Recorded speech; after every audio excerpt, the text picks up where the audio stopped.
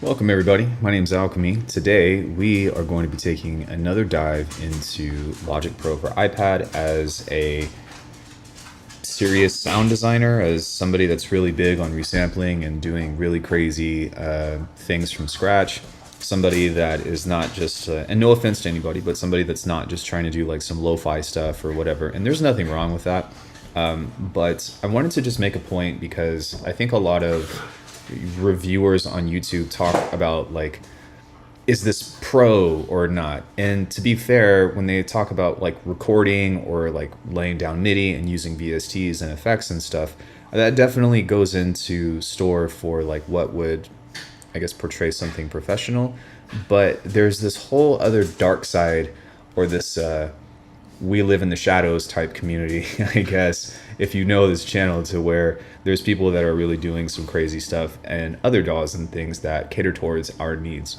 And so really with Logic Pro, from what I found, I actually had a review that was planned to go up next Saturday, and I took it down because I had a lot of negative things to say about it. And I was like, you know what, let me give this another try. And I found a couple of things that might have some redeeming qualities that I do think that if you have the patience, you can actually do some really cool stuff. If you have third-party VSTs and effects, then you're definitely good to go. This isn't supposed to be a review. I'm actually going to be making some beats in this and talking about some stuff, but I've pretty much figured out the DAW for most things that I need to know, and I'm happy to cover questions and also maybe ask a few in the chat if they know how to do specific things. But yeah, this is Logic Pro for the iPad. If you guys are wondering what my specs are, this is the latest model. It's a terabyte, which means that it's got 16 gigs of RAM, which I actually think is low-key overkill. But I wanted to take this serious, not as a means of I want to, move to an iPad for production, but as a means of, hey, you can already do some crazy ass sounds in this. So let me show you this rack that I've made, and we'll talk about some more of this stuff here in just a second.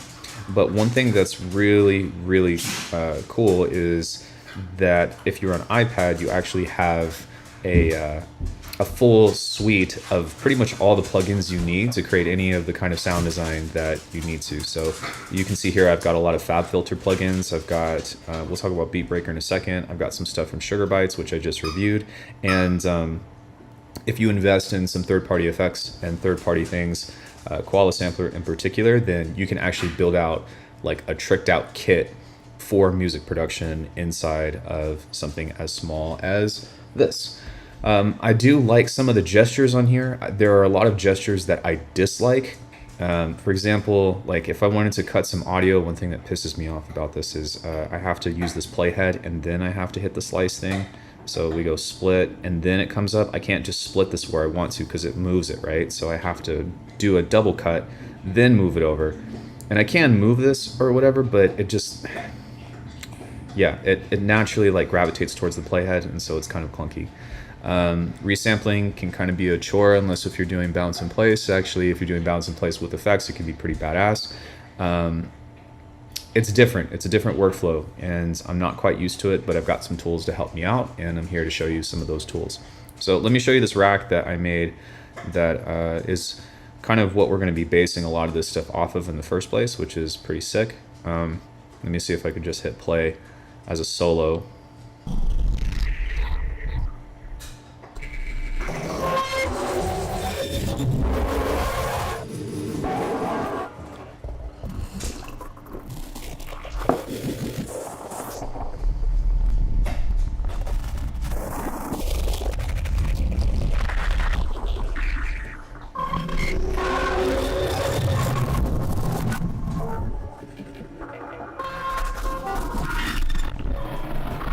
So if that wasn't cool to you, the fact that you can do that on an iPad, I don't think that anything that I do today is going to be impressive to you. But to me, that is sick. And what I love about this is I can bounce out full on, large clips and stuff. And pretty much, I don't think that by itself, this is a great sound design tool, but the fact that you can stack effects, and if effects have built-in modulators on their own, then it's more than enough to get by. But what's really cool about this in particular is if I turn this off and I solo this one, then I've got a lot of different audio cuts and stuff to work with that I can either throw into Alckemy or I can kind of search for things, which is gonna kind of be like the experiment that we're going to be doing today on whether or not I can cut the stuff up and re-sound design it into other things. Shout out to Cage. This is a process that he's taught me. I am practicing it at the moment, but I would suggest hitting him up if you're curious as to what I'm going to be doing today. But this to me is like, I don't want to say the end game of sound design because sound design is limitless, but if you are in a position to where you have a workstation to where you can turn anything into anything, and what I mean by that is turn any sound into any type of sound. So I can take this and turn it into a kick in this and then arrange it. Then you're pretty much good to go. Because from a professional standpoint of mixing, like you've got all the FabFilter stuff. You've got clippers. You've got access to side chaining. That really is kind of for me the last defining frontier other than workflow stuff that would make something professional for me. And I've already said it, the workflow on this is kind of wonky, but I'm going to try to slow down and be open-minded to this as opposed to just flying through everything like I'm so used to within Bitwig as a whole. But I'm hoping to kind of chat with you all about this kind of stuff and have some fun and feel free to ask questions. I'm hoping that we can discuss things as I work or as I go.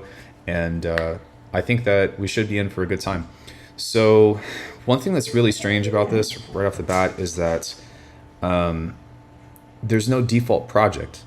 So what I've done is I have created a template, and now if I want to open that, then I create a new, I just copy the template and then open that up. And this is very basic. Hey Jazz, hey Vig. And so what this entails is just a couple of folders, if you will. That's my sidechain setup. So this is where my kicks and snares are going to go. And then usually I also have like a percussive bus or whatever.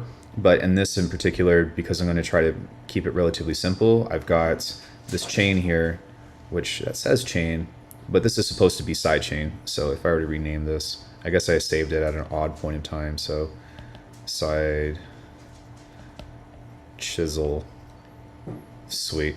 All right.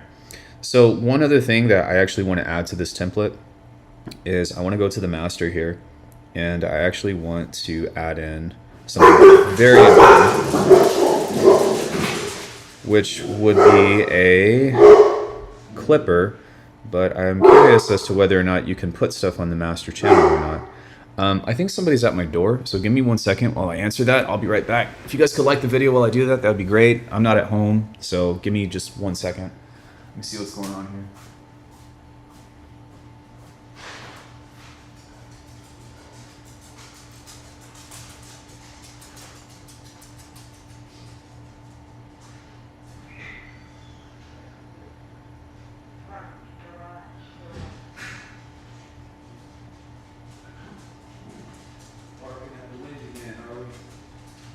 You getting them, Preston? You getting them? You getting those bad guys? You getting those bad guys? She's like, yeah, do I get it rewarded? Is there an option for making a template, or am I using a workaround? So there's no, as far as I know, there's no template maker because you can't save something as default. You can save racks and presets, but yeah, I don't really know what to do for this. So let me see here. Switch all plugins, remove all sends, reset channel strip. So I'm not really sure, maybe this stereo out is this to where we can add effects onto here. And input monitoring, group, doggo step, hey bad lucks. Okay, so maybe not. That's one thing that I'm not really sure about, but that's okay because what we can do, not even gonna interrupt her. What we can do is come into this. Oh, there we go. Okay, we can. And we're just gonna add a clipper to this. So we're gonna grab push. I might have to take that toy away from her. And I bush. I don't like taking toys away from very, very good doggos, but that might drive me crazy. So we're just gonna open this up here. And forgive me if I stumble. I'm gonna probably be doing a lot of stumbling today just because because I'm still learning the plugin. This is day 2. So just saving a session without audio MIDI. Yeah, basically, so you save a session and then you back out and then you duplicate the session and open that and then resave it as something else. So that's kind of the goal here, I think. So the only thing that this is doing is this is clipping the master, and I think that this is incredibly important because the stuff that we're going to be doing today will be low-key wild. So that's my workaround for this. Oh shit. Actually, while I'm on this front, let's go ahead and copy this. Copy, paste, replace. There we go. So now we have both the sidechain set up, and we also have what's it called? We've got a clipper on the master, and this is like a go-to for me. This is like a must. When it comes into what I'm doing with the sidechain, you can create groups, and you can create sum, or like, what is it called? Stack sums or something? What is this called? Something like that. But a summing stack. So what you have to do in order to get everything going, and what I recommend for this, is with this summing stack, you want to take these two channels here and send both the kick and snare into bus 1. So you go to sends, you'll see that the fundamentals or something is coming from there, and this automatically goes into bus 1. And when you create this and you go into the sidechain here and you open this up, you'll see that the sidechain is on this one, and you want to go into bus, and then it will say bus 1 kick and snare. So double stack Baconator got my attention. So that's how I have this set up. I haven't actually put anything in here to see it, to test it, to see if it works, but I think in theory that's what we're going to be shooting for. Get him, Gretchen. Get him. Get it, Charlie. Go get it. Sadie. Get it. Get it, Sadie. I love them, man. Even though like I don't want dogs of my own, it's so like, I don't know, they're such good dogs. I love those dogs. Okay, so let's get into some sound design. I'm basically going to create a generator that's going to be absolutely destructive. And so what I'm going to do is I'm going to pull up my good trusty pal Egoist. So shout out to Sugar Bites, because they actually provided me with a copy of this to review. And the reason why I like Egoist is because it's a good way to just get into some creative transients and whatnot. Hey, Blammers, what's up, brother? So what I'm going to do on this is we're going to go and upload just, I guess, some kind of, oh my gosh, help me here. Some kind of loop that I've made, and I've actually made these loops in Drum Computer. So for some reason that jumped to 5. I don't know why that did that, but okay. So we'll set this here. We're going to change this to 5. Maybe. Was that what that went on? Okay, I don't know what happened there, but it just kind of crapped out. So let's go empty. I'm going to go to pattern 1. Try this again. And we're going to go into the Boca beat here. And so if I were to set this up to match up with the external host, then we are good to go. Isn't that so interesting? It's amazing, right? I'm just kidding. Let's go into the slicer here and go into random, and then we're going to randomize this. I'm going to set this to max, pull the length back because we want really short transients on here.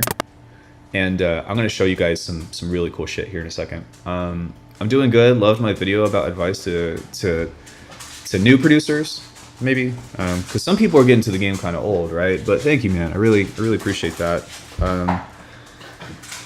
Yeah, that's a video that I'm really grateful that people resonated with, because I felt like I was just talking to myself and blabbering, and so it's really nice to have some positive affirmation that I'm doing something decent. So I'm going to turn the effects on this, and then I'm also going to grab some beats on here. And we're just going to go into the bass beat and just create a random beat. Doesn't really matter because we're not going to be using this for anything particular other than just having some kind of short sounds. Yeah, I'm on iPad. This is everything that we're doing is on iPad at the moment. So we should be in for a good time, hey. Actually, I'm going to get rid of that for now. So with this, what I'm going to do is maybe just add one more here. Oh, wait. Nope. No.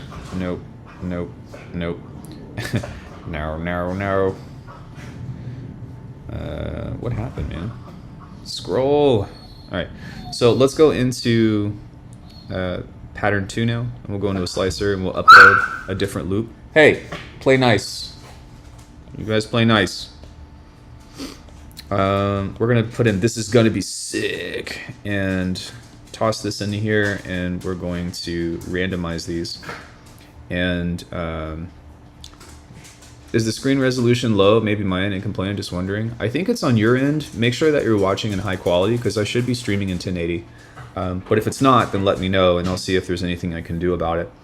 So we'll do the same thing here. We're gonna go back into the slicer. That's on random. Random, the beat, the effects. We'll go to the effects, and that's why I like this, is because I can just like set some stuff up super fast, and I don't really have to worry about like being super methodical with the beginning point because I'm just trying to get some sounds in here. So maybe help me out here, bruh. Okay, there we go. All right, so now this is going to play pattern 1, and then it's going to play pattern 2.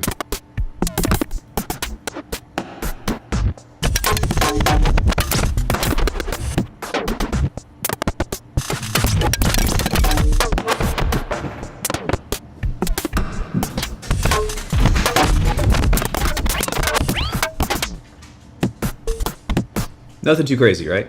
It's me then. I'm on a cell, wild. So from this, what we're going to start to get into now is some fun stuff. So the first thing that I'm going to pull up is actually something that is unique to Logic Pro, which is something that I actually wrote off. That's why I'm revisiting it. And that is the multi-effect beat breaker. And so I didn't understand how this worked, and I was like, oh, you can't even pitch things with this, but you can. And what you have to do is open this up and go to snap speed and go to pitch. So now whenever you start to do this, this is kind of like gross beat. If you have it on time, this is going to control the pitch. And then if you have this on repeats, you can set how much this is going to repeat as a whole. And so what we can do is just go to instant fill, which I would like the ability to, it would be cool if I could randomize this, but I guess like you can't have your cake and eat it too with specific things. But I think that this is probably the most sound design friendly tool that's within Logic Pro as a whole, because everything else is like, it's okay, but it's, yeah. So I'm not really paying attention to this. I'm really just kind of trying to manipulate this to downwards. There we go. And now what we're going to do is just set this to 8 beats, and let's see what that sounds like.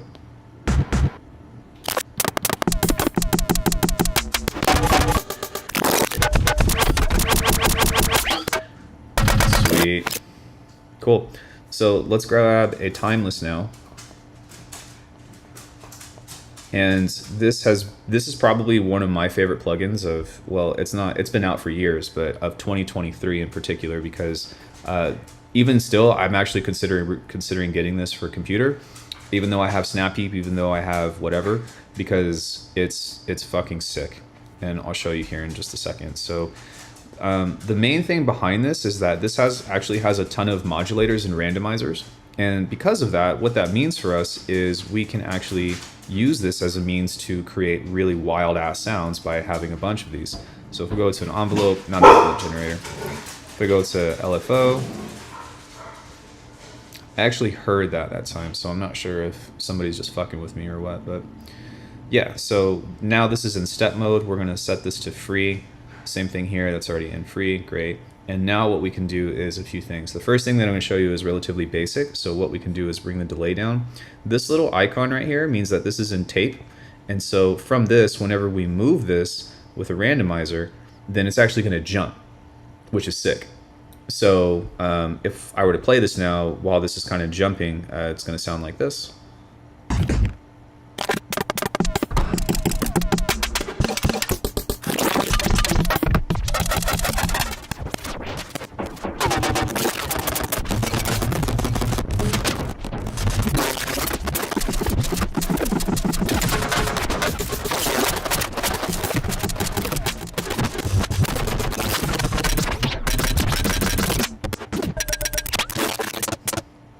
Pretty wild, right? So from this, what we can also do is we can grab another LFO here, and we can grab this little guy and go free. And same thing, set the glide to this and manipulate this at a very slow rate. And what we can also do is maybe let's go ahead and add one more of these. I don't know how many of these we can add, and I'm not really like too concerned because having 4 is probably plenty and more than I would ever need. But it would be nice if I could just duplicate these modulators or something, but I guess I'm just so used to phase plant and all that. But now what we can do is we can turn this on and manipulate the pitch. I didn't mean to do that. I didn't mean to do that. Let me hit undo a couple of times. I don't know what I just did. Okay. So we'll go here to the pitch and, oh shit. No, we only need one. Just one. Turn this on. Now this is going to jump around in the pitch. We're going to remove the dynamics to try to make this really slow. And now what we can do is also manipulate the drive. And I just love that, as you can see, like I'm able to kind of move things around and be able to like manipulate it just by dragging to where you can go. Oh, this isn't even the cool stuff. This isn't even it. What is so cool about Timeless 3, and this is both for iPad and computer as well, is this guy right here. So these guys are fully, this is a full parametric EQ that actually has modulators built into this. And so if you were to basically just turn off the delay on here, which you pretty much can by having 0 feedback or something, then you can actually modulate these as a whole. So let me show you what that's like. And shout out to Avin because he helped me figure out how to do like the resonances and stuff. But check this out. So what I'm going to do is I'm going to grab all these. I don't know if I could do this, but I'm going to try. Okay, I can't. So I do have to do this individually, but that's okay. But I'm going to move all of these together. I love this modulation workflow. This is great. So now with this, I need to get out into something else maybe. I'm trying to move this over here. There we go. So now with this, we can click on these guys, wherever that was. Okay, where are we at here? And I can modulate these frequencies now, like this. So now we've got a multi-resonant filter that's being, I think that this is post, but we've got valve filters running through this now. And because of that, this is basically a multi-effect tool that you can use to get not only crazy glitches and stuff, but you can also use it for processing basses or all different kinds of things. So I'm going to remove the ducking and the instability because we really just need this stuff. And that's why Timeless is so badass. So now if we take a listen.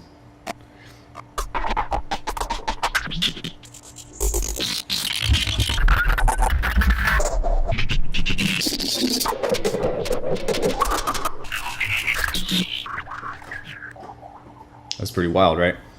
So let's keep going. We're going to grab saturator now. You know, I'm not going to lie, saturator. I wrote off a lot of the FabFilter plugins. Come on. Help me out here. Saturn 2 is what we're going to use. We're going to turn the dynamics all the way down. And what we're going to do is set this to tape, and then we'll do maybe just gentle saturation instead. Is we are going to set up some modulation here to mess with the feedback and the frequency. So if we grab a couple of these guys, I was wondering if there was a way that I could, again, copy this or something, but it doesn't look like that's possible. So yeah, we'll grab this, again, set this to random. This is going to turn it into a step mode. We're actually going to manipulate the feedback up a little bit now, and maybe just set this here. And then with this guy, we're going to do the same thing. So remove that, grab this guy. There probably is a way, I just don't know how to do it. But we'll set that at a whatever rate, and then we're going to modulate this frequency here. And we want to be careful with this feedback because we don't want it to get too insane, like not to the point where it's going to pierce our ears. But what this is going to do is it's going to create resonances and overtones that are going to be like unpredictable. Seems similar to Shaper Box. Yeah, kind of. I don't know. I love the interface of the FabFilter stuff, so maybe it's just me. But what can you say? Cool. So that sounds like this.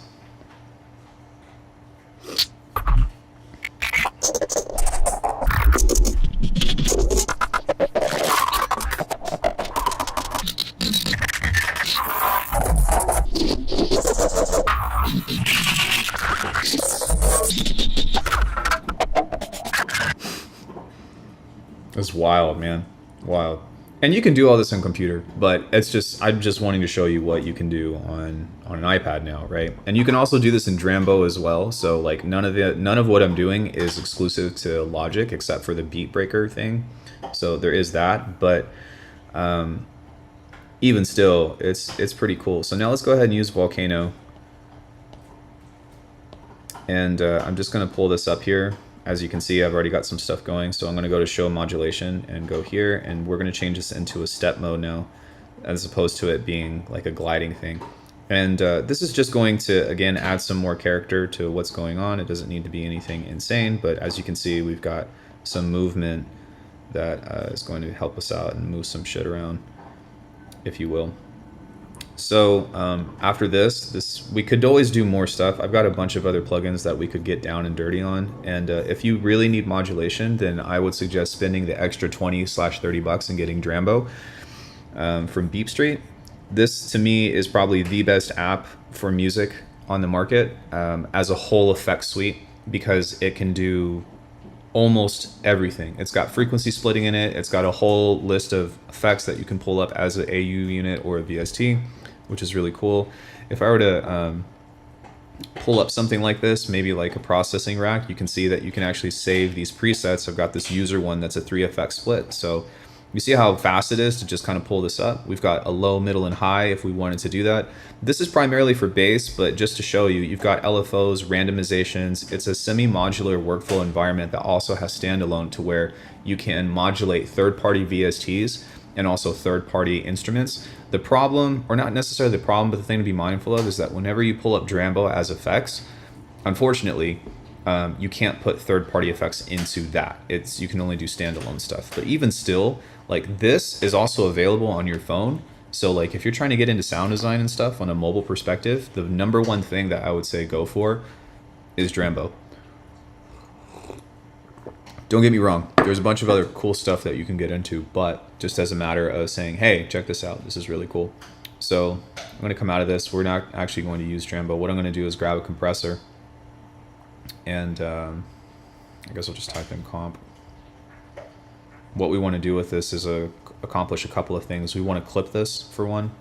So we're going to go clip, and then we're going to turn the threshold down by quite a bit, turn this up by quite a bit, turn the auto gain off, hard knee, long attack, long release, something like that. And so what this is aiming to do is to just create a little bit more percussion and stuff as a whole. And now that I'm on that topic, one thing that we can use, which I really love, that we like don't have to use as or that we don't have to have, is we can replace our OTT with an exciter.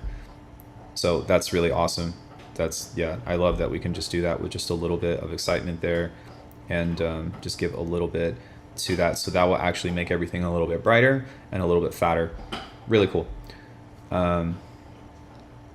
So yeah, I mean, really, we don't have a whole lot of effects. We've got, we have a synth. We've got 1, 2, 3, 4, 5, 6 effects on this, and we can still go further if we wanted to, but really what I'm trying to do is just get access to a bunch of cool different sounds, to where there's a bunch of variation on here. And now that we have that, let's see what this sounds like.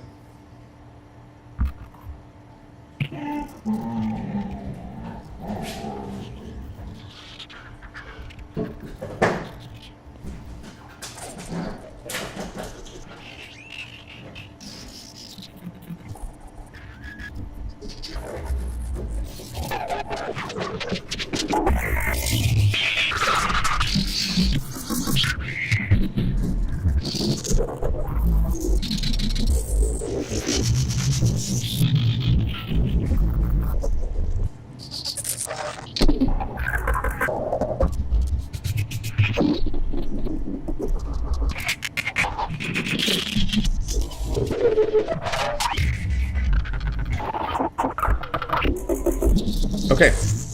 Hey, Ray, what's up, brother? So that's more than enough for us to work with, and there's a couple of different ways to get this into a recording. If you're wanting to do live, then you want to go into sends, create a send, create a new bus. This is bus 3, so what we'll do is we'll grab a new audio channel, Then we need to go to the input here and go into bus 3, which says Deluxe Classic, and set this to record. So now we just hit record, and we'll see what comes about it from this.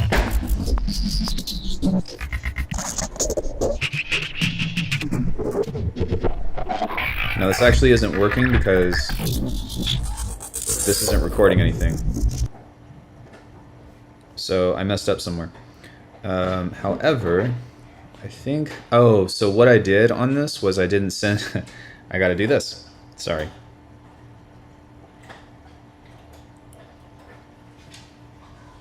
So let's try that one more time. There we go.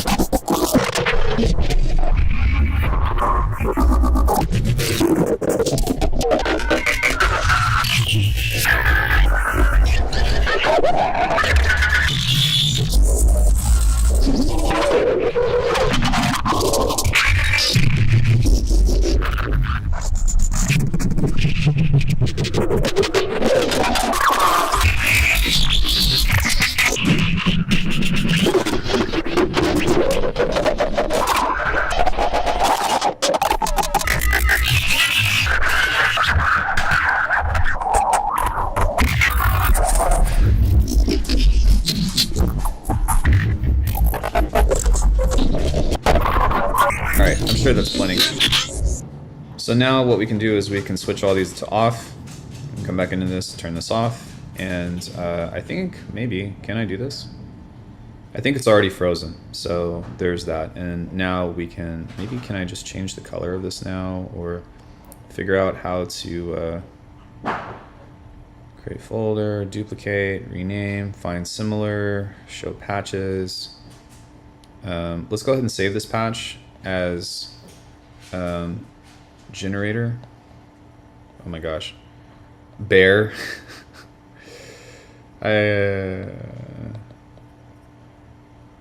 Generator 2 maybe.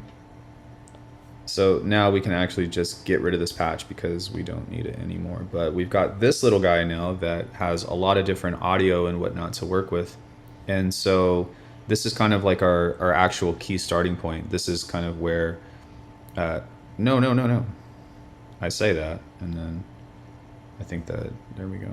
We want to get rid of that. This is kind of where the magic happens, because what we can do with this is several different things. I mean, for one, we can reprocess this a billion times and, you know, just keep destroying it until we want to do whatever it is.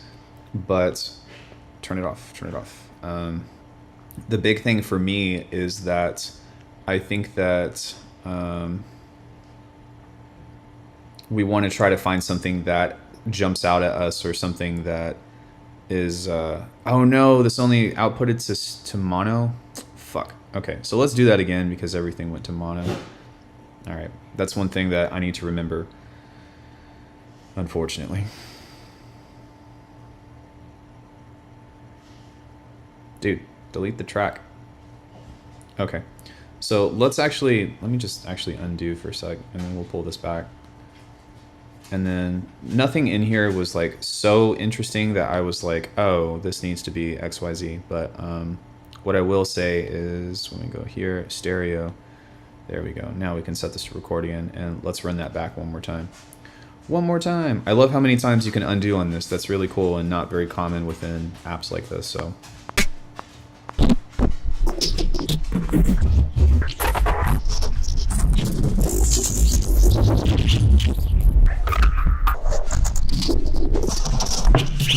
I already heard something that was really cool in this.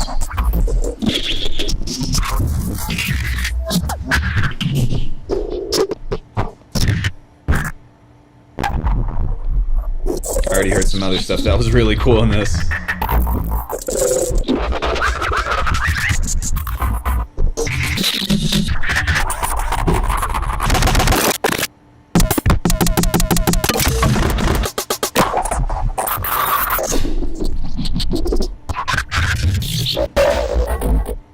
Okay, there we go. So now let's go ahead and click on this, and maybe I'll just go freeze. We can just turn everything off and mute this. And now that we have this you can see that there's 2 lines now, so everything that we have is in stereo. Now, at any point in time, if you wanted to, you could throw this into Alckemy or something. I think for me, can I make this smaller? No, I can't. Now what we want to do is we kind of just want to surf through this and find some stuff that sounds kind of cool. I guess the other stuff that we can do is we can try to mess with this as a means of pitching and stretching and whatnot. So if I wanted to go into more, no, select, general. I think we need to select on the track. There we go. So the flex and follow is by per track, which I find to be interesting. There's a lot of different like weird ways to manipulate this, but if we go to flex now and we turn this on into like flex time into speed effects, then what that means is whenever we stretch this in different ways, we can pretty much repitch it by pushing it forward or late. And unfortunately, it's kind of cumbersome to work with, but at the same time, I do like that I can use my fingers to try to mess around and whatnot with. Now, one thing that I would like to ask if anybody's watching this is if we go into the editor here, is there a way to scrub through the audio? Like, not by playing it, but let's say we've got, like, on a trim here. Hold on one sec.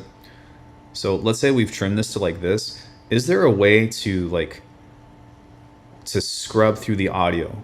That would be money. I haven't found a way, and that's a bummer because I use that feature quite a bit. But wait, what? Redo snare volume? Okay, whatever. Delete. So yeah, now let's go ahead and kind of just fish through some of this and see if we can find anything that's interesting. Also, be careful if you're left-handed. I have a tendency to like put my hand down. That's why my writing is so shit, because I'm having to practice writing like this as opposed to resting my hand on the paper. But let's go ahead and jump around and, oh, cancel. What's going on here?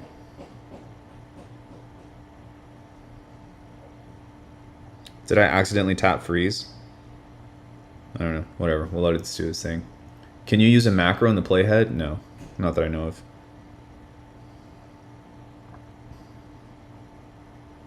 Hey, Baked, how are you? All right.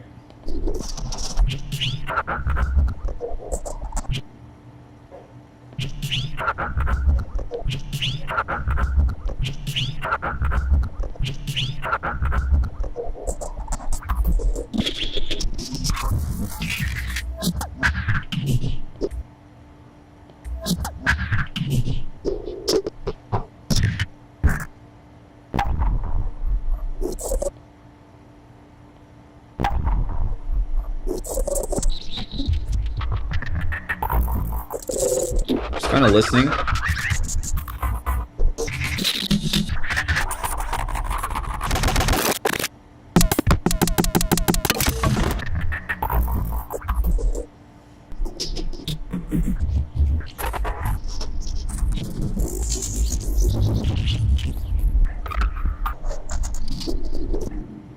I think something right here, so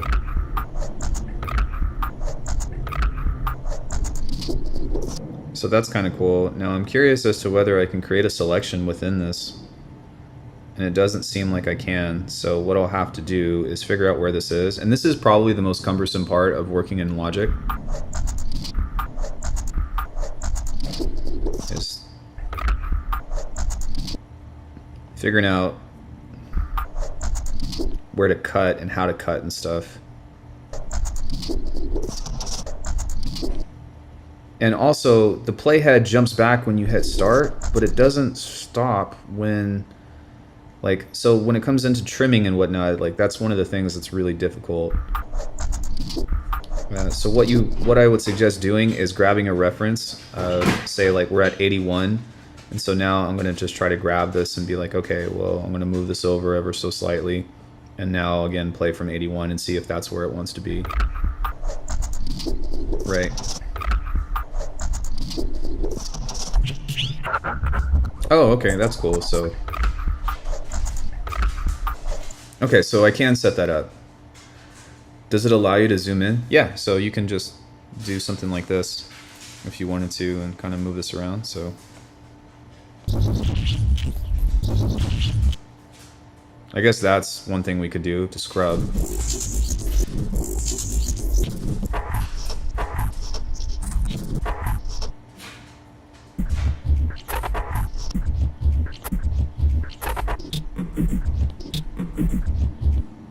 None of this stuff seems really tonal, so I'm sure that there's something in here that we can use. And if not, then we'll just start stretching it to see what we can find.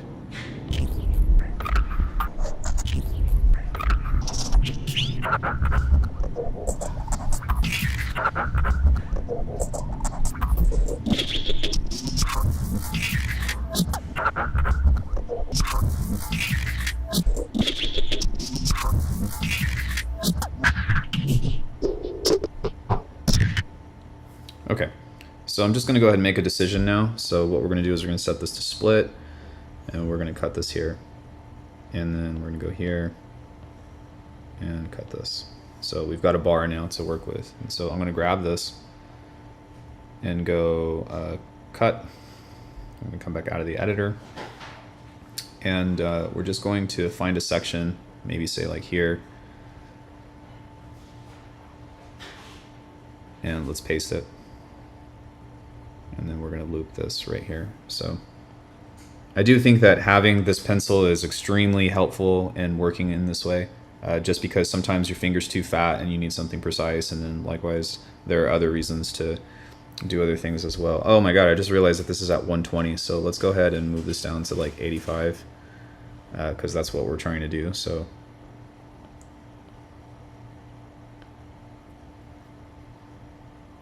win-win situation, exactly, about the pencil. I do like the pencil. I think that you can, a resident distortion unit, like a native distortion unit, I think it's got a few, and they're okay. They're not my favorite, but they work. So I think that from settings, this has like an auto freeze thing, or which is pretty much like a render. So I think what I'm going to do is I'm going to go into the settings and turn that off. So give me 1 second. We need to go into the settings here. Oh, you can customize a toolbar. Okay. Audio, general. Let's turn that auto freeze off. Rewind, forward, display, position, beats, CPU memory. That'll be good. I'm curious to see what that looks like. Sync, replace, low latency, click. Well, that would be nice if we can position, beats and time. I like that. Transport, rewind, capture recording. So does this have retrospective recording on it? Let's figure that out in just a second, but I'm going to try to stay focused on what it is that I'm doing real quick.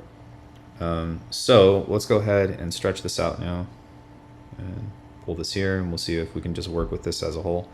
So yeah, let's hit play.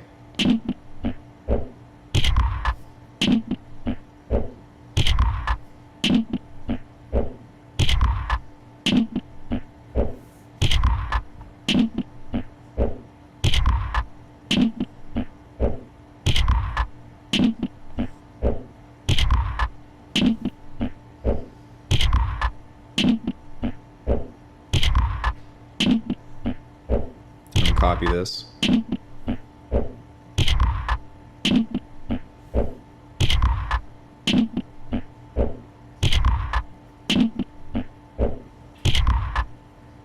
And we'll paste this.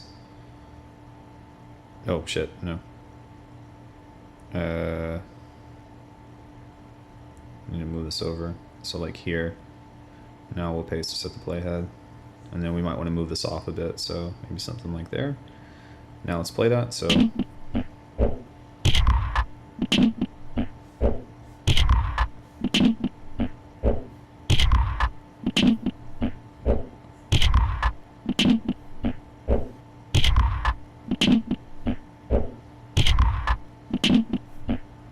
go ahead and slice this. See, I wish I could just slice it, but I have to like hover over the thing first and then slice it.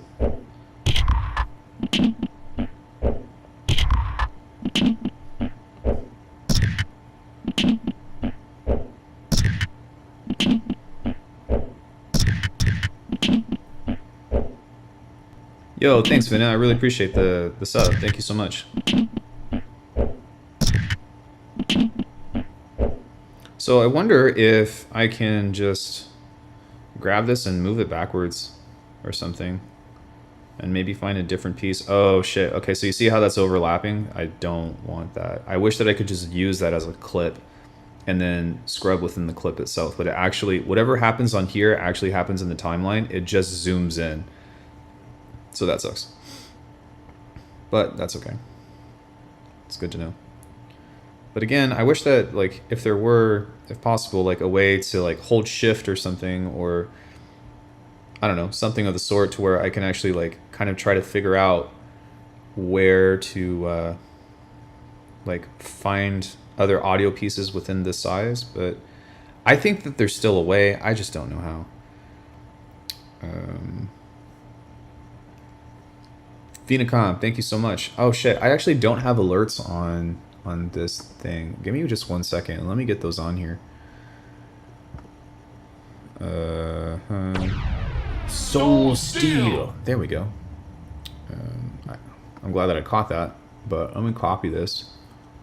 I'm gonna go back into iPad and paste, and there we go. Welcome to your doom. No, I'm just kidding. Okay, so we're going to change this here to flex time speed and maybe make this, I don't know, polyphonic, and let's see what that sounds like.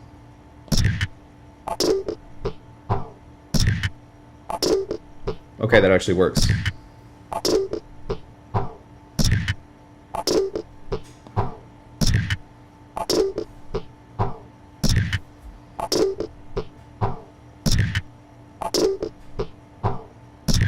Now, is there a way to detect pitch on this?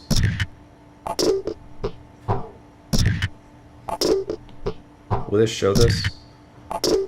Analyzer mode, peak, resolution, gain couple mode. I do like you can do mid-side EQ on this, but I wish that this would show me what pitch this is at 360, so that means that I'll have to memorize whatever that is. So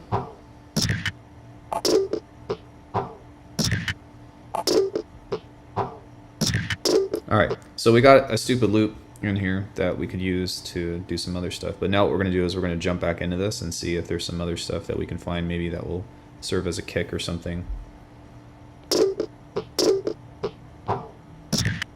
No. I don't know why that did that. We're going to turn looping off. And go back to here. Okay, so hold on 1 second. We can actually grab this guy and use this. We need to slice that more carefully, unfortunately. Come into this and then grab this guy here, and then we will go back here and go cut. Let's add a track, audio, and what we can do within this guy is we can actually come to the playhead here, paste a playhead, and we can create some kind of thing to where let's go edit, repeat region, and we can turn the grid off now, so we can try to find something that's along the same lines of this. So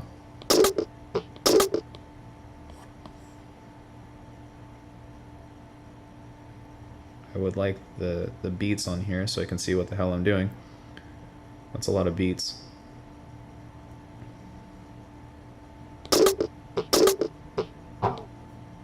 Yeah, so just getting used to like the visuals and stuff and being able to see like what the heck I'm actually doing would be helpful. Oh, there we go. Okay, now I know where I'm at. So we can kind of offset something like this and then go from here to here and go like this and then go repeat region, which is nice because we can kind of just move this over now. Let's turn snapping on. Then highlight all of these. Do the same thing.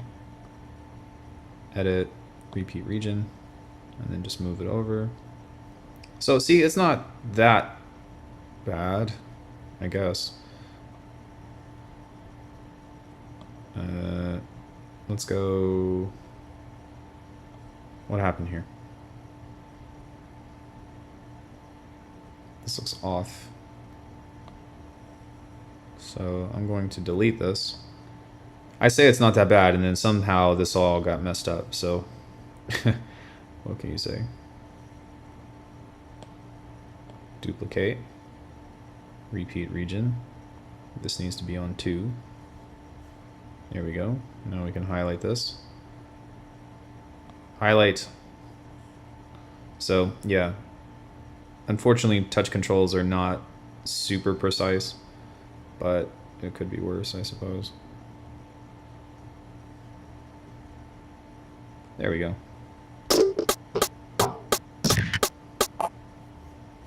Sick.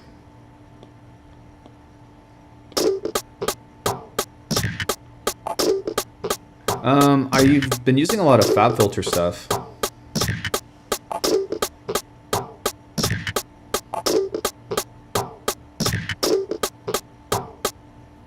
Cool. Let's go ahead and move that off just a little bit more. That was a little bit too much. So we'll turn this off. Maybe something like here. And then let's go. I wish that I could like select a region. Kind of like that, and then like copy paste or whatever, but you can technically make a selection and delete stuff. No. But I don't like that this is all behind this menu, so blah. Stop. Stop. Stop. Thank you. Yeah, so working with audio is not your best friend on this. It's not terrible, but yeah, it's kind of whack. But I guess the good news is like once you get this down, then it'll be okay. Nope, I had it right. I can see that chat's going. I'm sorry, give me just 1 second. Let me finish this task and I'll look at what you all are saying. Edit. Repeat region.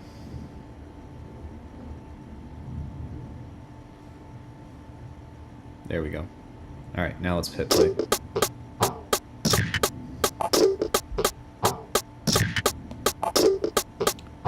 Now what's cool is we can add track delay over on the side like this.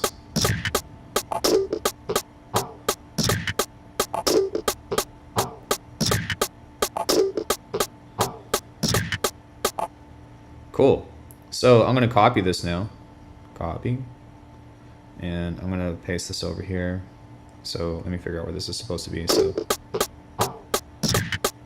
yeah, so as opposed to this being here, I'm going to tap on this and go,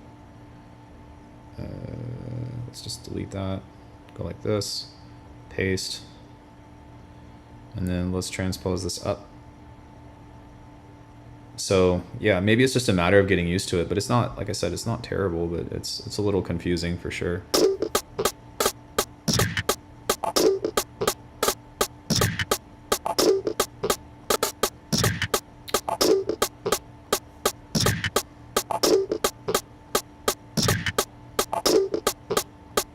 For some reason that didn't copy.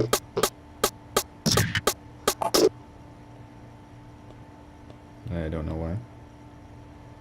Paste. Okay. I've been making the same jungle tune for about 2 weeks now. It's been good, but it's still not finished. I'm pretty bored of it now. I think it's going to be another one in the archive folder. Just wrap it up.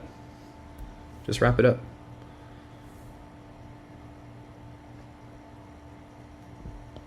But yeah, I know what you mean. Sometimes it can be kind of like, okay. Yeah, sometimes it can.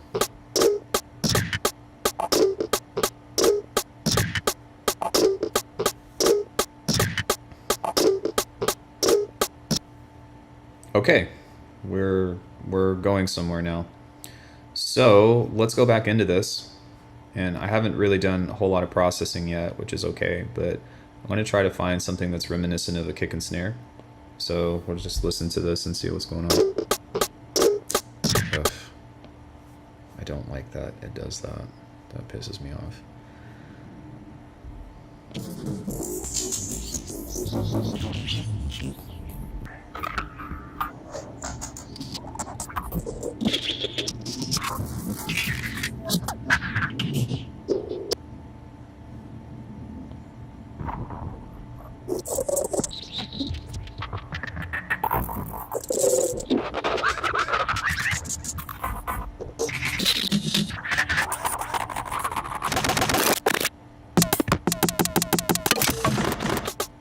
I don't want to use that stuff at the end because that's just pretty much the same shit. So, or pretty much vanilla processing, but let me listen to this real quick. Okay, so that works. We can trim this here. No. Ah! Fucking capturing this is whack.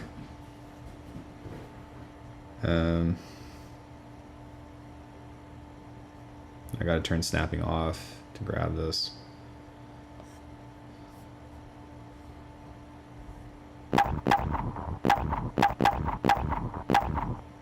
So I guess about this much.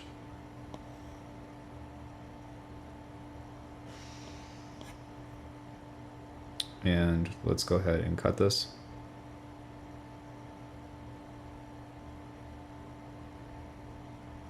Come on, dude. Cut. We're gonna go into our snare here.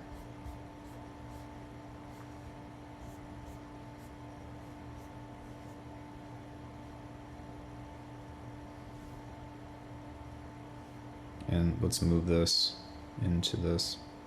We'll move all of these in here now.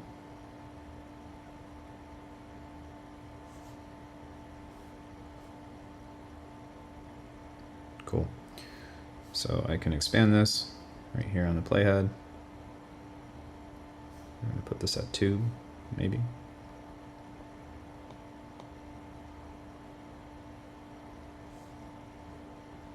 And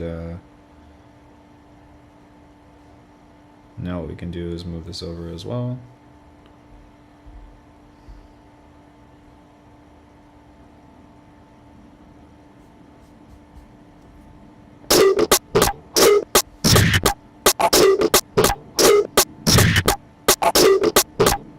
Cool. So something happened there with this compressor. I think that there's some kind of makeup gain on this or something. Plugins are frozen? Why?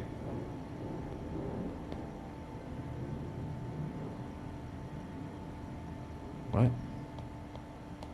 Oh shit. Is this gonna quit on me?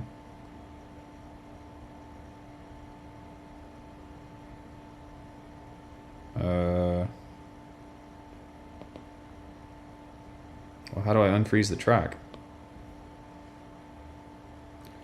Price is way too high, I need to cut it. The closer something is to being done, the more holes I find in it. Well, I mean, like, you never really finish music, right? You only find a time to let it go. So, what's up with this? Can I unfreeze you? Maybe? Menu? Remove all effect plugins? No, come on. Alright, let's see if this is frozen or not. So I'm gonna quit and then open this back up.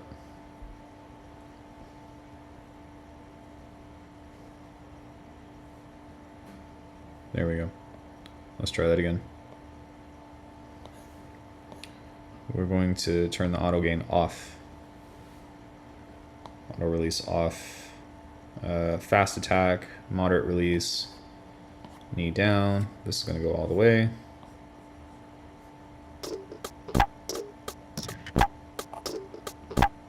There we go.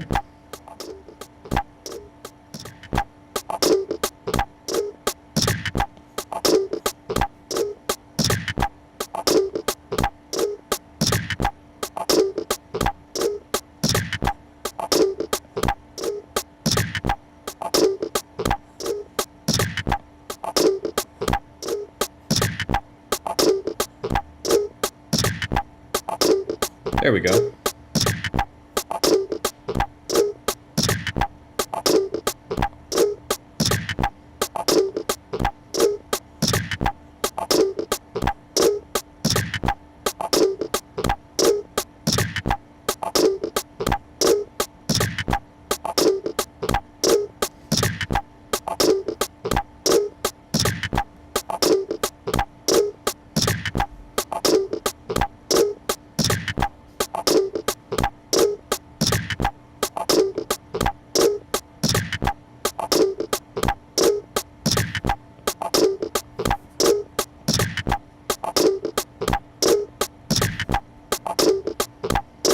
So let's go ahead and make a snare out of this now.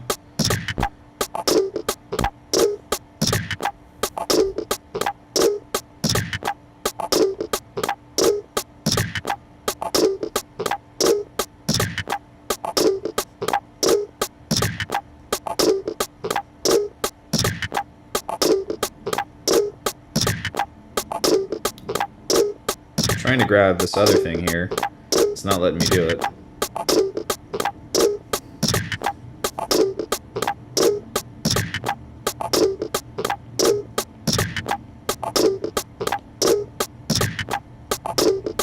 There we go.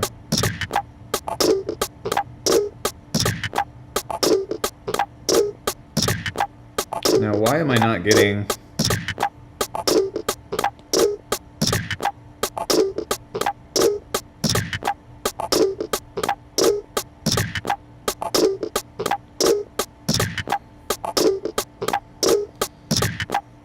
Kind of confused why this isn't popping up with the other stuff, because this should be doing what I want it to be doing, but that's okay. Alright, so now what we can do is, what do we want to do here? Let's do some mid, or let's do some compression on this. So is there a mix on this? It does not look like it. Maybe one here?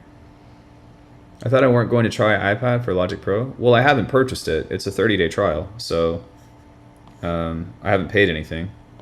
But I'm sure I would not be surprised if I did say that I wasn't even going to try it. But, you know, I can change my mind, I believe. How dare I? How dare I? Let's grab some saturation. It's crazy like how universal these tools are. So like both for a means of like sound design, of shaping drums, of shaping all different kinds of stuff. It's really neat. I have a message. Who's it from? Okay. So now let's go ahead and add some tape to this, and let's see if we can make this a little bit fatter.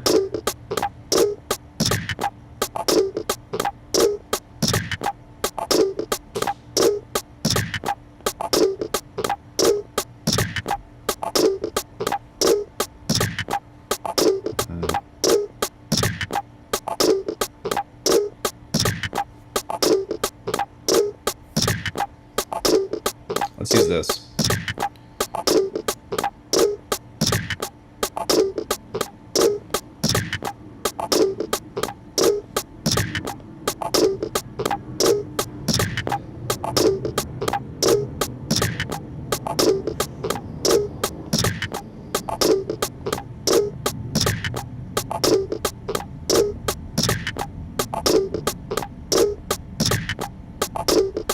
Is there a mix on here?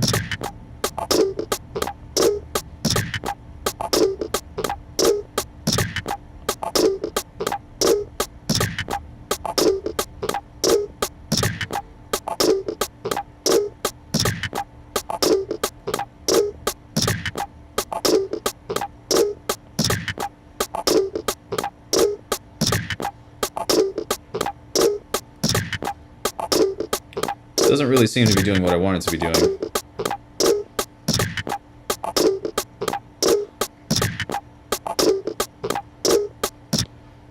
Which is okay. So I do need some kind of compressor that's going to give me some good shit. But for the sake of trying to be efficient, I'm just going to grab knock because I know that that will help me turn this into something very quickly. So let's grab some transient shaping, some distortion, a little bit of air, and then clip it, and then hopefully this will be enough to call it a day.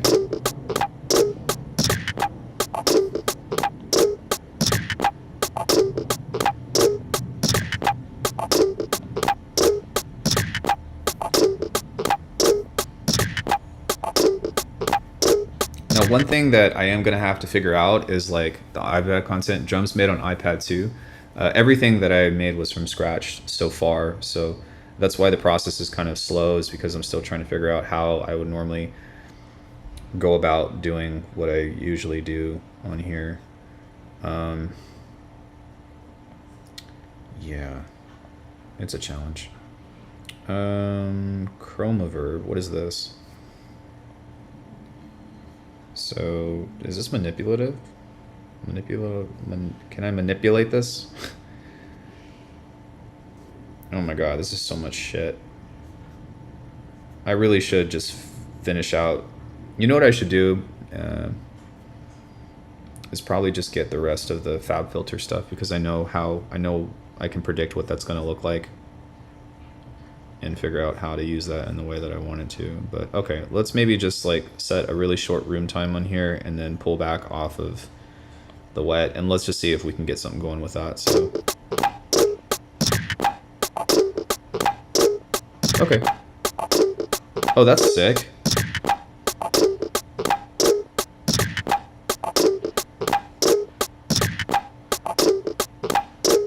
I'm gonna move this over.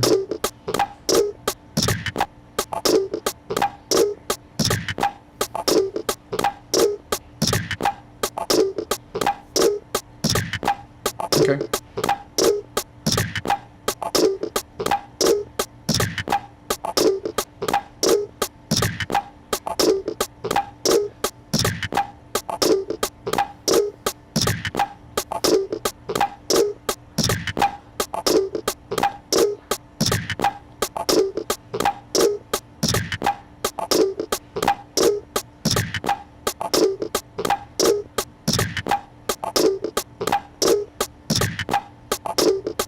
I just want to see what's going to happen.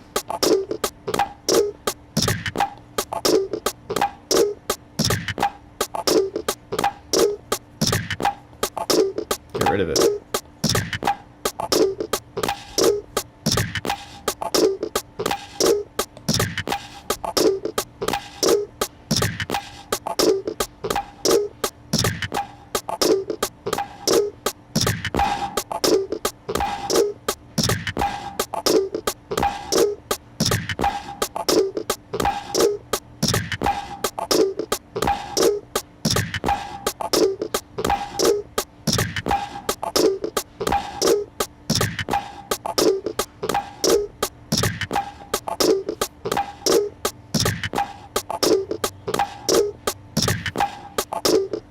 Cool.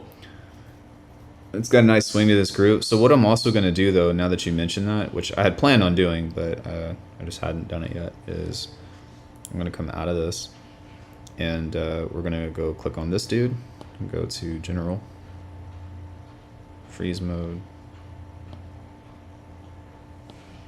and I believe... Okay. I feel like there's something that I'm missing here, but alright. Maybe flex. No. Okay. So I'm going to grab these guys, and then I'm going to make these guys a little bit early.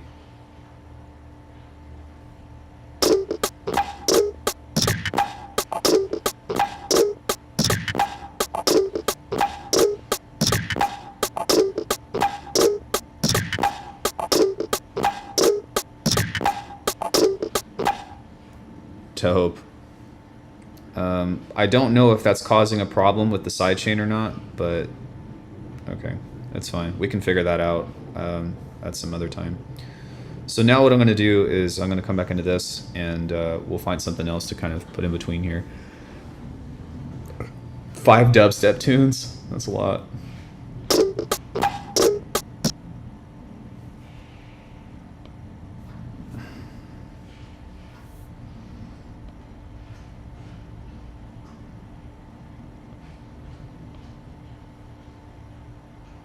Skip cycle. Okay, so if I were to do that and then go back to the cycle, will that let me play this a little bit easier now? Or is it just going to skip over where it's supposed to be? Yeah, it actually skips it. That's annoying. Okay.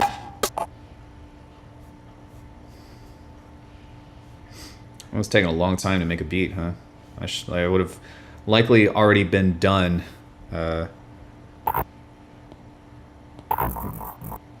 Likely already been done by this time, but that's all right.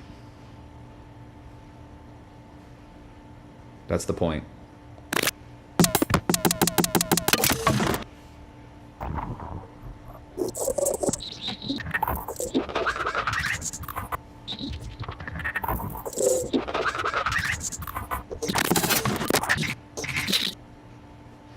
Okay, there's got to be something in here that I could use. And let me make sure that this flex time is what it's supposed to be. So I think that I'm going to... Do I have stuff on here? Nothing important. So I'm actually just going to grab this and duplicate this channel. And grab all of these guys and move them down. Okay. So now I can just focus on really fucking this up.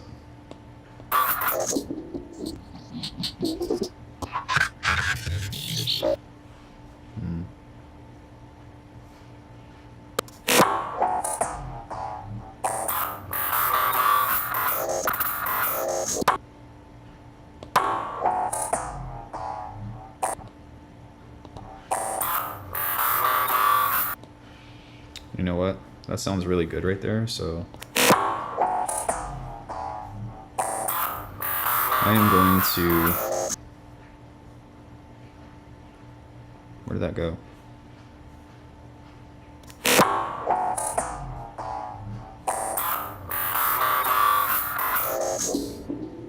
I'm going to take this right here because this is actually a really nice snare.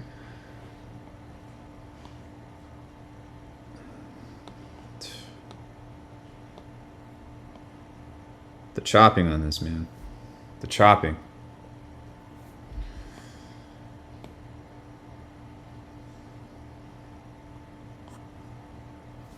I'm going to grab this and I'm going to go back into here and go bounce and join, bounce in place.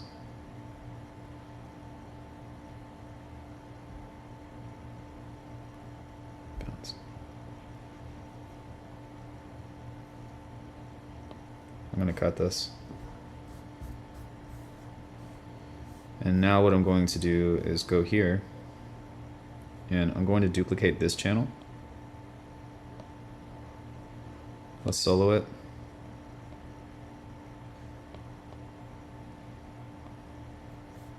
And let's see what this sounds like.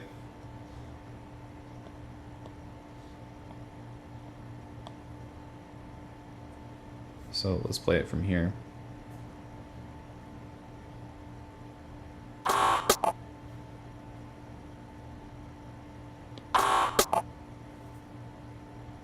What happened there?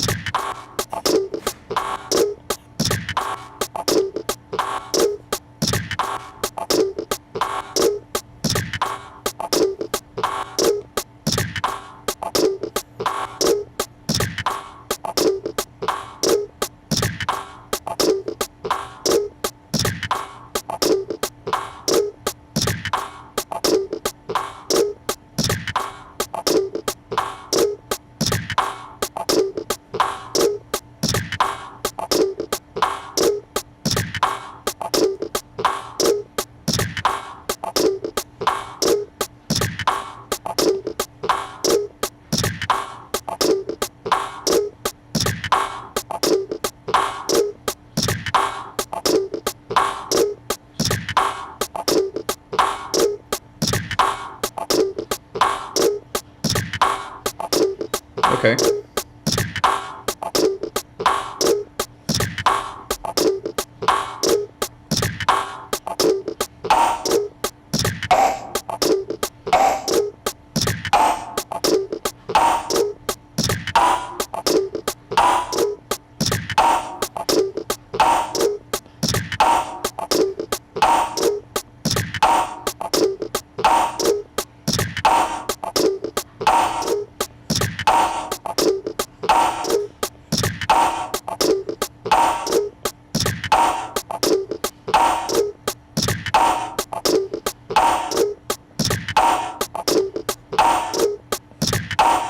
That's pretty sick.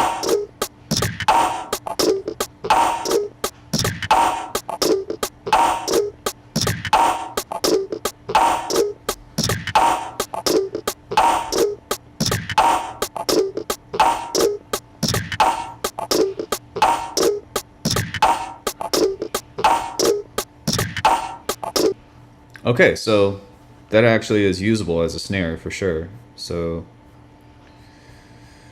again, let's go fish through this and see if we can find some kind of kick. And I might need to, I don't know. I know what I'll do. Okay, so I'm gonna change the pitching of this into slicing. And then let's go back and just listen to this from here and turn this off.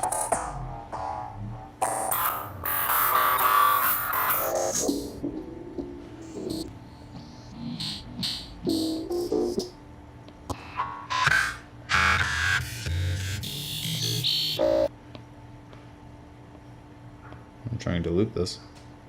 There we go.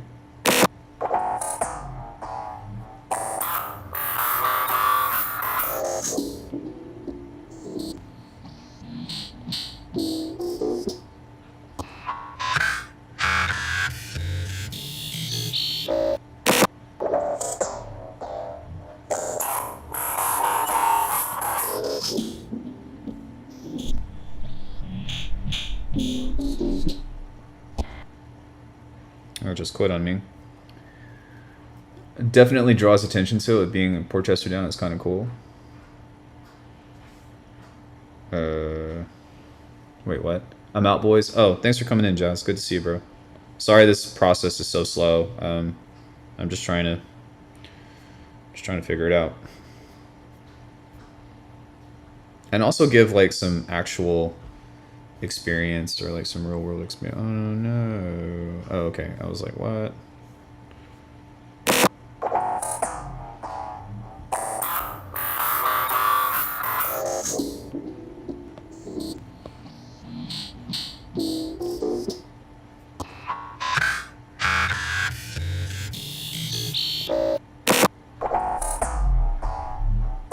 I was wondering what happened there, because... There we go.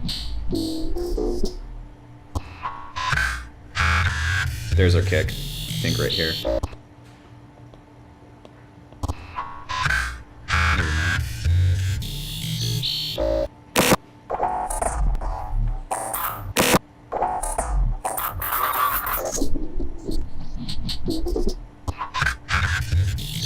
Hey, Philippe, what's up, brother?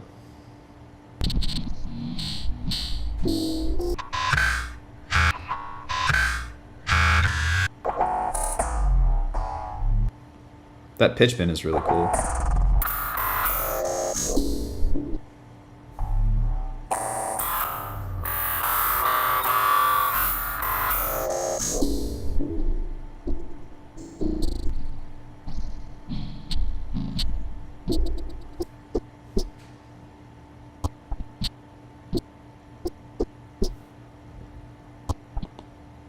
Where was it?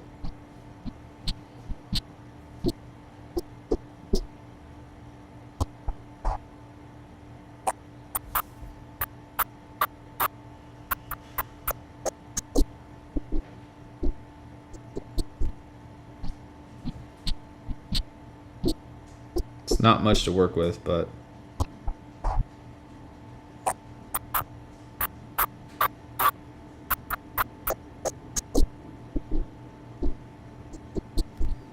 I think we'll take that one.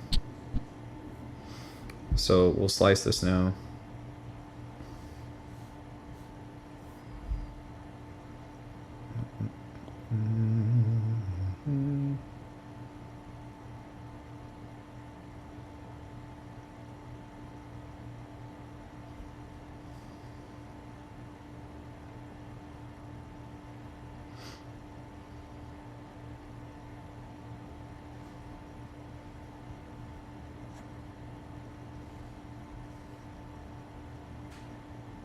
And let's see if we can work with this.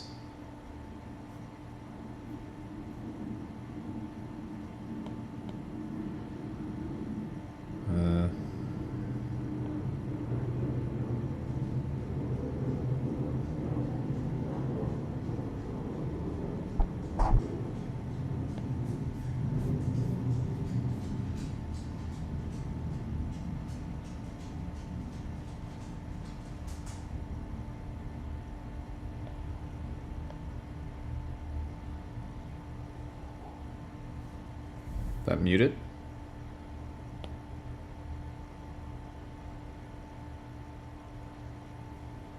Let's cut this. And let's go back over to our kick.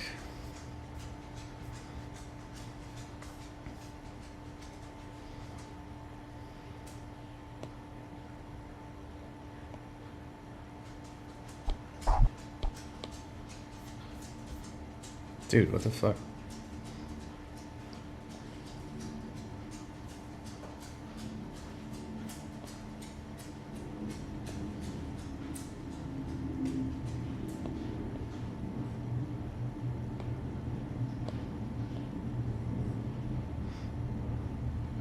Yeah, it's clunky, but it's not terrible. How's the processor holding up on the iPad? Well, you can see that my CPU is right.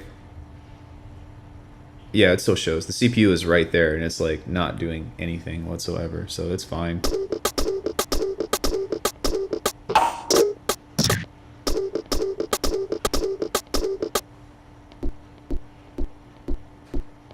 Okay. So let's go ahead and grab this now. The warping kind of stretched this, so that sucks, but that's all right. Let's grab a fade.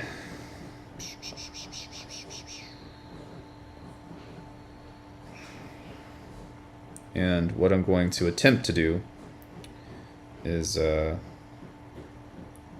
make this into a kick.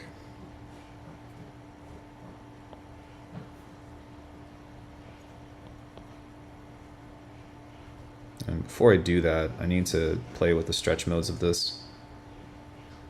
Whoa.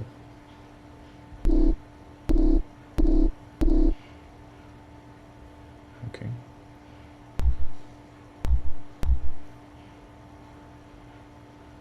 Stop. Undo.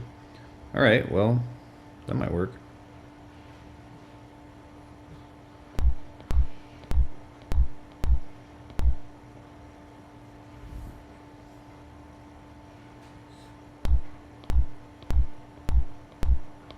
Okay. What if we were to bounce this? Select a track, go bounce.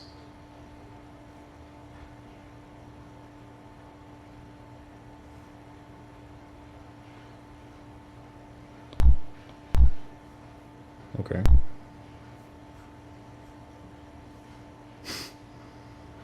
That DC offset though, holy shit. Okay. I don't know how to fix that. Not in this anyways.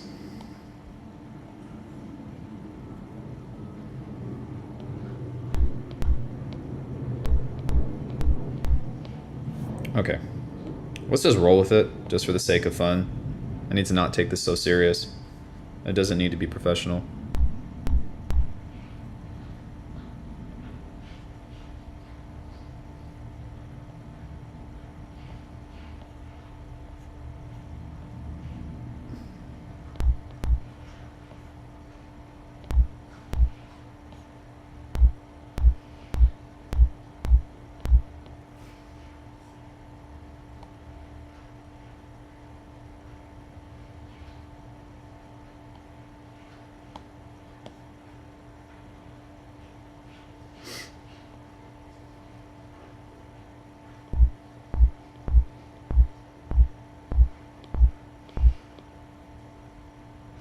Can I come out of this and maybe pitch this down a bit?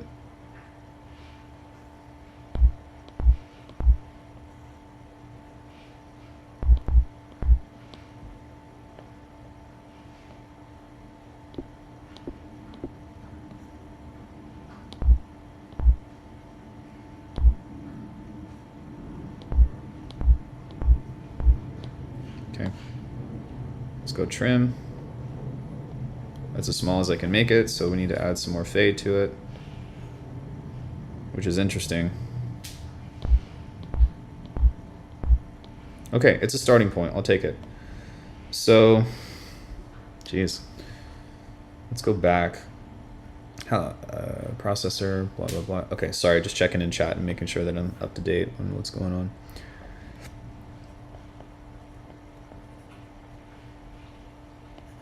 Iraq. Okay. Okay, so there's no frequency shifter, but there is. It's just here. Ring shifter.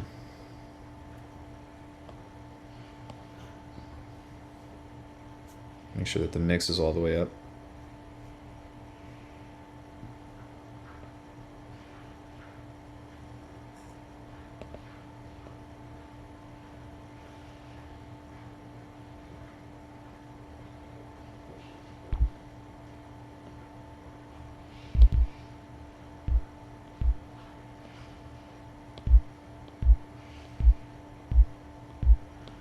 Okay.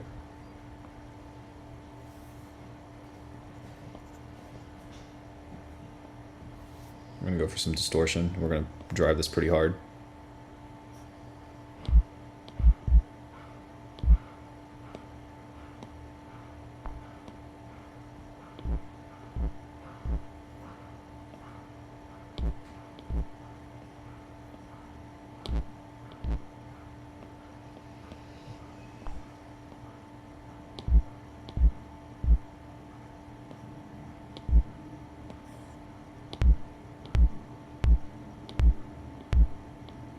Okay, that's a starting point. Let's grab a compressor. And then let's maybe try a classic VCA, or maybe a vintage VCA. It would be nice if there was a mix on this, but whatever. Long attack, long release.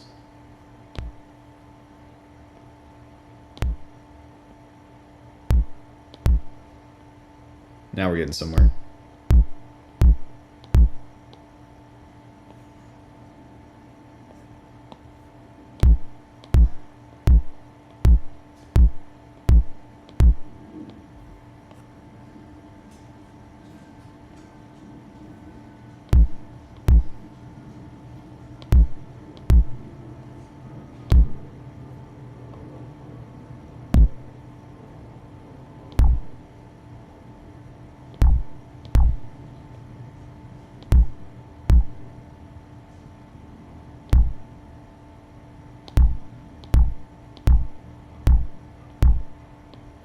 Okay.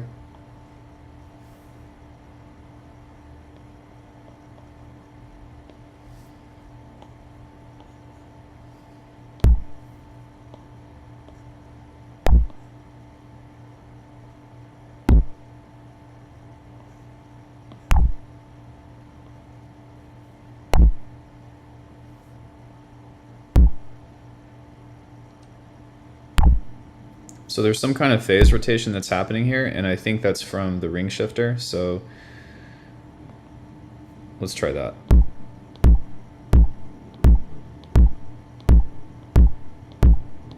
There we go.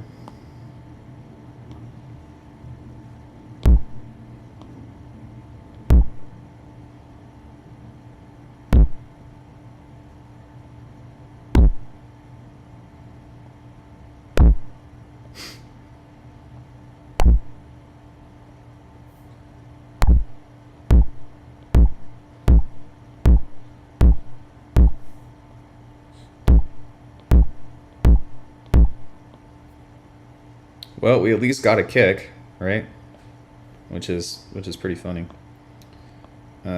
What else can I do to this to make it a little bit more interesting? I wonder if I'm gonna type in MBC again and see if I can manipulate this to give me just a little bit more. Ooh, that's cool. I didn't know that I could do that. All downward. Let's go drums. Kick enhancer, sure. Did that just go purple? Oh, that's so nice. Whoa. This compressor is really cool. It's just not as extreme as I would like it to be. Any overheating from the iPad? No, it's completely cool to the touch.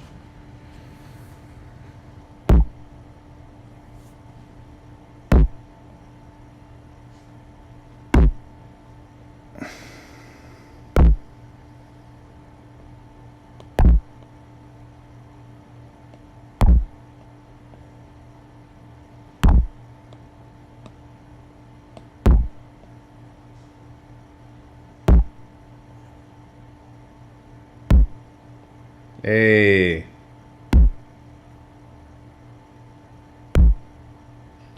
Nice.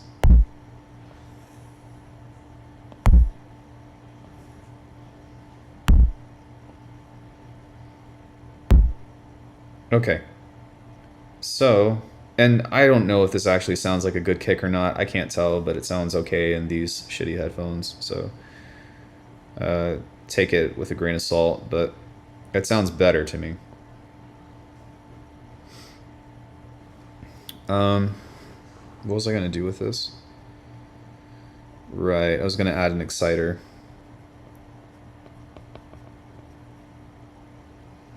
Exciter. And then let's move it here. Before the compression, I think, or before the multi-band compressor.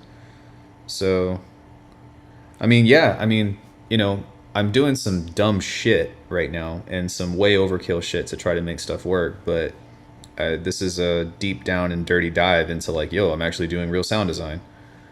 So,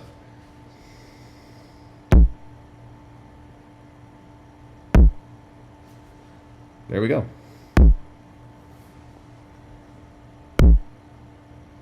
So what I want to do now is I want to bounce this to a new track. So I'm going to tap on this and go bounce and join, bounce, and place, new track, go bounce, reload. How did we do here? So even though this looks exactly the same,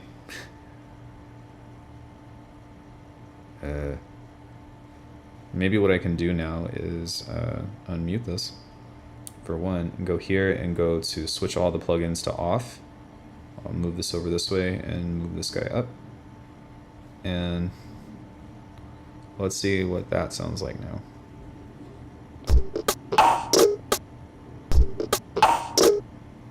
Okay, I need to hit undo a few times because something went wrong.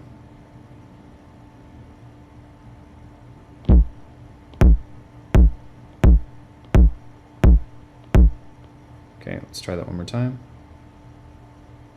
Bounce and join, bounce and place. I think that I forgot to include the effect plugins. There we go. Reload.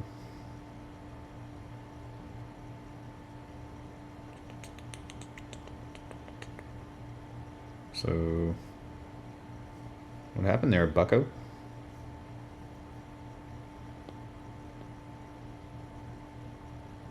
this do anything? No.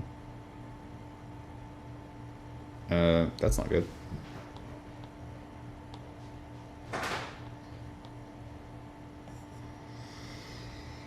So resampling this is kind of a pain in the ass. Let's maybe try bounce and join, bounce and place. Let's maybe try to resample on the selected track. Source. Oh. Maybe go delete. Hey, there we go. So now we can turn off all the plugins, and we've actually got something that's reminiscent of a kick. I really wish that like I could like maybe double tap right here or something and like just pull the fades out. I see like this is really not catered to working in audio whatsoever, but what else?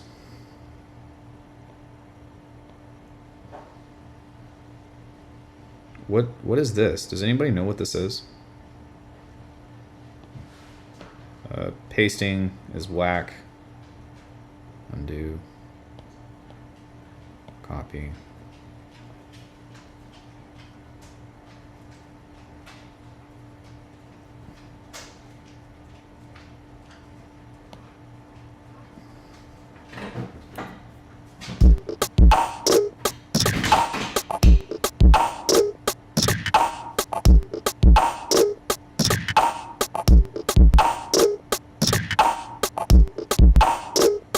How did I just do that?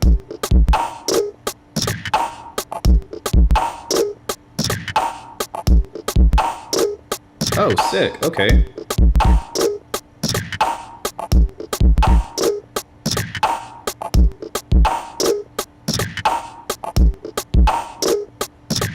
Okay.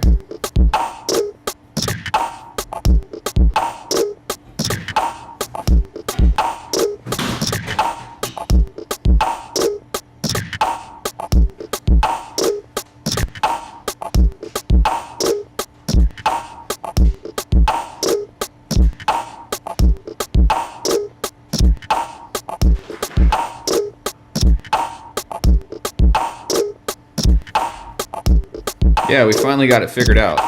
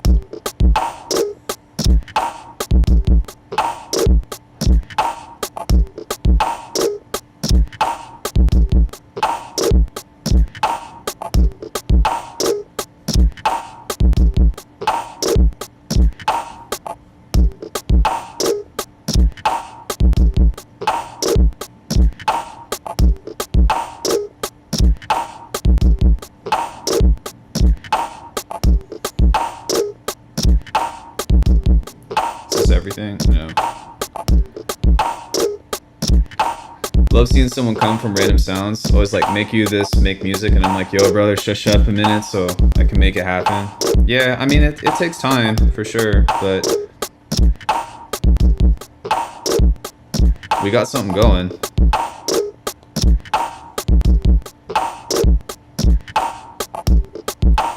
Can I just like take the selection? No, I can't. So it might actually be just easier to go here and then go to, wait, undo. Then go here and go, wait.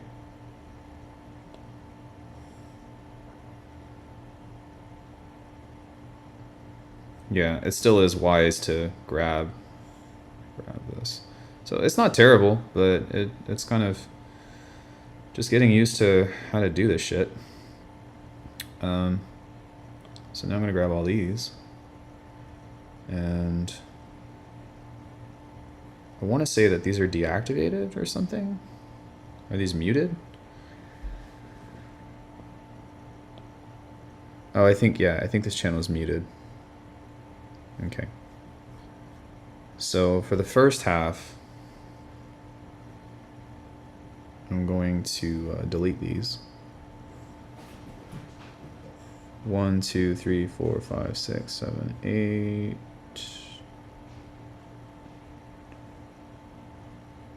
Okay. And go. No.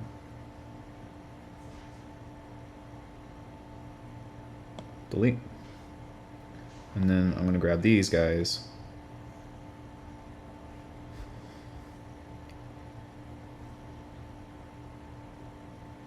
And delete these.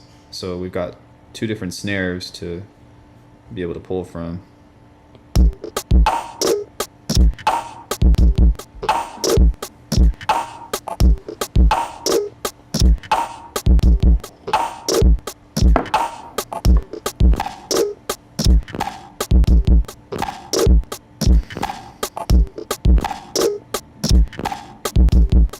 I wish that there was like quick actions here so I don't have to like hold this on every single one.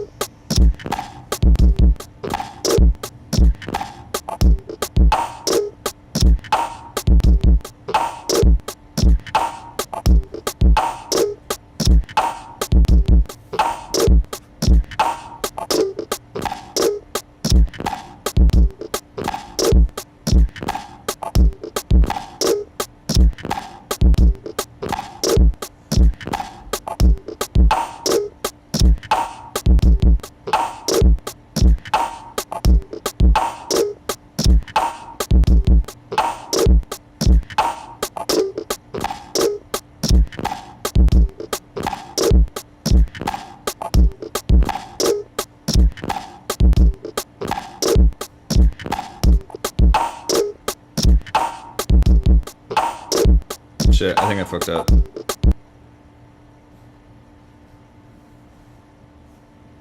Okay, I need to go here and select all of these guys.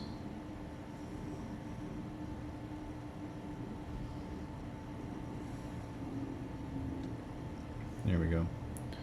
And then on this guy, go into this and add in a kick here.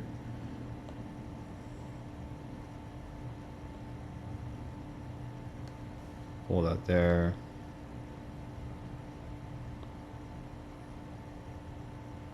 And do that. Linux laptop with your bridge. I know, right? There we go.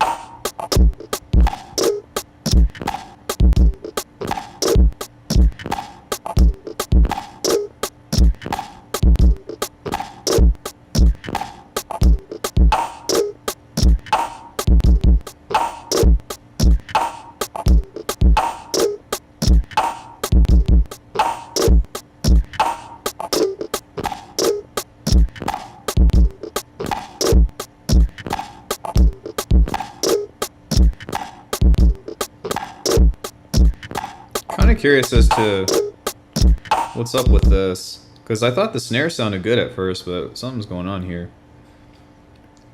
iPad is nice till it's old, outdated. I don't know, man. The M2 chips though, like, also, hey, Liquid. No, I think they're gonna even the M1 chips are gonna be fine forever.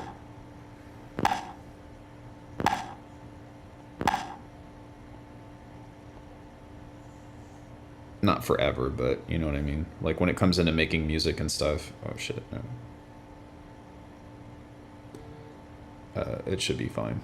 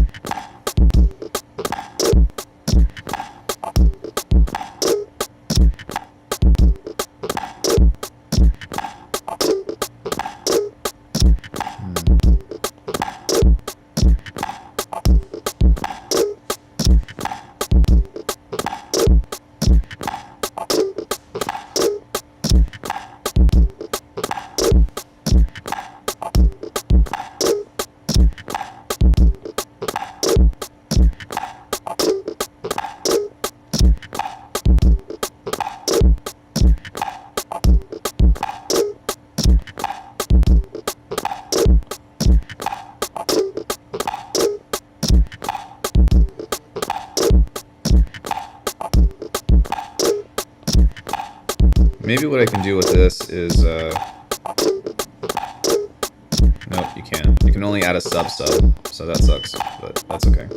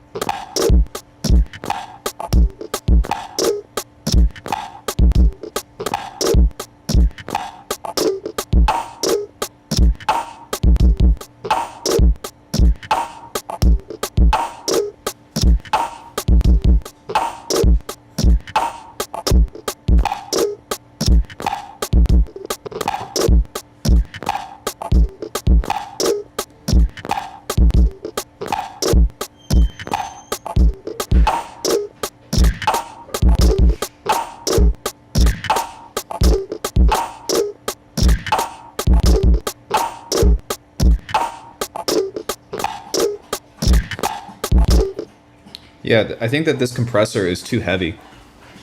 A hacker got Bitwig running on Steam Deck. It's pretty common, but the problem with it is that it thinks that it's got like touch controls and stuff, and so like the interface behind it is terrible, or the user experience rather is pretty whack.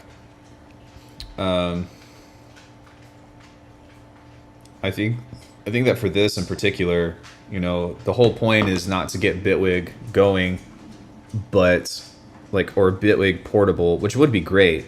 And actually, if Bitwig was on iPad, then I wouldn't be upset about it at all. But I'm trying to take my skill set and apply it into a different, and apply it in a different medium, I guess, if you will. So I guess that's what I'm trying to go after, to see if I can,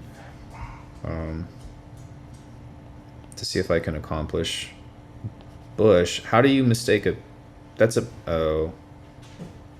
Okay, that's fair. So I need to do that. Cancel. Cancel. Cancel. Really? Is this not gonna let me do this? Push. Pull? What? Why is this not showing up?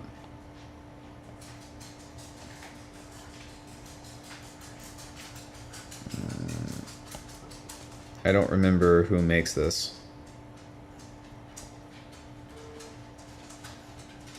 Imaginando. K devices. Does anybody remember who makes push? Because I don't. Kalen. Blue Mango. Blam Soft. It's definitely not Baby Audio.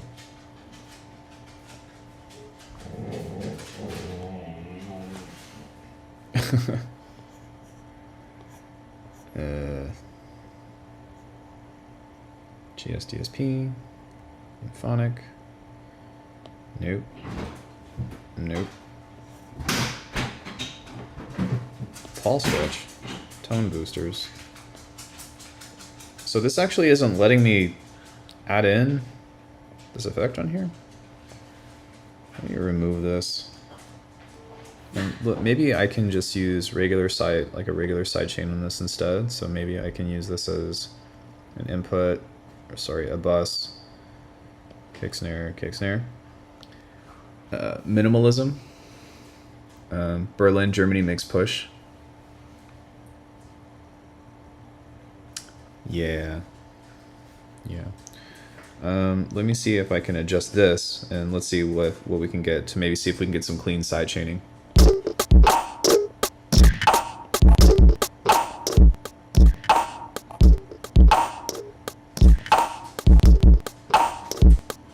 Wow, that only goes down to 30?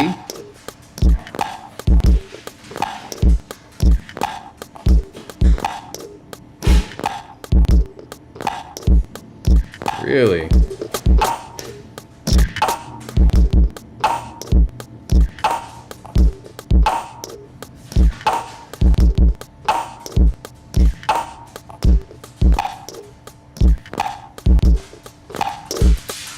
That's wild. So this would not be a good choice for sidechaining then. Holy shit, that's stupid.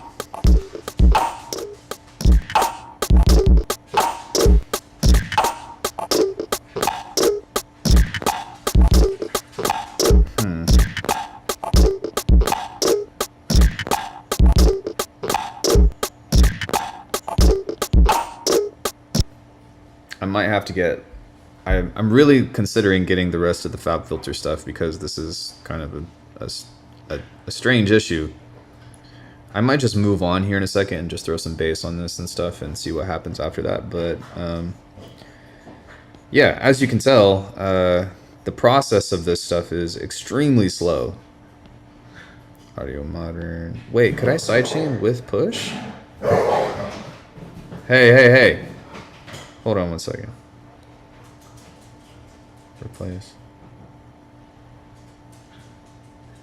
Who makes this? Push. Or is this just not showing up anymore? I mean, it still opens, right? Yeah.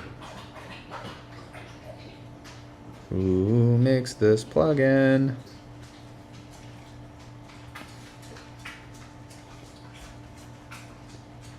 That's wild. Yeah, this isn't showing up anymore. That's so weird. This is a compressor, I believe. So PCM. Wait, no, that's not. This is a bit crusher. Fuck.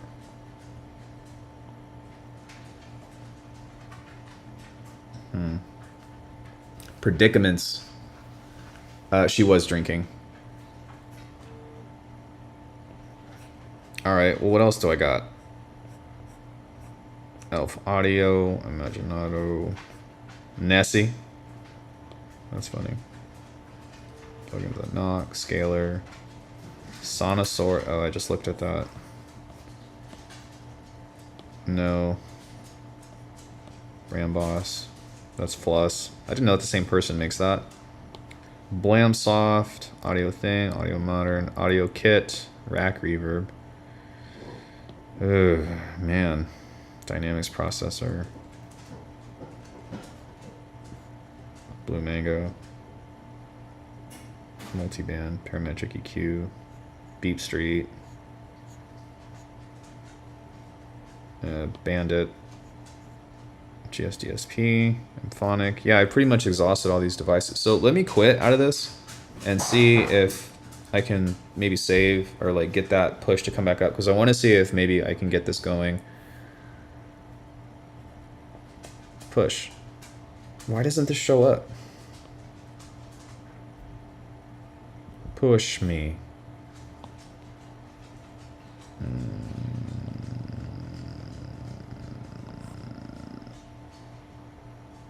What's all this other shit? Oh, right. Okay. Well, let's figure out who makes this company. What is the missing link here? I'm all to space. So there's only certain plugins that you can put on this, which is interesting.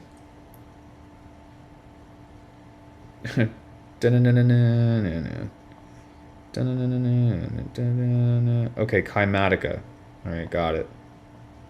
It would be nice if I could copy this, but apparently I can't put this on the track. Can I put it on the output? Oh, it's on the output. What the fuck? Okay. That's on the stereo out, though. I am so confused why this doesn't let me do this. Let me go into the mixer here.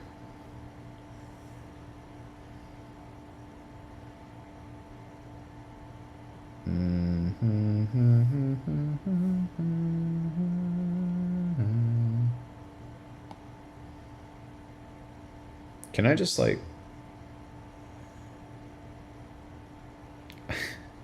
So that works.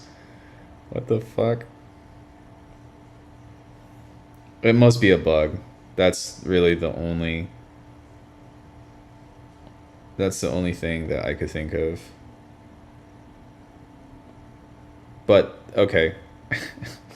Fuck. That's so stupid. Okay.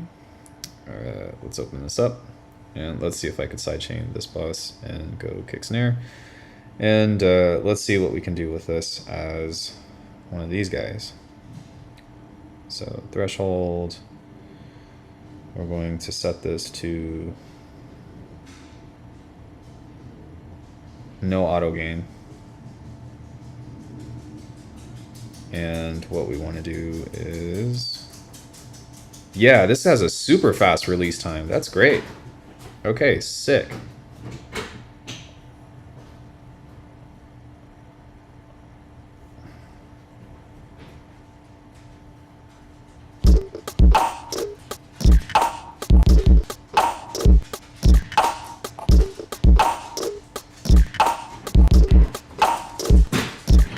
Although it's not working.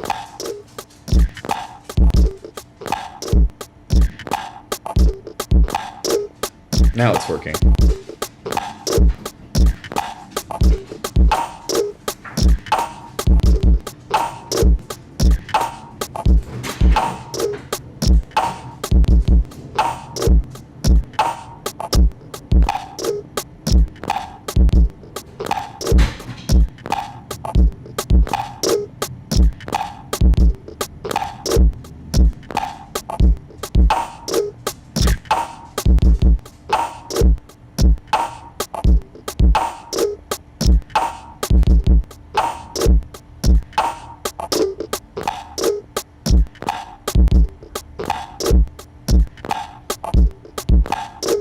So maybe when... Oh, there's a parallel dry mix on this too?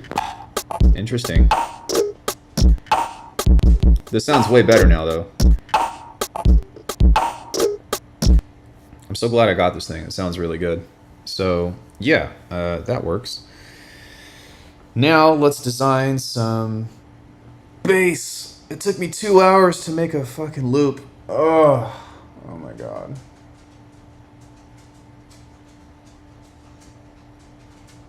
Unbelievable. So what I'm going to do is I'm going to take a quick break and I'm going to get the dogs dinner, and I'm going to stretch for a sec.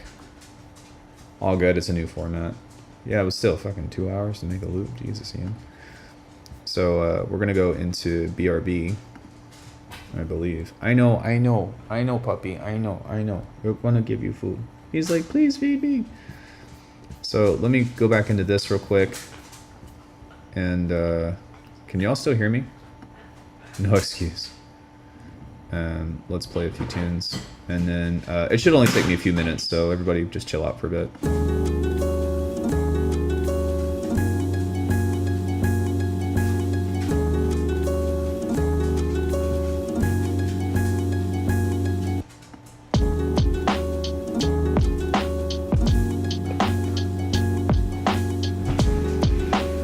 Okay, dogs. Let's get you some food. Gretchen, where's your bowl? Go get your bowl.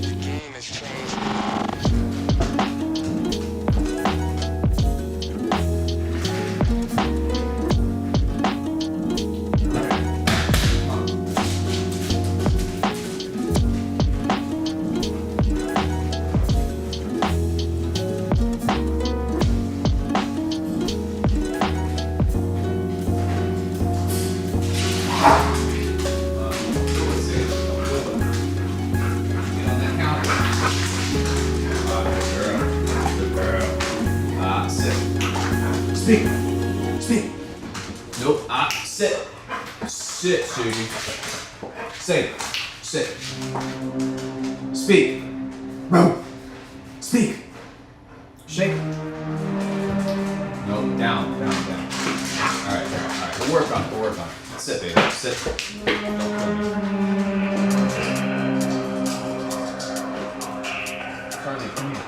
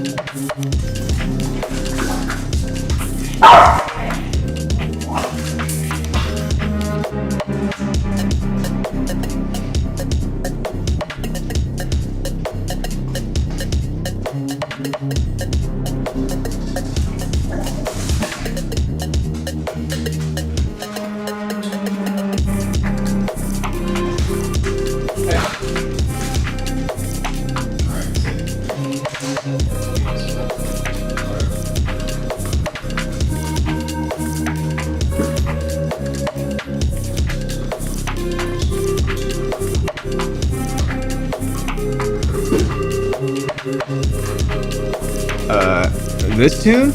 This is a garage tune.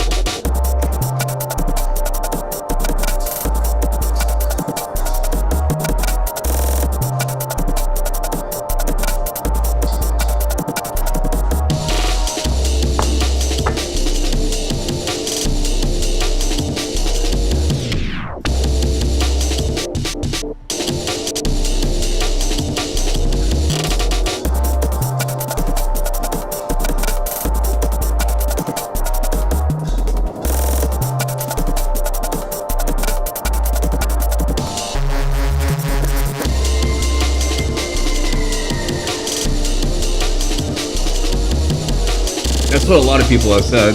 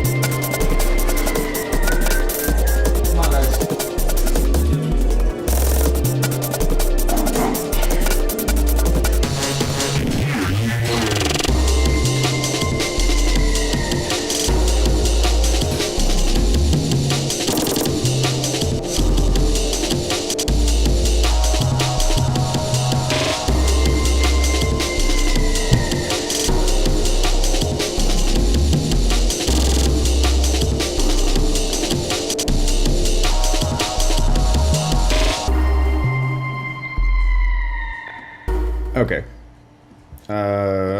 Thanks for waiting, everybody. Just wanted to make sure that El Doggos were taken care of and their needs were met. We should be back in this bitch to where I was getting caught up and spending 20 minutes figuring out how to get a decent sidechain signal. What can you say? Yeah, it's a nice reminder that I don't always make shit. Although I'd say it's about a 70-30 split. That's pretty much with almost any artist though, so it's not that big of a deal. So yeah, this is some garbage that we're working on.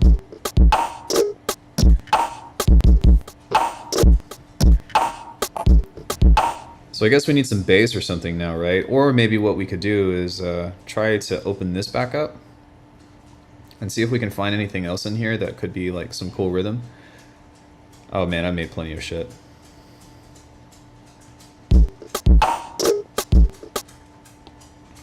Go back to this playhead over here. I'm going to move this out of the way. I want more real estate, so we're going to stretch this out. Start looking within this, see what I can get going. And I also want to get out of... I need to go in the details here. Position, time, length.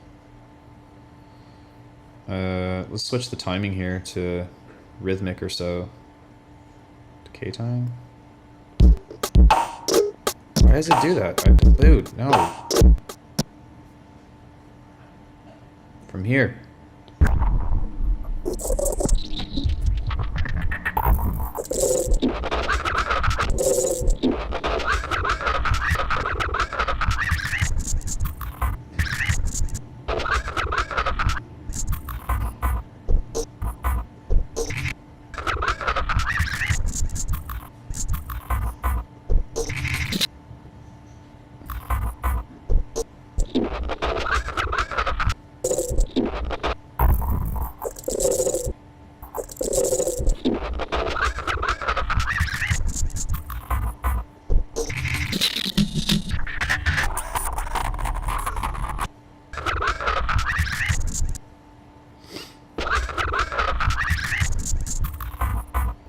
Sorry, I'm just listening around and seeing if I can find anything that seems interesting.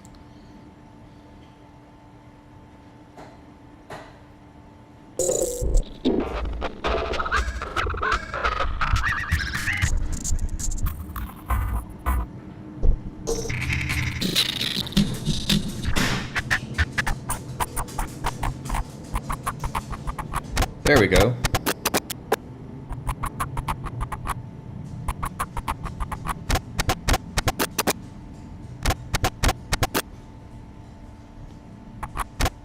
I just hit stop.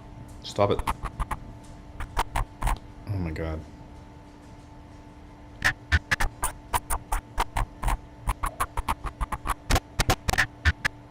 Okay, so here-ish. Let's go slice. And then we probably just need like one phrase like this.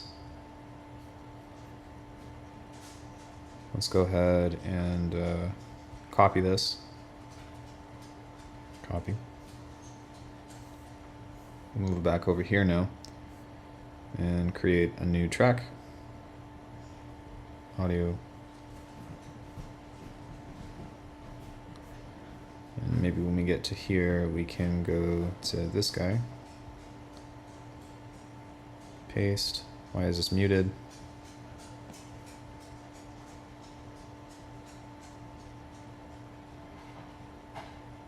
I don't know. Is something soloed? No, it's muted. That's why. Oh, interesting. This. Okay. So I still don't understand like what I have to do to get this to like bounce in the way that's intended, because if you notice what I just did there, the audio form changed.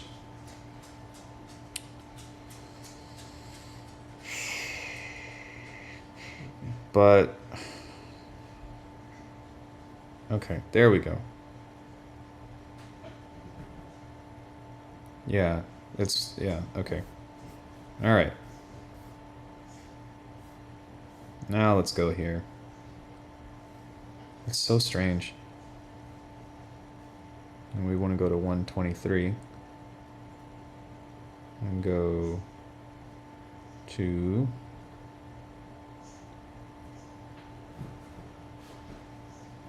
no, maybe.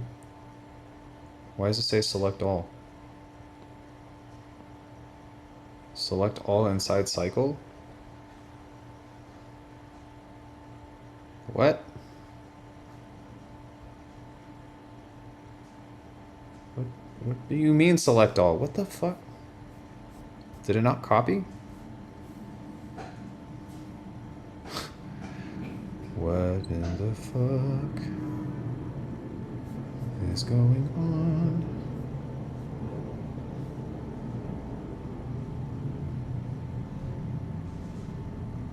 Cut.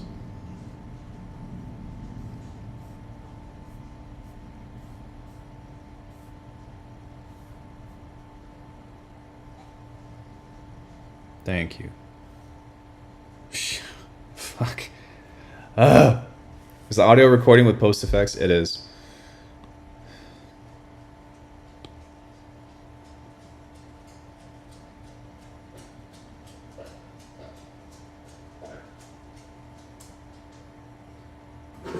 There's most likely a much easier way to do whatever it is that I'm doing. But even still...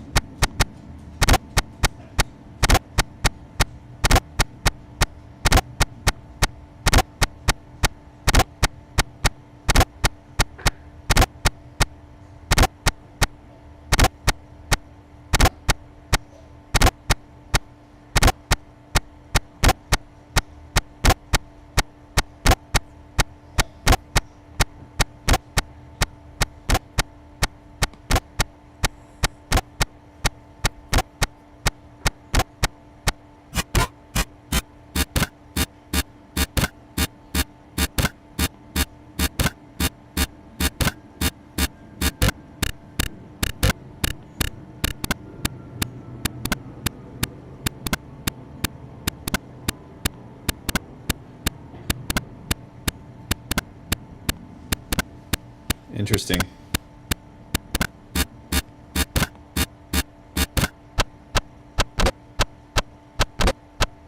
Sick. Okay, cool.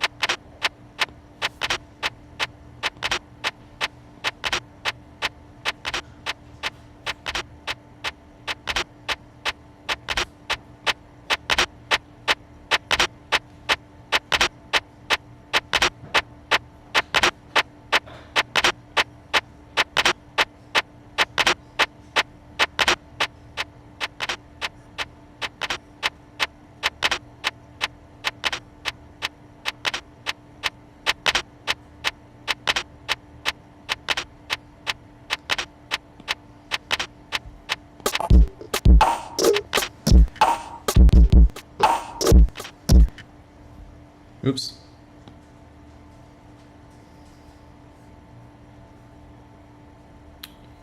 All right, can I create groups within groups?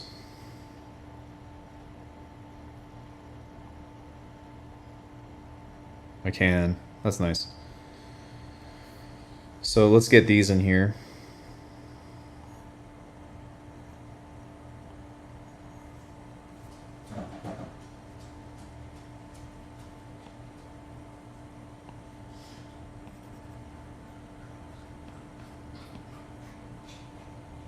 Sure.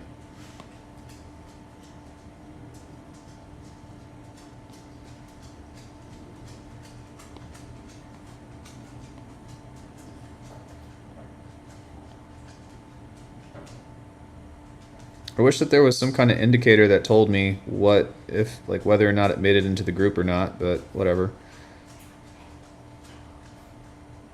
Alright, is anything on this? I don't think so, but let's just double check before we delete it.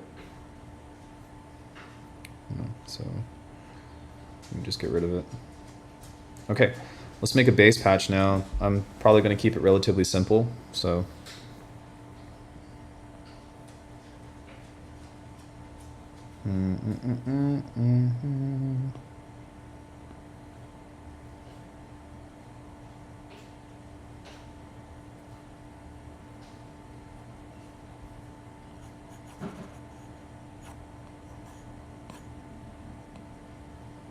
Yeah, probably just butter synth, to be honest.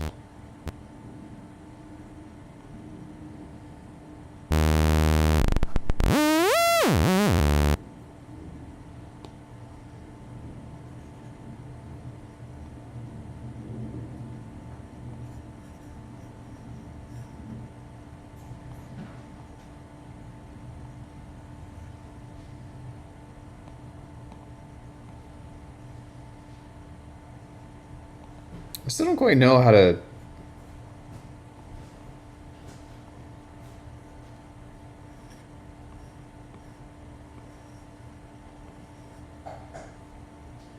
Still don't quite know how to do that, but whatever.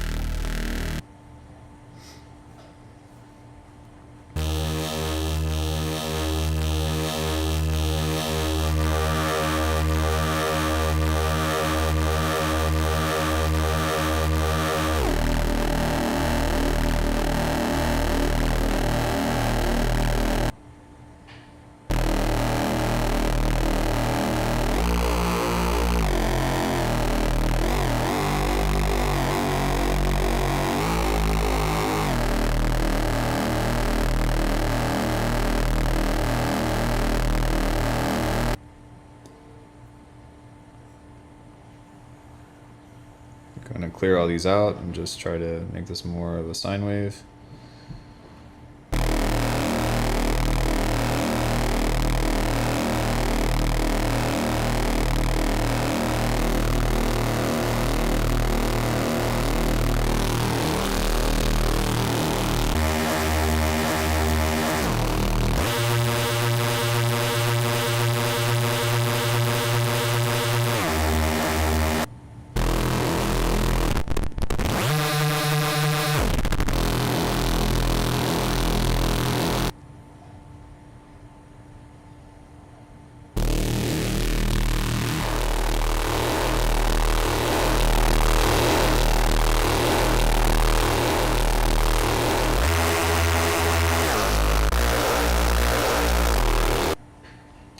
set this to key tracking.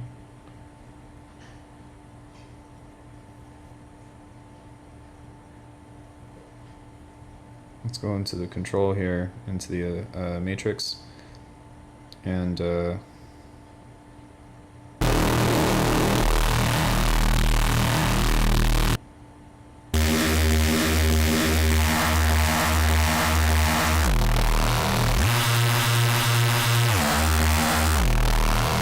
we go. So that way, if I want to go back and play it here, then I'm not going to have to open up the synth. That was something that I did last time. That was really annoying. So we can also send this into cutoff B, the volume up, to the drive up a bit.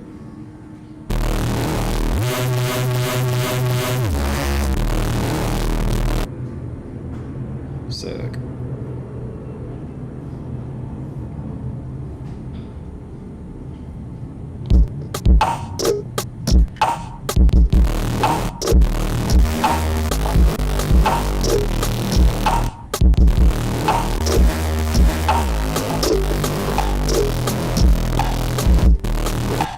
Sick. All right. I love when a riff comes together.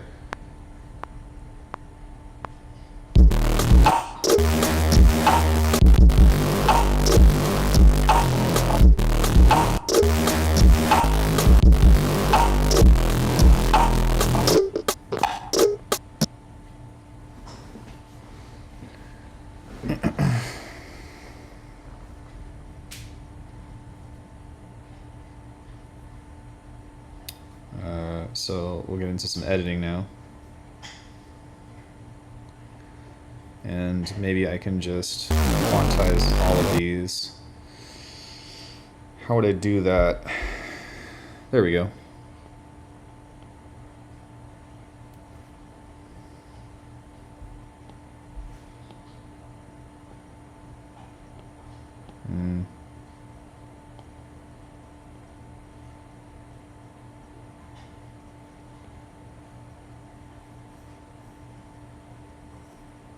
It would be nice if I could just like note, velocity, articulation. What does this mean? I'll have to look that up later.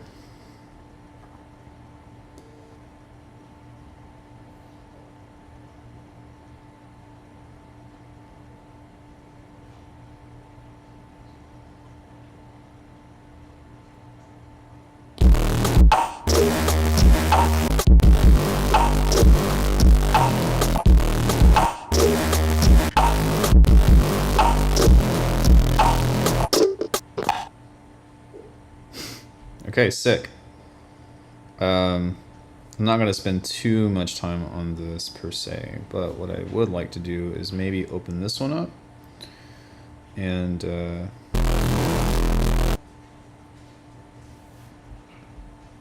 maybe just, I guess, insert a note here.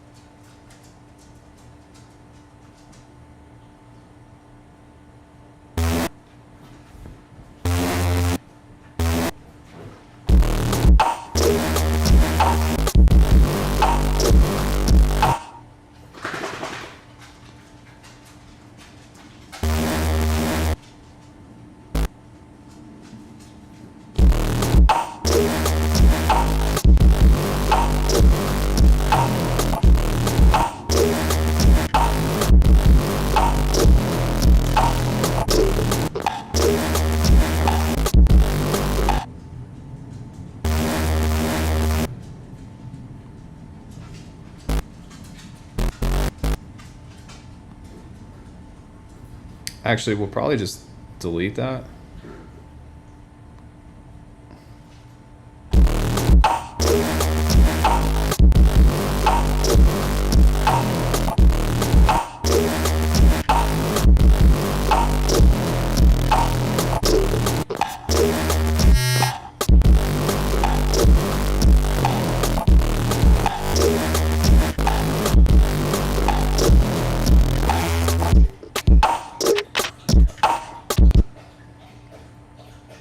Cool. So,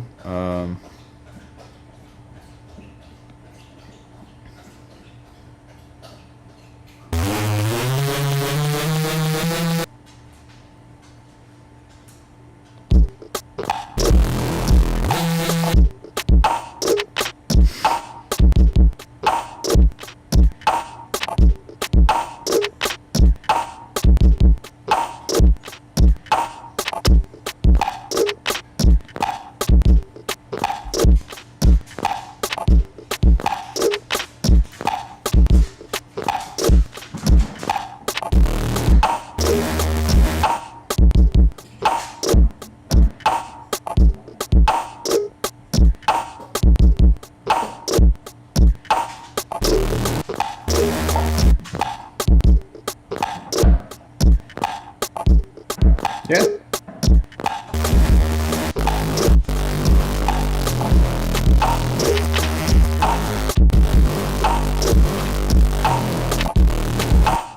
There's 3 of them. They're fine.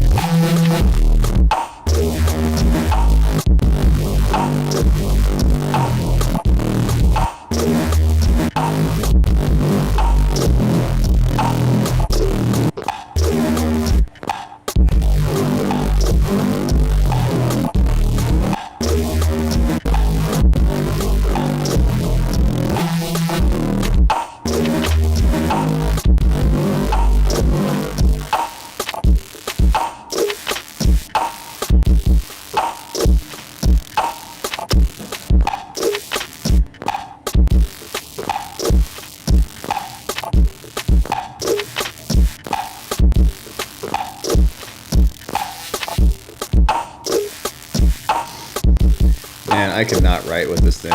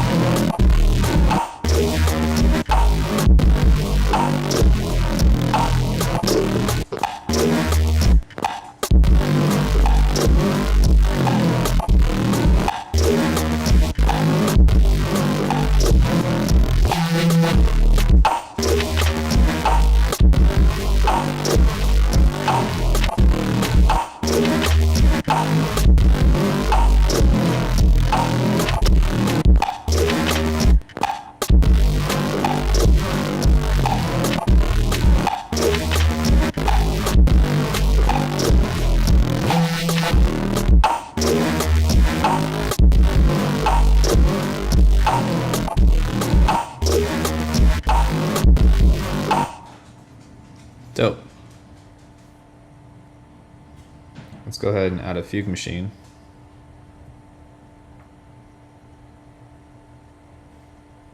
Now we're going. Now we're playing with power, right?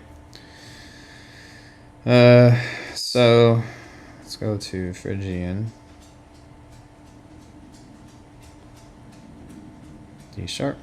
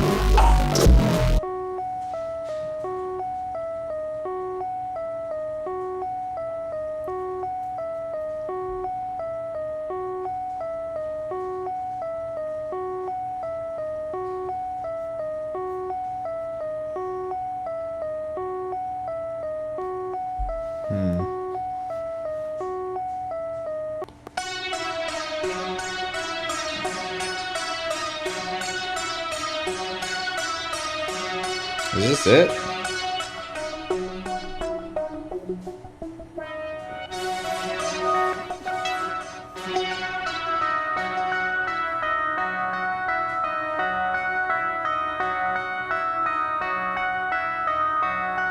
That's whack.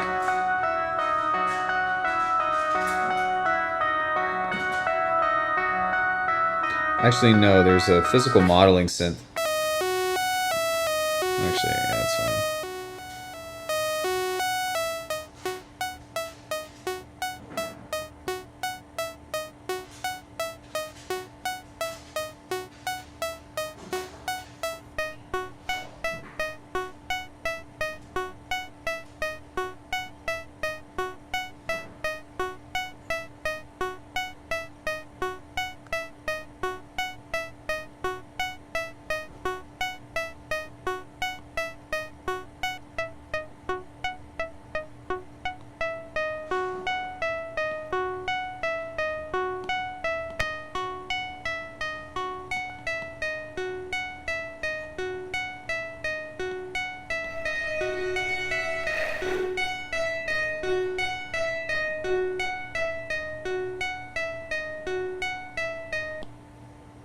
Fuck. Why are you doing that to me?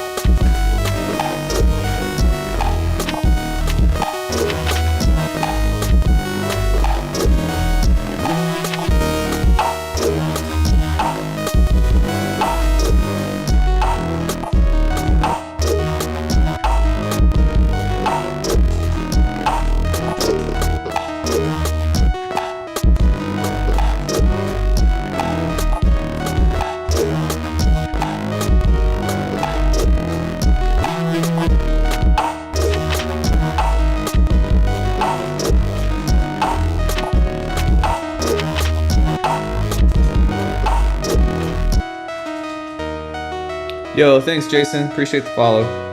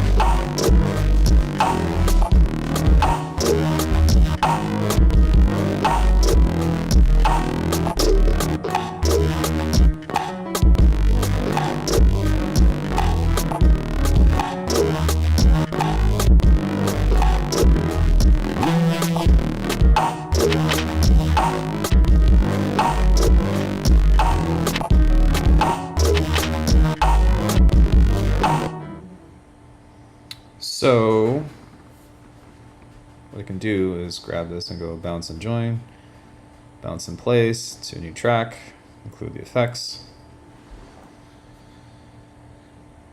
reload.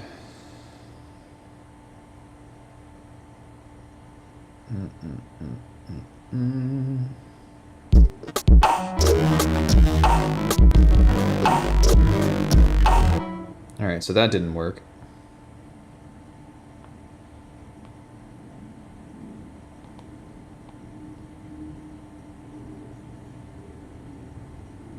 Let's maybe try that again.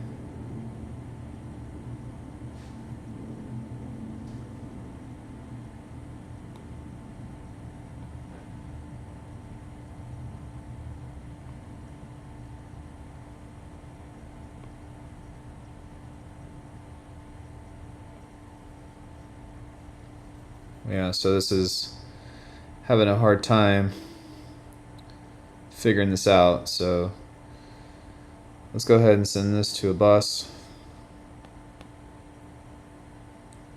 Create a new track, audio, in, bus, 5.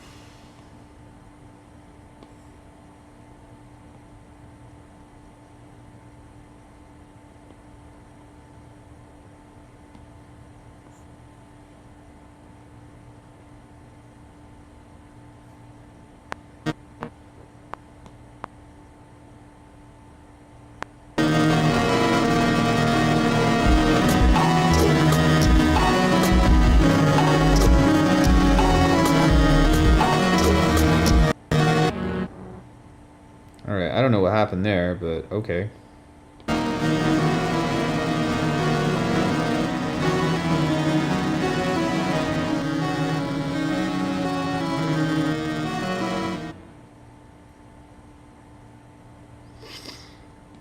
Bleh.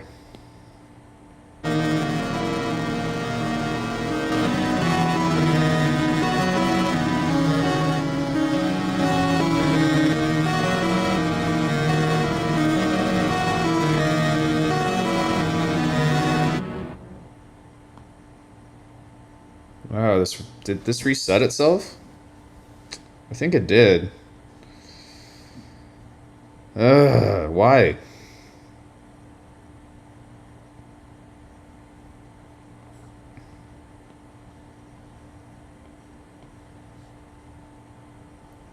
It is annoying, to say the least.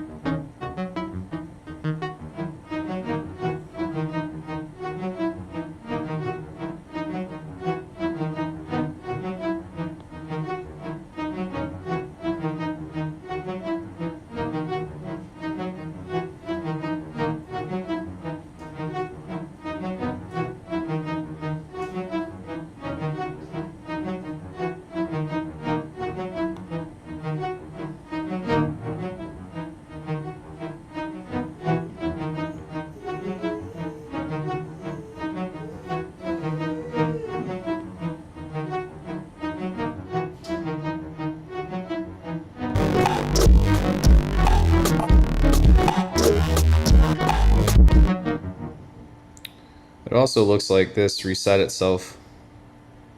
No, it's still there.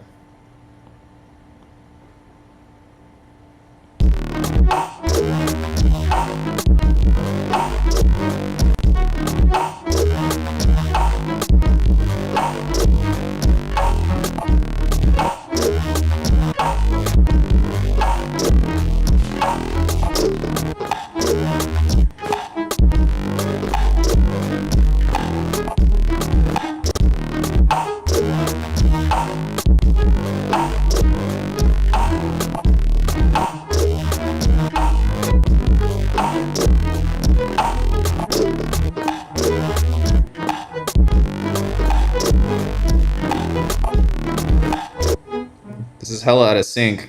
But I don't know why. Is it just me or is this out of sync? I'm not tripping, am I? Yeah, it's out of sync. Okay. I'm not crazy. I'm not crazy. You're crazy.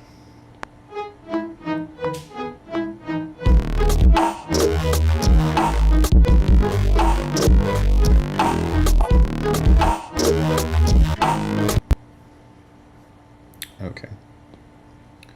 Let's grab this guy.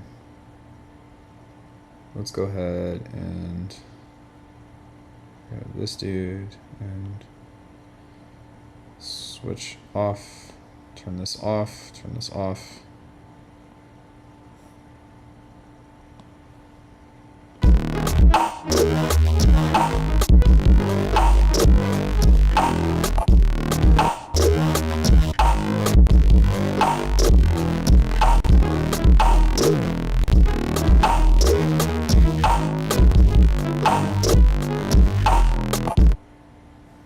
Okay.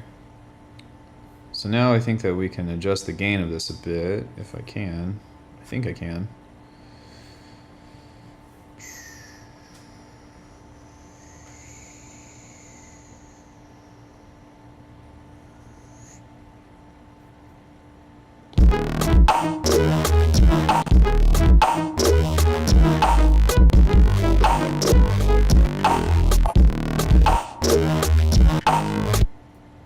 Okay, maybe I can come here and grab this guy, set this to speed and time, and let me hit undo. Let's hit stretch, and let's see what happens if we...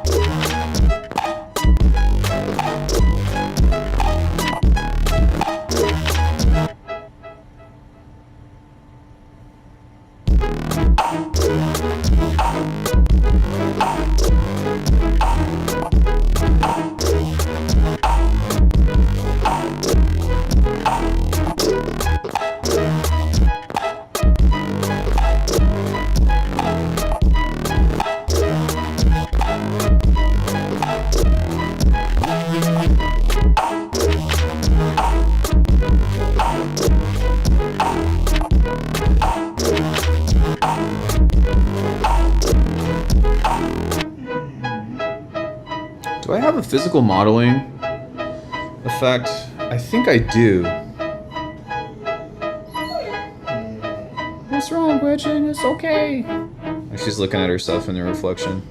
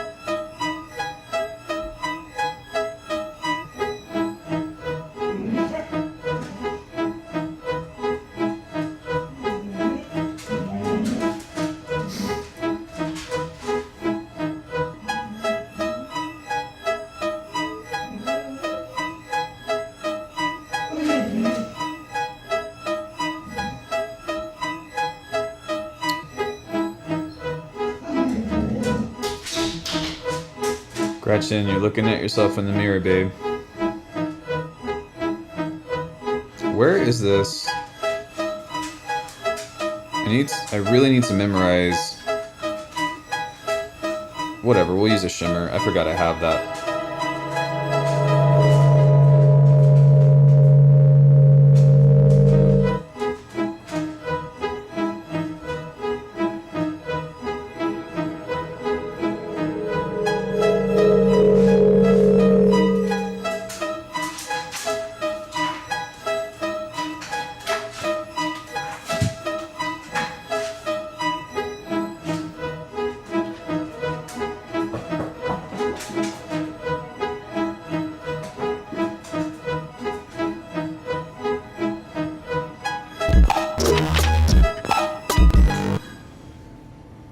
Oops.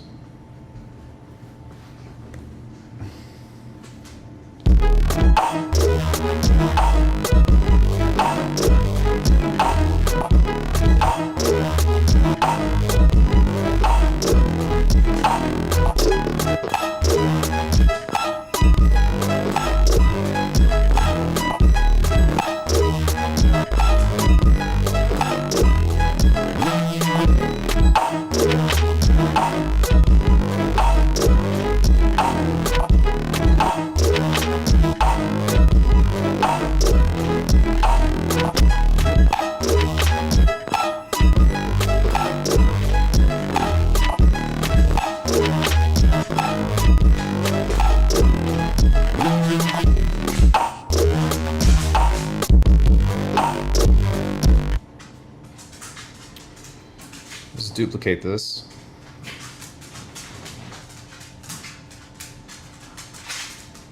Now on this, I'm going to add just a low shelf there.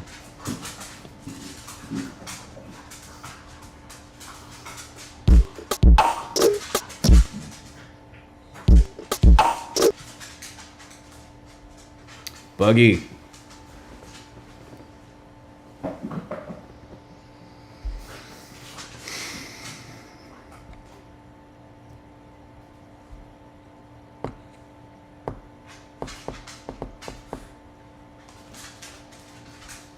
Wow, so is my project corrupted or?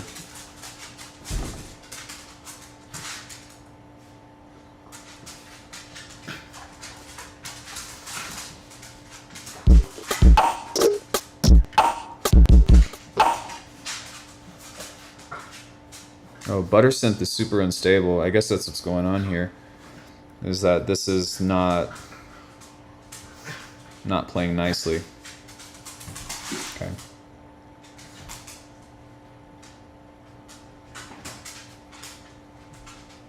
Evil elves, hear them snickering. I feel like I missed a bunch of chat. I'm so sorry, I got caught in the moment.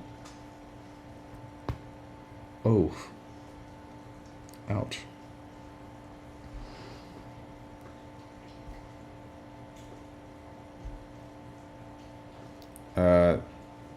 Somebody get the ButterSynth dev in here, because this is not good.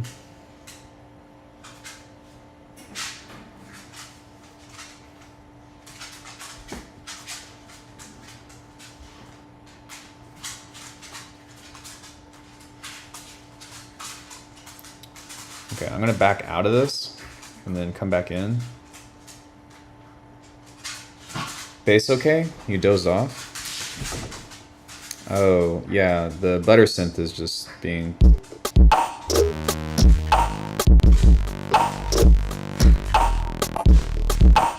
That's whack.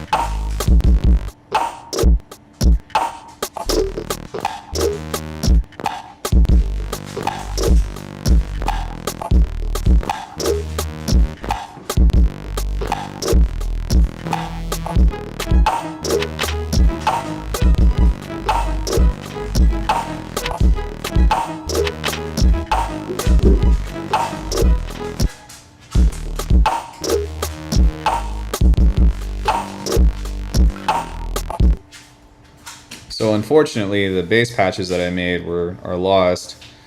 But what that tells me is that ButterSynth is probably probably needs an update.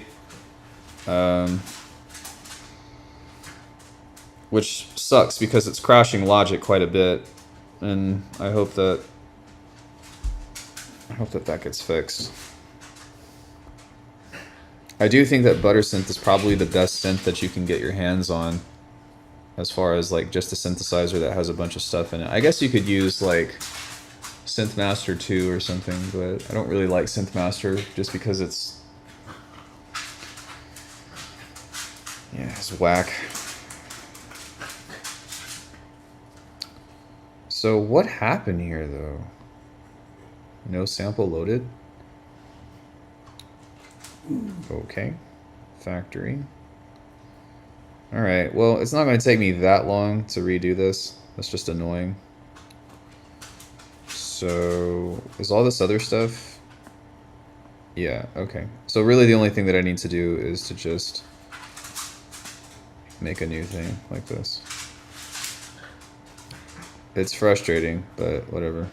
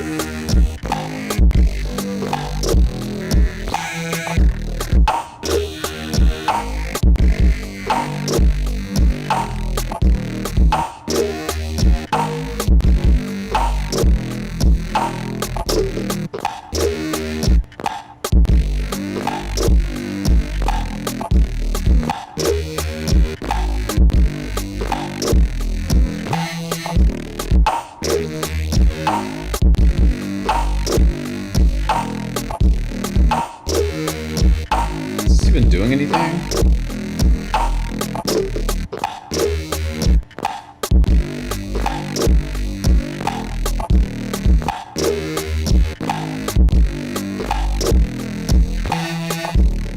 There we go.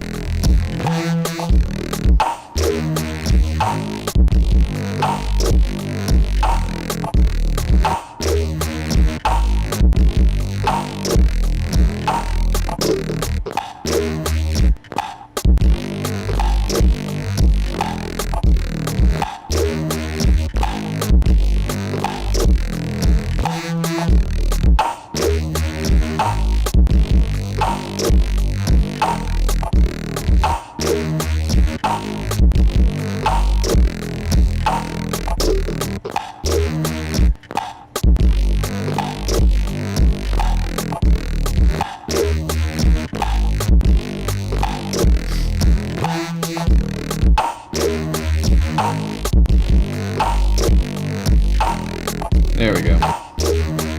So hopefully if this shits out on me again,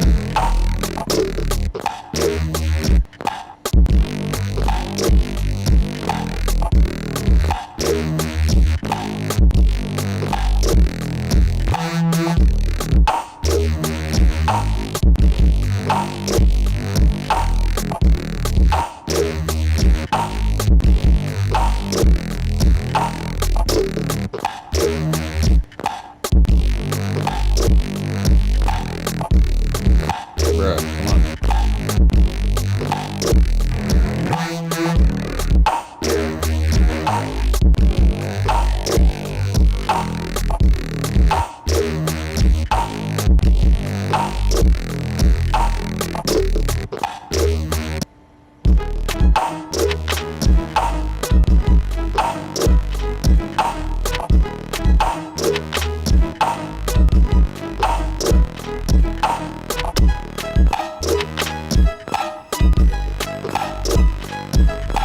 So that didn't save? Or maybe it did, it just...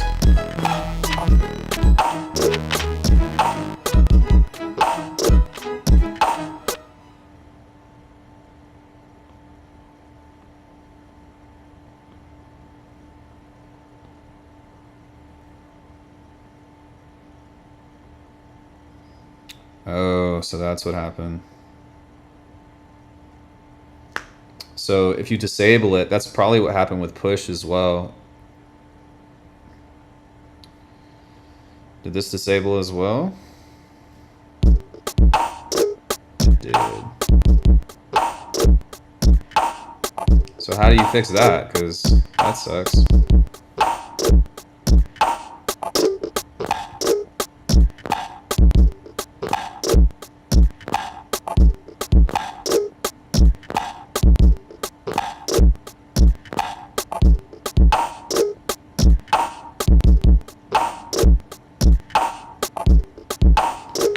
Well, I guess ButterSynth is good for making wavetables, but is not good for Logic Pro.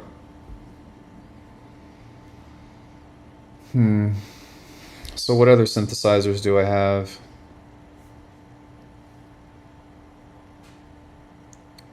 You know, I suppose I could use Drambo.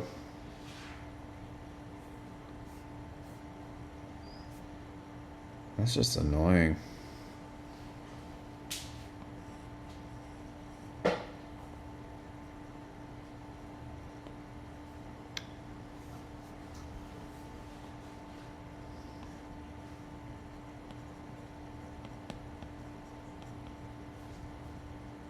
Dude, that's a W, not an N.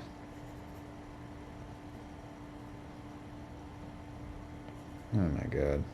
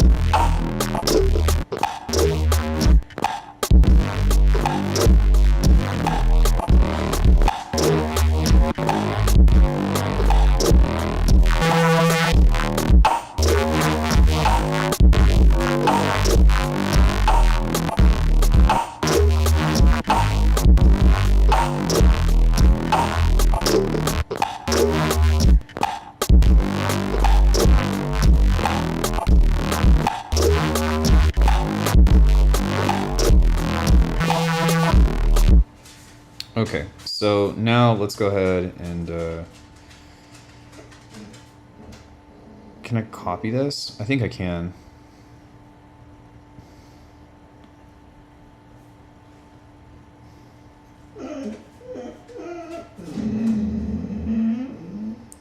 Don't worry, Gretchen, you'll get that dog one day.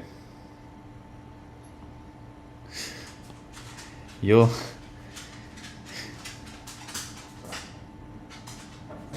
get it.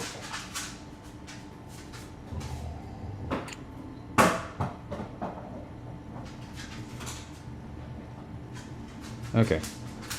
So now that we have that, we can skip ahead hopefully, and also hopefully this won't crash, but let's see what this sounds like.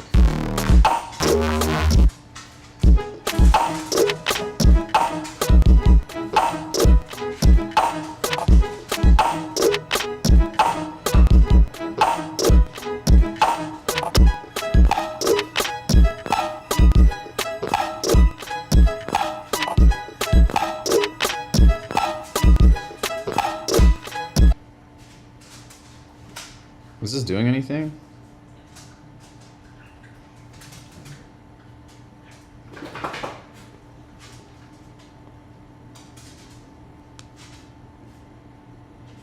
No. That is because this thing does not want to save the patch.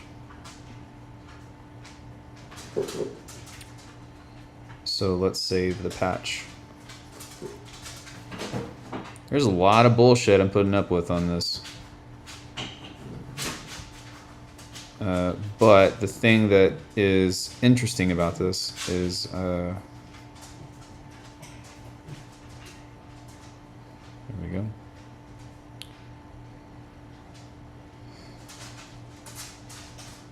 It's still technically possible. Still possible. Instrument rack. Let's go here. Presets. User. Some of these. Okay. Here we go.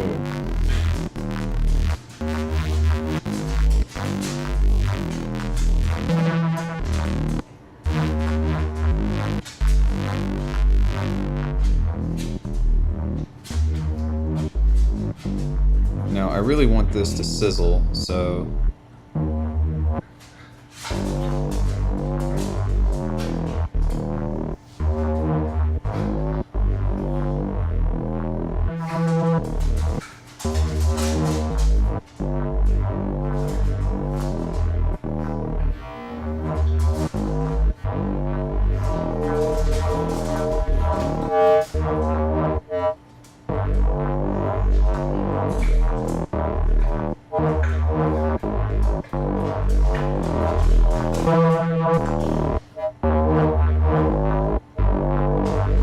let's go ahead and put an OCT before this.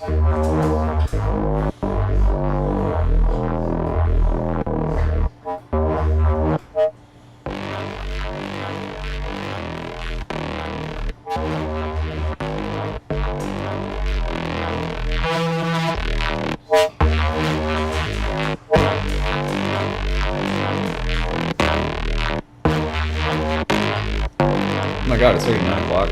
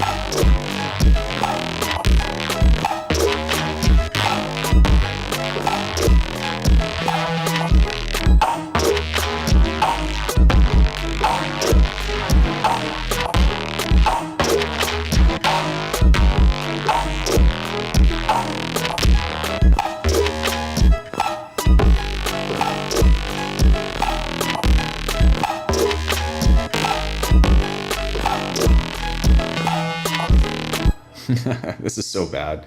It's okay though, I don't really care.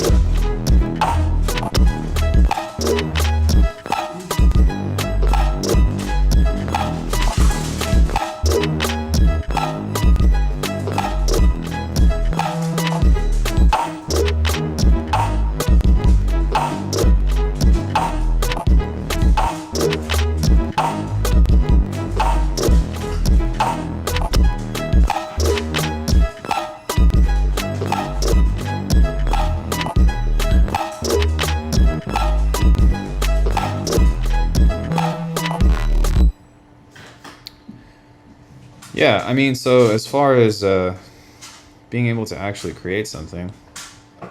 Oh, so these weren't even in here. That's interesting.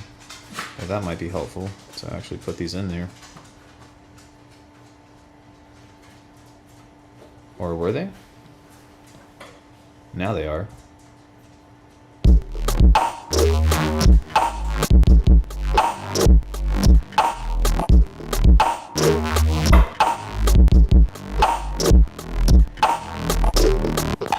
Oh, this reset too.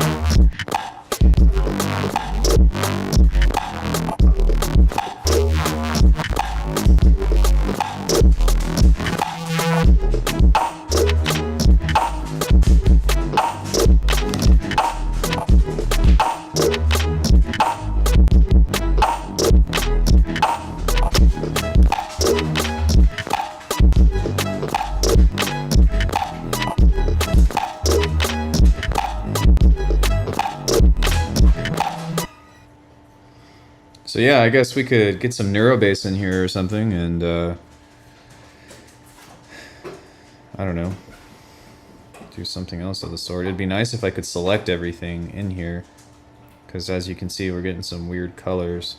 Can I change the color of this or something? Yeah, I believe I can. So let's make this red and bright. Okay. It's not red and bright. It's just is what it is. Okay. It looks like everything else is red, so there's that. But, I mean, in theory, assuming I didn't suck so bad,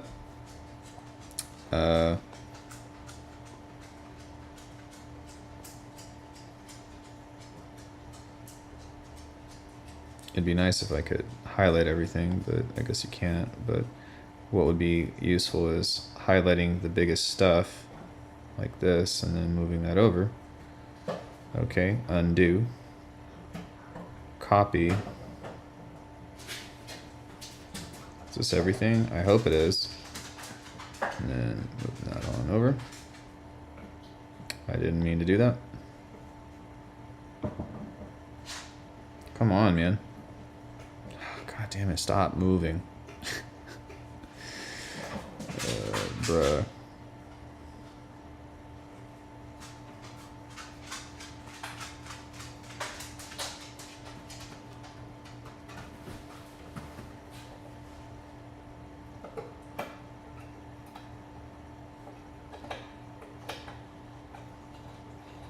So, I mean, yeah, as far as a little bead sketch goes, we can take something from this now and maybe just set this warp mode to,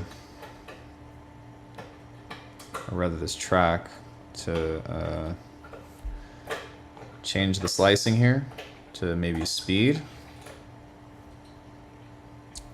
And I'm going to cut. Doesn't even fucking matter. Okay, that's a toy. I was like, what is she getting into?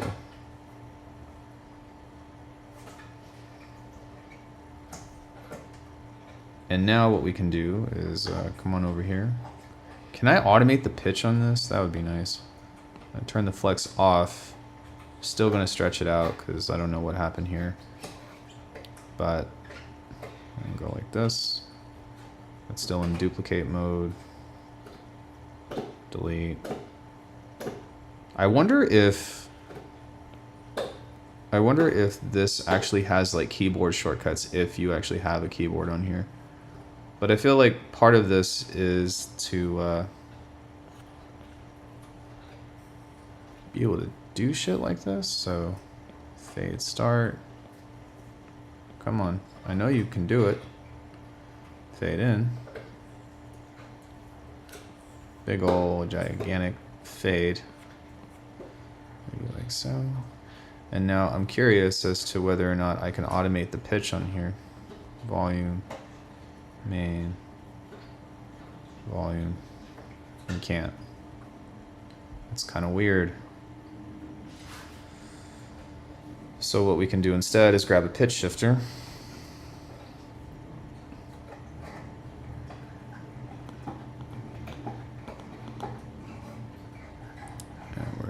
Pitch shifter, we're going to go to semitones.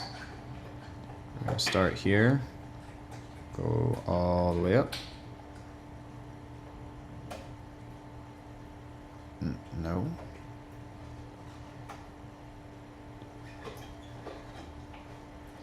Why is it squarified?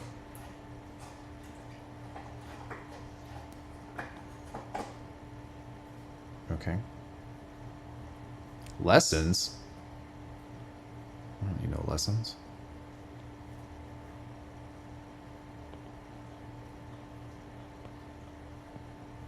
Is this muted now? What is going on in here? No, it's not. Ah, fuck. Shit.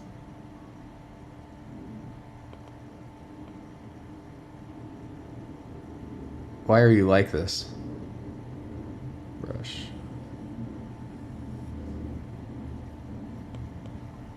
Why is this creating these? I'm not trying to do a step mode. I'm trying to fucking...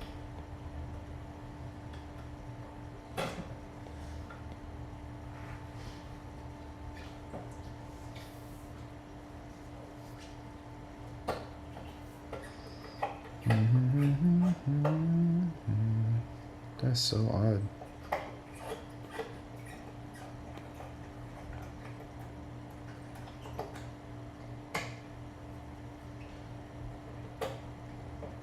Is that just because of the nature of whatever this is? So you see how we're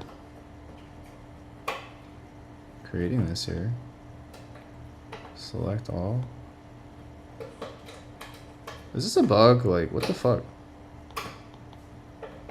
I just want to create a thing. And you are not letting me create the thing. Now, what does this mean?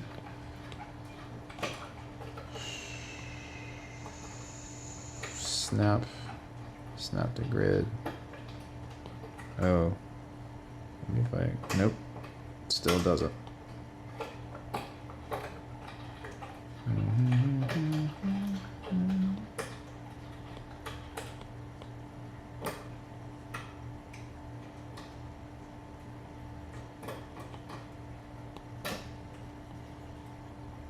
That's so weird, man. Can I go into touch? Track. Touch.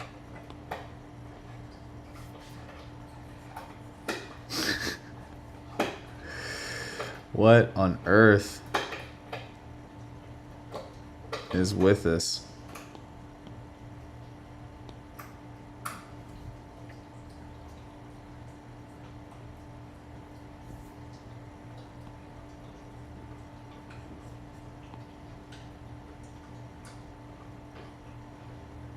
What does this mean? Oh, it's a dial. That's pretty sweet.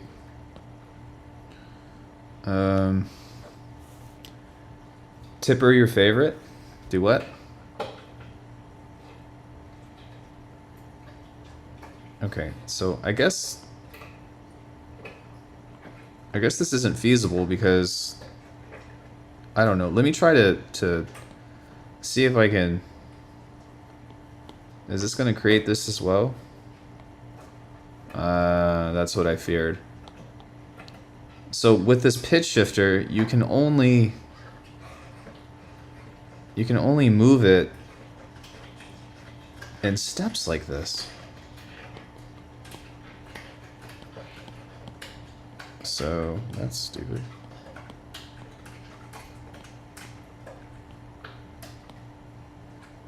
Whatever.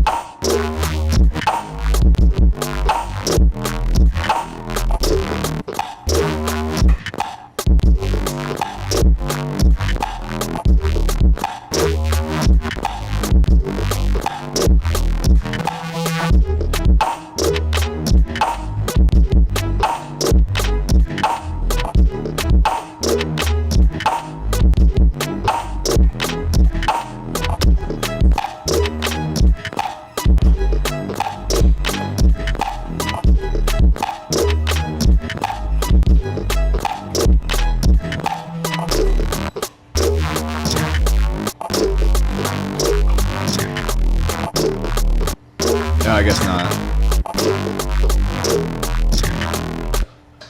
I actually like that right there where we take away the drums and just kind of leave that. So what we'll do is just take off some of that for the first few bars.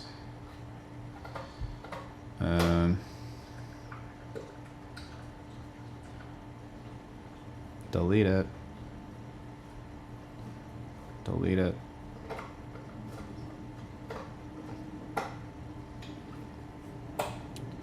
What would be nice is if I turn this off and stretch that out.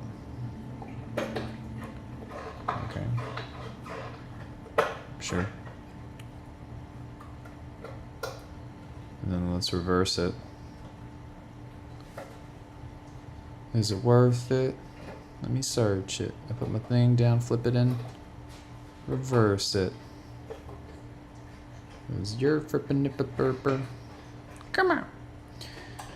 Is your frippin' one thing's for sure, I would not make what's it called? I would not fucking make IDM in this.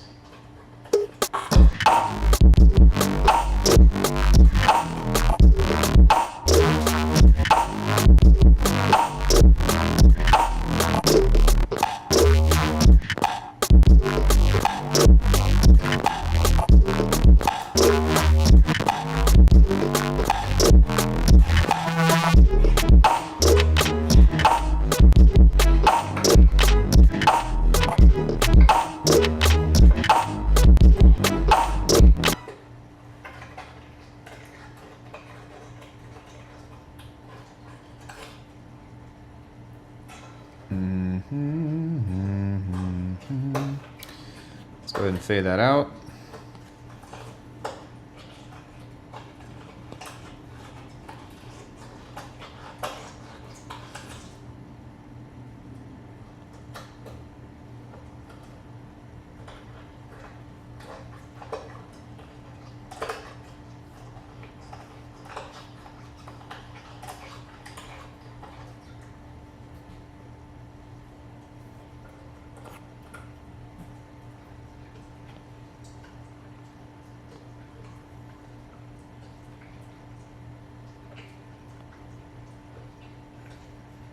We are on this one, right? Because I don't see any fades happening on this.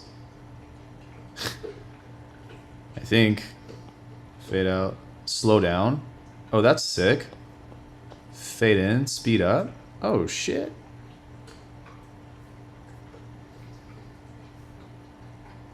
So that means that if I wanted to... Okay. Well, let's turn this back on. Stretch this out. And on this fade, we will speed it up. Let's see what that does.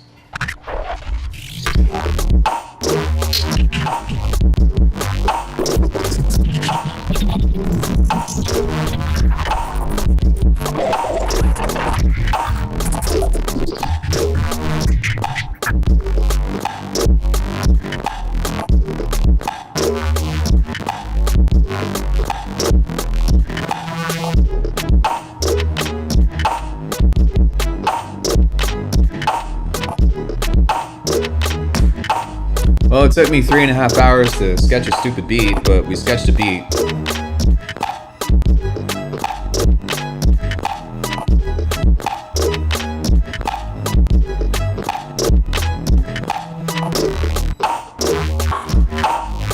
I appreciate that.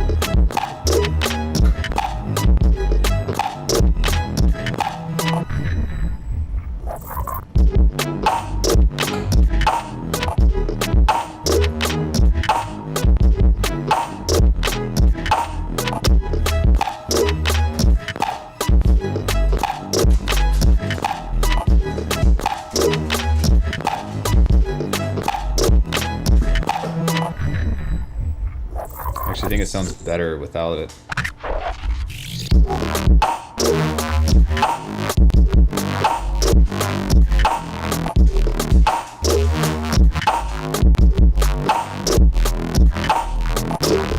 So it's not letting me pull up push again.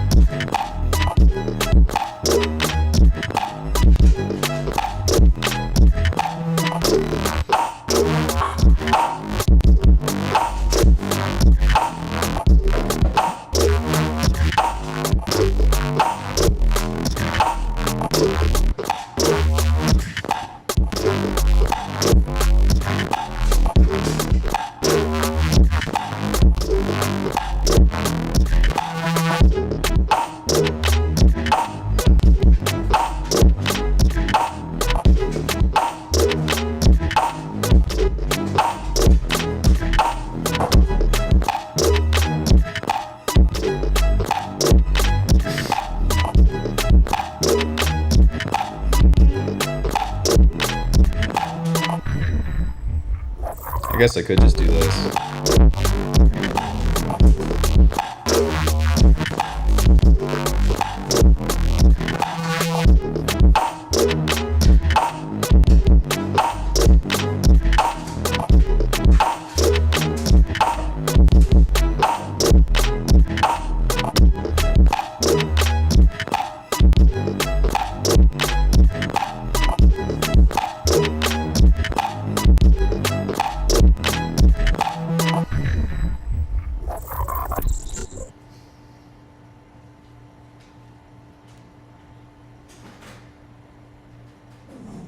And we could do something like...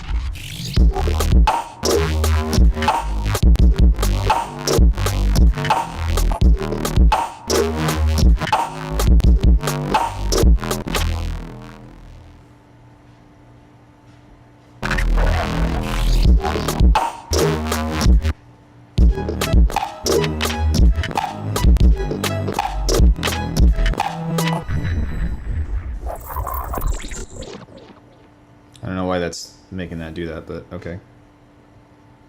But yeah. We made a tune, guys.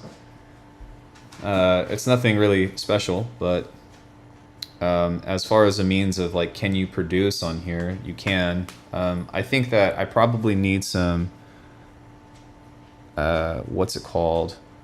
Probably need some refinement on just like how to make better kicks and stuff and snares in here. I'm sure that I could do it from scratch if I wanted to, but yeah.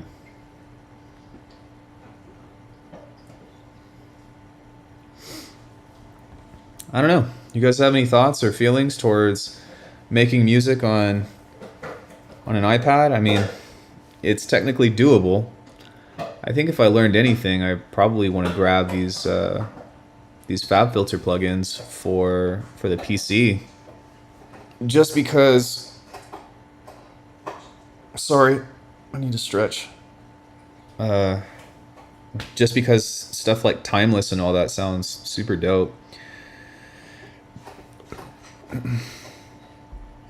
I guess one thing that I could do as well is I'll show you guys a preset that I have, which is this guy.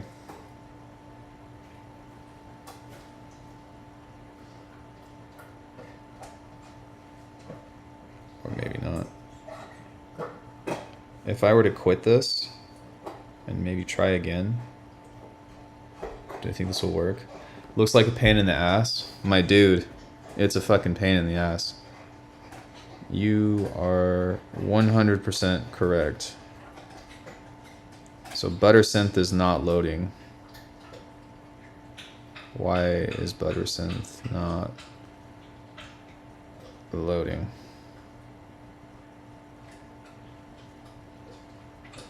I don't get this. Load, bro.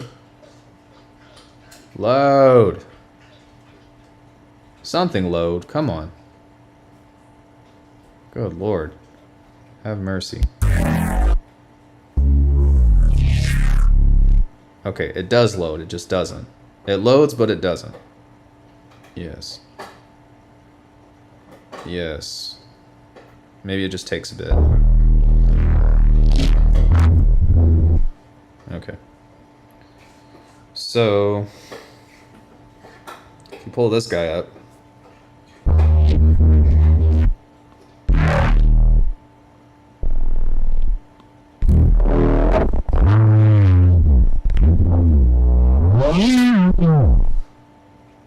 okay. Now where's my other shit? Volcano 3, Drambo. Everything seems like it's supposed to be where it's supposed to be, but it's not sounding like where it's supposed to be. And that's because we're missing something here. We don't have Timeless on this. So we need this guy. Oh, that CPU load though. Wow.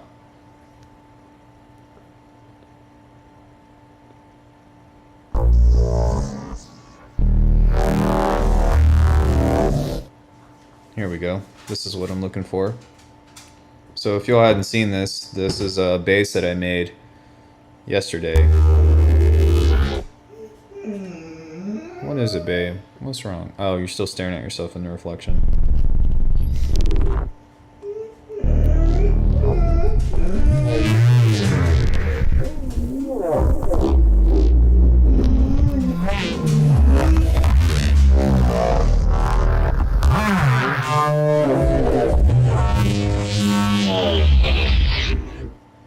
Alright, so the fucked up thing about this is that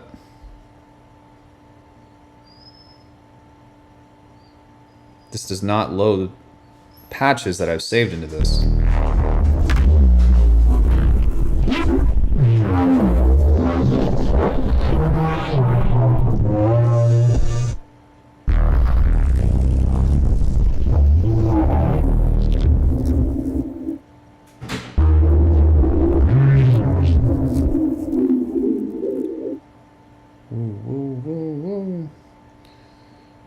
Make sure that diffuse is off. Let's turn lo-fi off. Let's turn this off. Let's turn this off. Hopefully that'll jump around now. But sometimes you just gotta fuck with some shit until it's supposed to sound the way it's supposed to sound. I thought I saved it, but I guess not, so...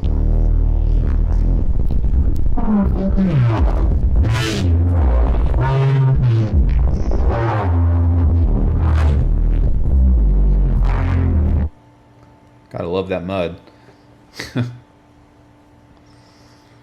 And let me turn this off. Let's try this one. Hey, turn on. I'm trying to make you work.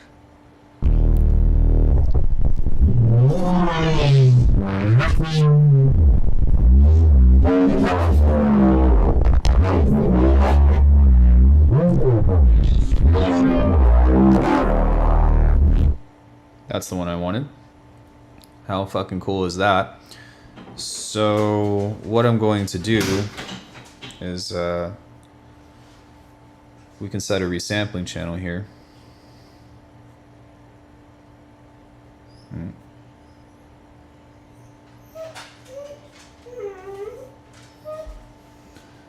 Did I make that wavetable? I made it in ButterSynth. Sends bus 4. Let's create a new track over here. We're going to turn this off. New track. Audio. We go here. System capture. Bus 4. What the fuck is all this? Okay, whatever. That's fine. That's fine. That's fine. And I'm going to go back into this track here and pull this up. Open this up.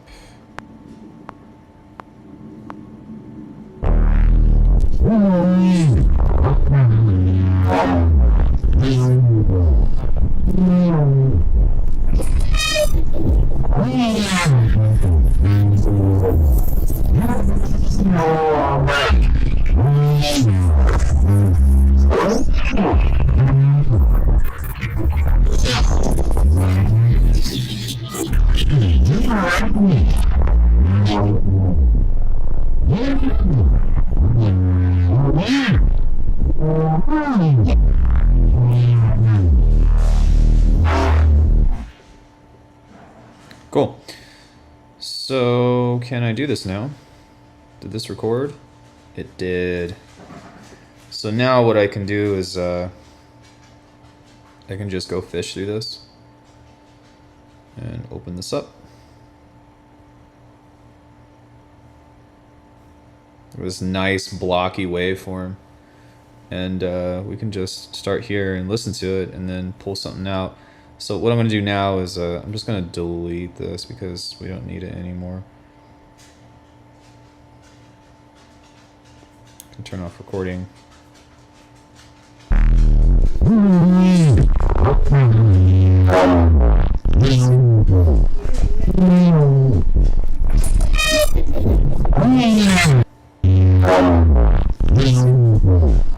So that phrase is really cool.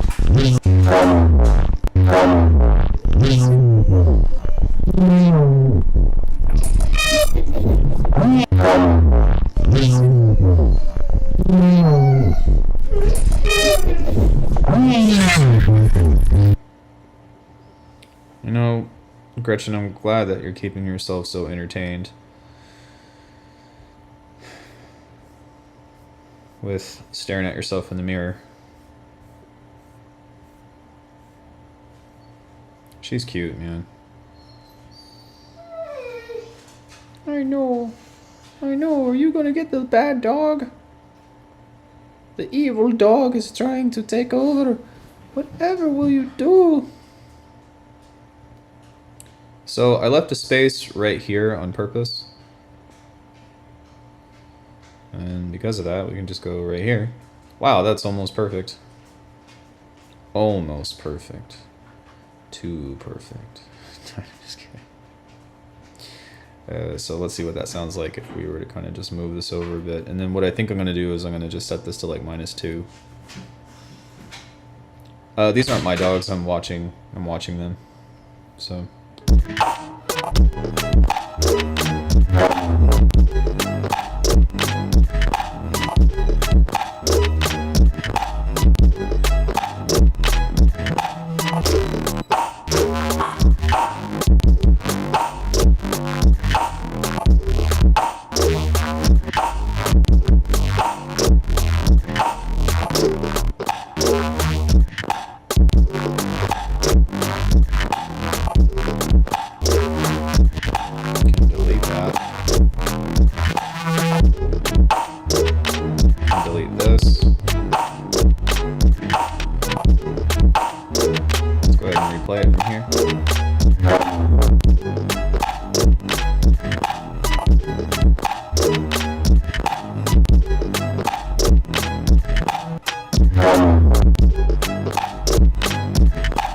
Where are those hats?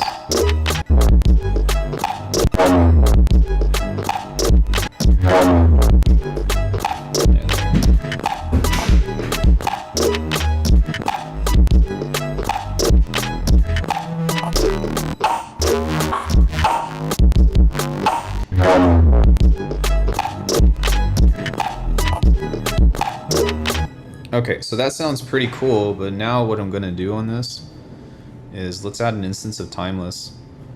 I'm really just like, I'm digging timeless, man. This is such a fucking cool thing.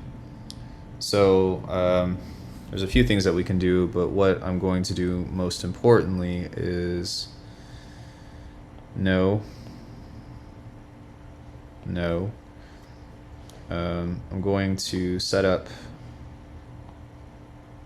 this guy right here with some bells. Kind of like so. I just need more real estate.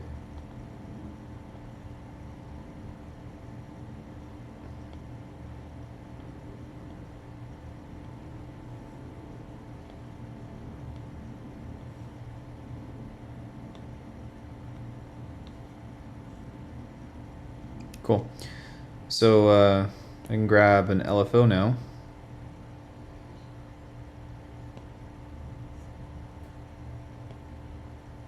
And set it to all of these guys. Oh shit, no. I needed an envelope follower. Envelope generator. 1, 2, 3, 4. Pull that there. Pull the drive up. Let's see what that does.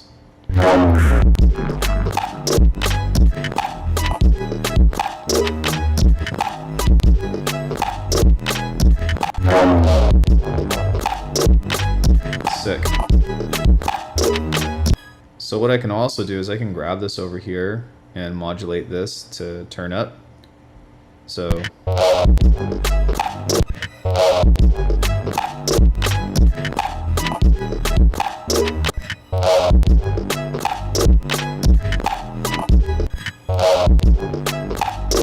maybe not all the way. Cool.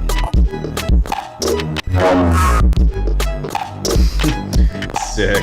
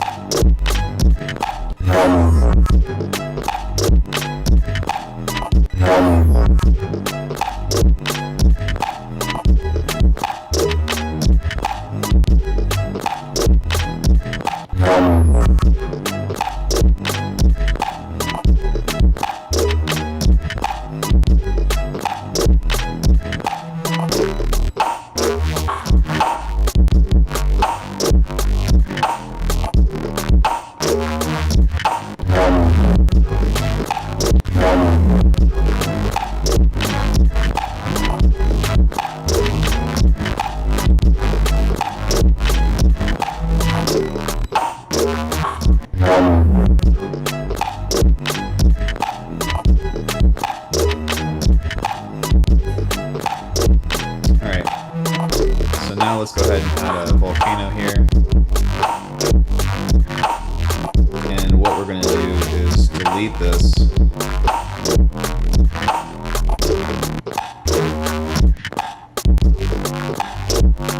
Delete that.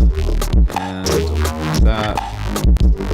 Same thing here, we're just going to grab an envelope follower. It'd be nice if there was like a global or something, but then again, I don't think that's actually what I want to do here. So, we'll pull this up. This goes up. This goes down. This goes up. This goes down. Let's see what that sounds like.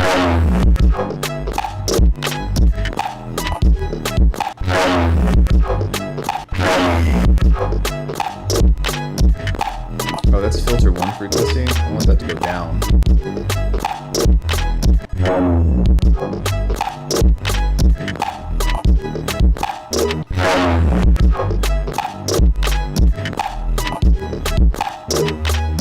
Plus 2. Oh, that's way too far.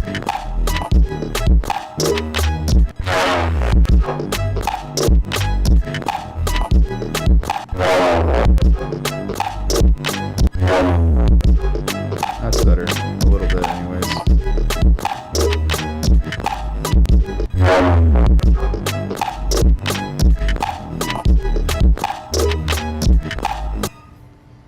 It's an OT. Actually, let's not do that.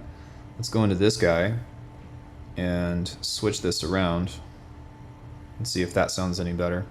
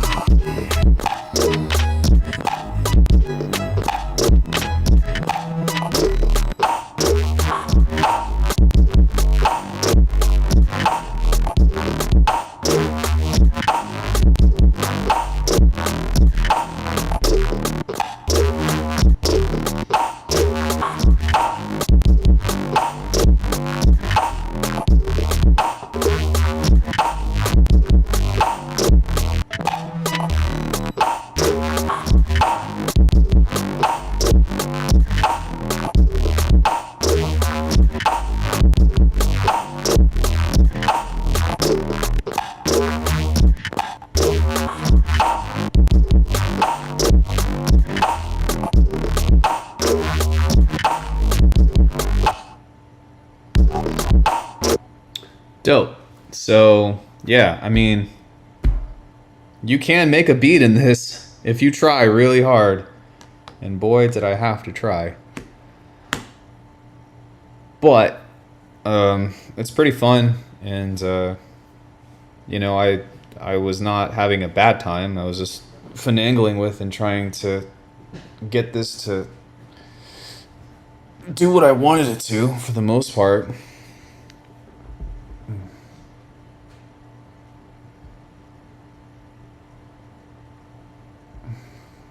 1 second.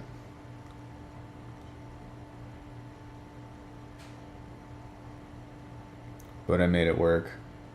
I did make it work. And really, like, for the most part, the sound design isn't really the issue. It's really just the arrangement workflow. And I wanted to do this because I wanted to give an actual perspective on, like, here's what it's like as a bass producer to try to make bass music on this thing. And it is tedious as fuck. And I would also say that, like, I took one of the highest challenges that you could possibly do, which is, like, utmost resampling, make one loop or, like, one mud pie of sounds and craft everything from there. You know, if you were to, in theory, right, and this is like a very poor and very, like, non-optimal way to do this, but if you were to actually just not do what I did and get yourself some good kicks and some good snares and get yourself into some bases that are already in audio and get to the chopping board there, then yeah, absolutely, you can. Who's to say that you don't get an actual synthesizer that can make kicks and snares and stuff, right? But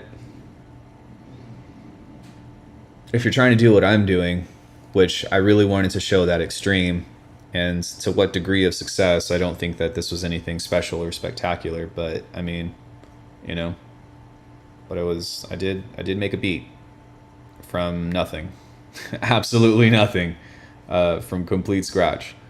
And it's a shitty beat. It's by no means a defining moment for making stuff or making anything really even interesting. But I do hope that they improve on the audio workflow for this, because I think that's the biggest holdup for making this stuff work. You know, I do love that you can like bounce in place and whatnot, but just the way that it treats the audio, the way that you have to slice.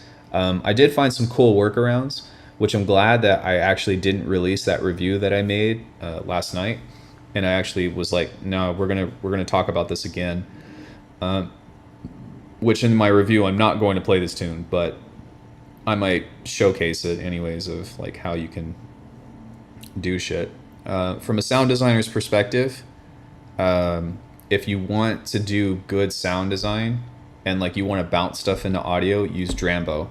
And then maybe once you have some loops that you're comfortable with cutting up and like not having to go crazy in sound design and stuff, then it might be good. But the reason why this might even push you to be used in the first place is because Drambo doesn't have audio support. So you can't put audio files inside of Drambo without it becoming a slicer, or sorry, like a sampler or something. So I feel like I need that interface, right? If you guys see the way that I work in Bitwig, you know that like I'm like print to audio, get it to rolling sampler, start cutting that up, find something timbral, whatever, and then mix and match. But I guarantee you, from doing it this way, whenever I go back to Bitwig, I'm gonna fly, because this, yeah.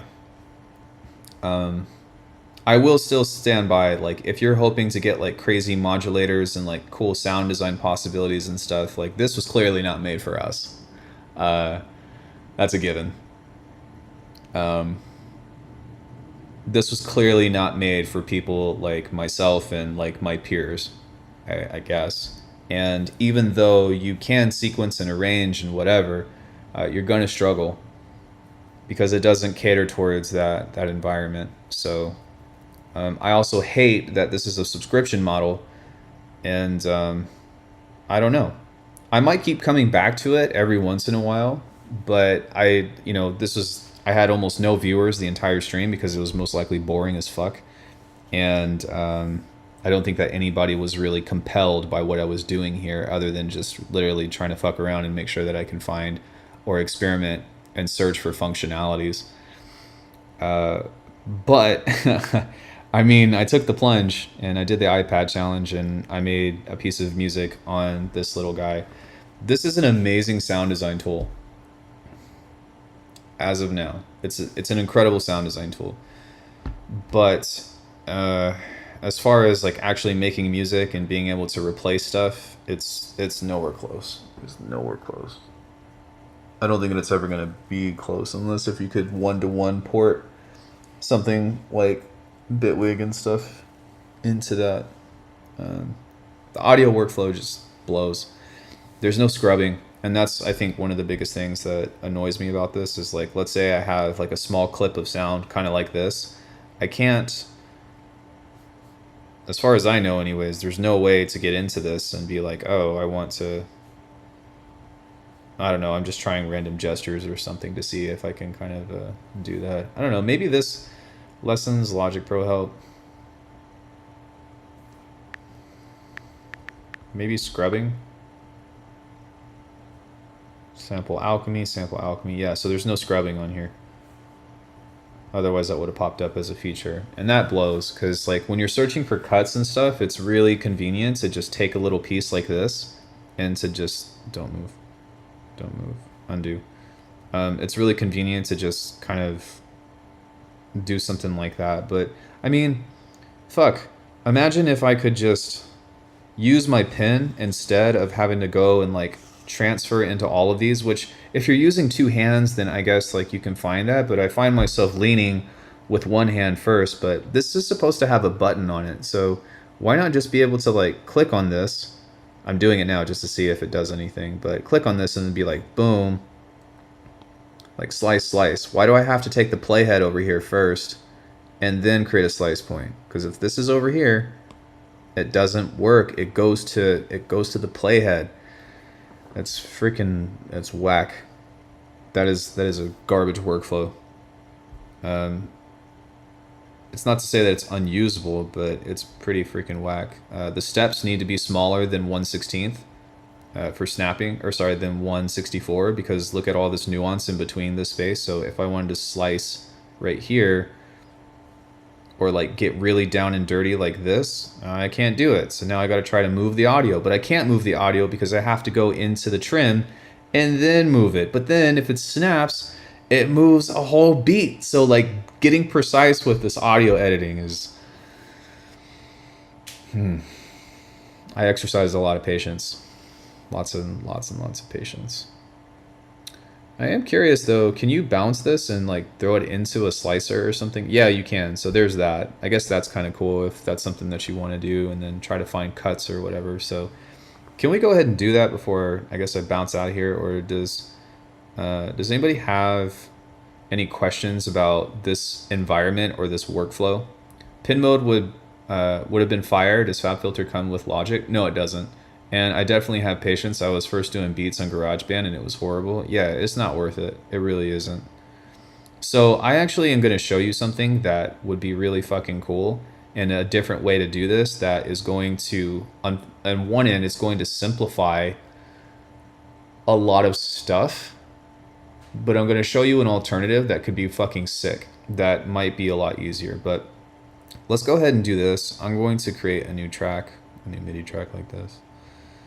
And I will always move you. Do do do. And let's get rid of this.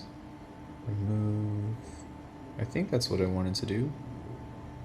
Drag a header. Drag to a header or drum pad.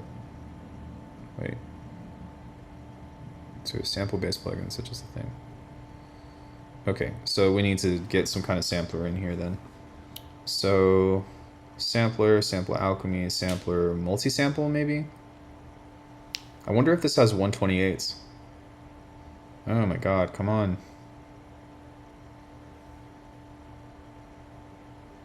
I don't understand. What, does this have to go to the other playhead? Maybe. So looking for you can load presets for this plugin, but parameter editing is only available when using Logic Pro for Mac. Okay.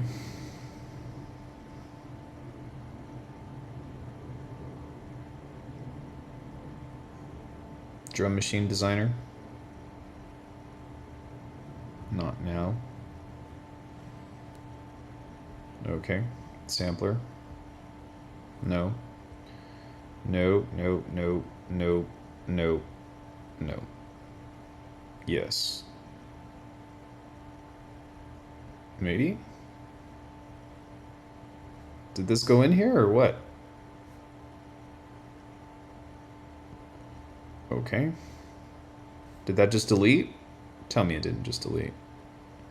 Yeah, whatever. Yeah, I think pin mode has a lot of potential. Like, even if it just has one button, right? Like, if you can just do, like, you know, there's several different gestures that you could use. So if you just do a quick click or something, right, then that could activate a different tool. If you do long press, if you do double click, if you do triple click, or, you know what I'm saying? Like, that's like 5 different gestures that you can put into the pin mode. And obviously, like, the Apple Pencil is something that is really focused and meant to be integrated within this workflow. So it's just like, fuck, man. To me, Logic felt very uninspiring and clumsy. The UI is like a bad puzzle, and the menus are too slow, and many basic functions are hidden behind too many menus. No, I 100% agree. Absolutely. You're absolutely right. I do not disagree with that whatsoever. I thankfully I don't have to exercise my luck anymore because I already got through it. Like I did the thing, but at the same time, like yeah, I slogged through it, man. It was rough.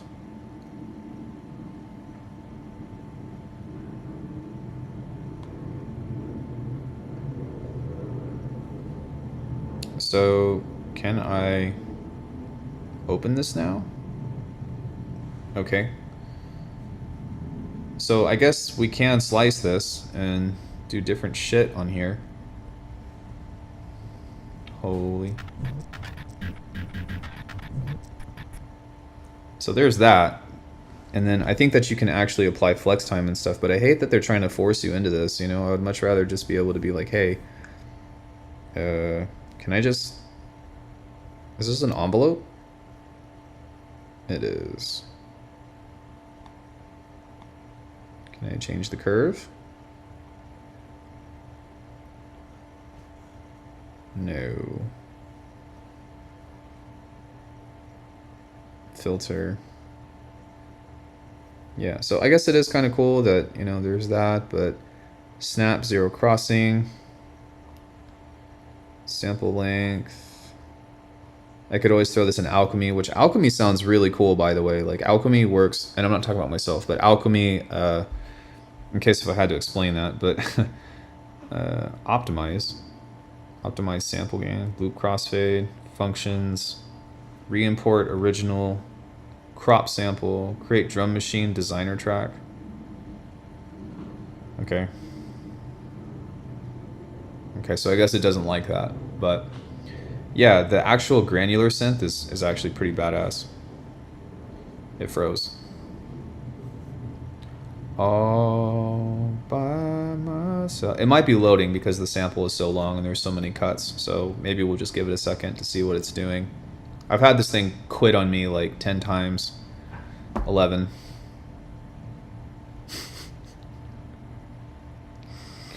Oh, man. You know, I will say though, like, it, yeah, regardless, it has been fun. It has been fun to just try to figure this out. Drag a sample or a loop here. Let's try that one more time.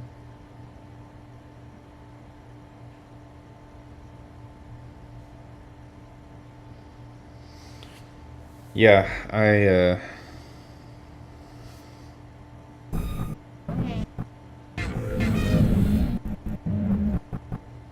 can I turn the velocity down?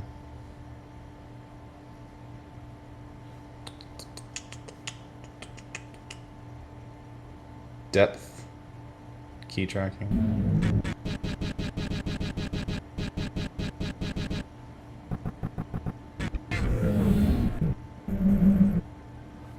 Drum pads, maybe.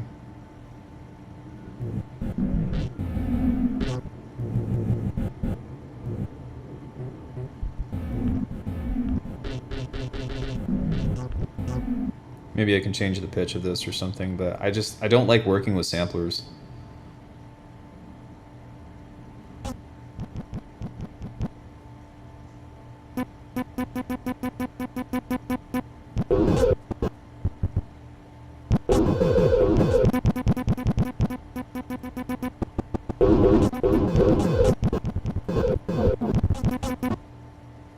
Alright, so let me show you all something that I think will actually be useful to you if you're trying to do exactly what I did, but in a much more simple way. What we're going to do is we're going to pull up Koala Sampler, and I'm going to go New, Discard Changes, and I'm going to go into Import Audio. Sorry, I'm not going to do that. I'm going to go back to Koala Sampler and go Load. I'm not going to do that either. Samples, add location. There we go. And we're going to go into our sample folder. We're going to go into Neurobase. These might be too big. Yeah, it looks like these are too big. But even still, that's kind of odd. Okay. So what I'm going to do is instead go and reference something that I did in Logic. So let's say you're designing stuff in Logic. Sorry. Let me find where this is. Template 2. Is it this one? No. Template 2. And what we can do with this, because there's a bunch of shit on here, is right, stuff like that. So we're going to go onto the track here, and we're actually going to go into Koala Sampler. And I'm going to open this up. I'm going to set this to monitor. I'm going to set this to record. I'm just going to let it play out.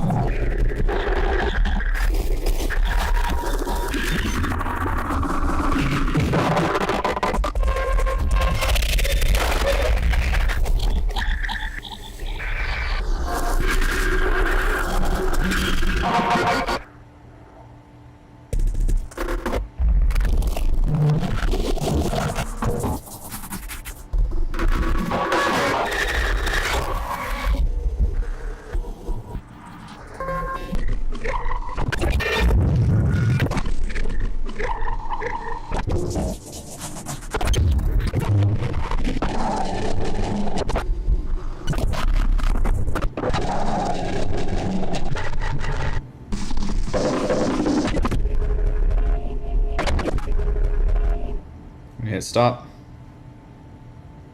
Now what I'm going to do is I'm going to save this. Save as PyBeat. Okay. Now we can leave this. All these things, whatever. Let's open up Koala Sampler. And the same exact thing that I did from before. Let's go into, wait, load. Recent. Import song. Maybe on my iPad. Koala. Sampler. So where did that save? I guess that would be the next thing to figure out, because I thought that I saved that as a patch or as a kit, maybe, perhaps. So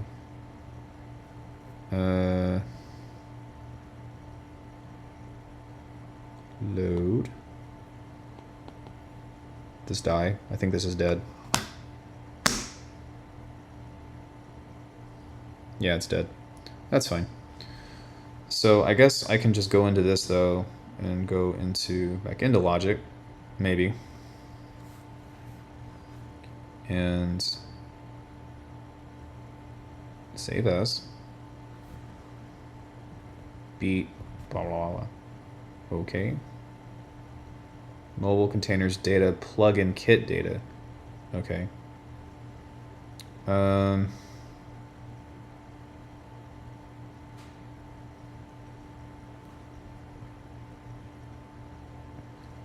There we go. So on my iPad, we can save this here, go into songs, and move that. Let's try that now.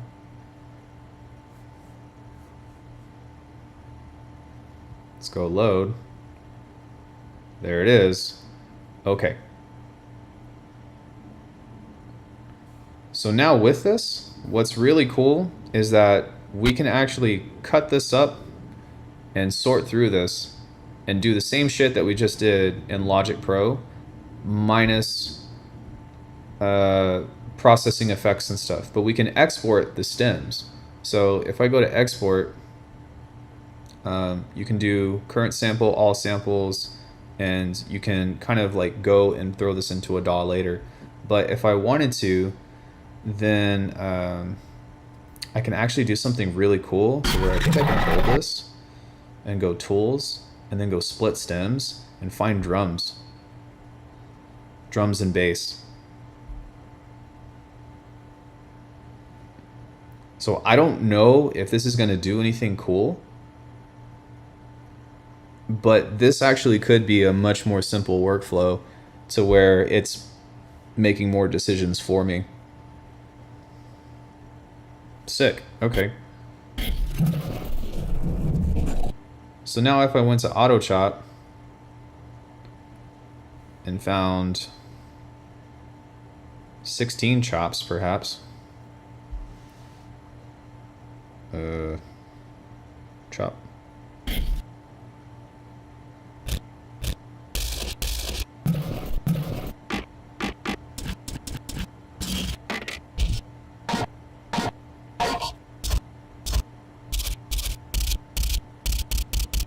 Okay, awesome. So what this means is that from this and from this resample, I can actually create sequences so much faster on this because all I have to do is create like a kick out of this.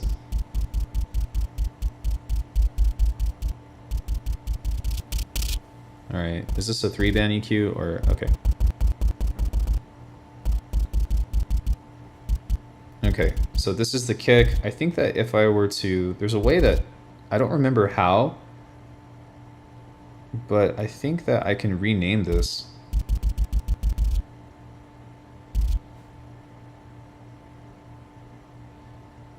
Add location.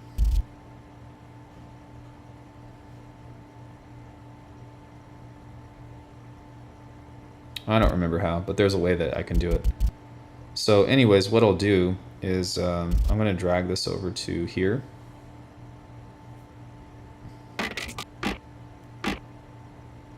And I'm going to drag this here. Let's find a hat.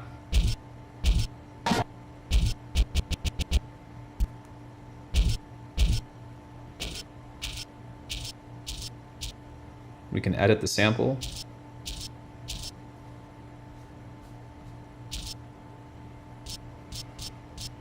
Let's drag it over here. And now we can stretch this maybe into a repitch or something, into 2 beats.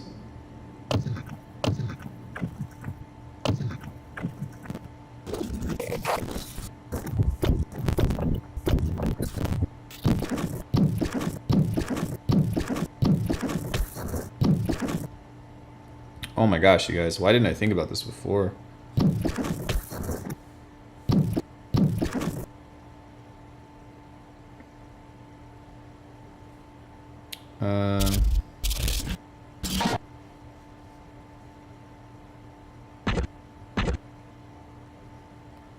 So now what I can do with this is, hold on, let me get out of here.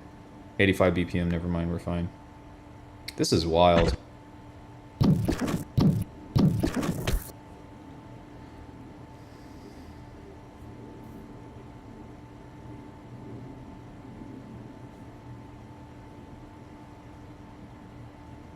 Alright, I'm not sure how to edit the length. There we go. So it's not quite as intuitive as, you know, the piano roll over here, but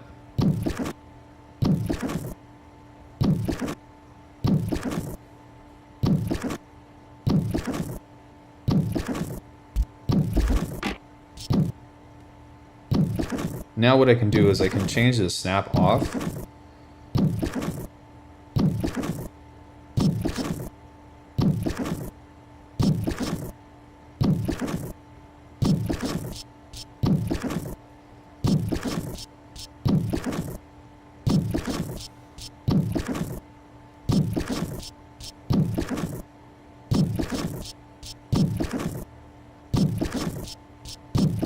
And then there's a way to paste this, I just don't know how. But even then, if I started with 2 bars, it's not that big of a deal.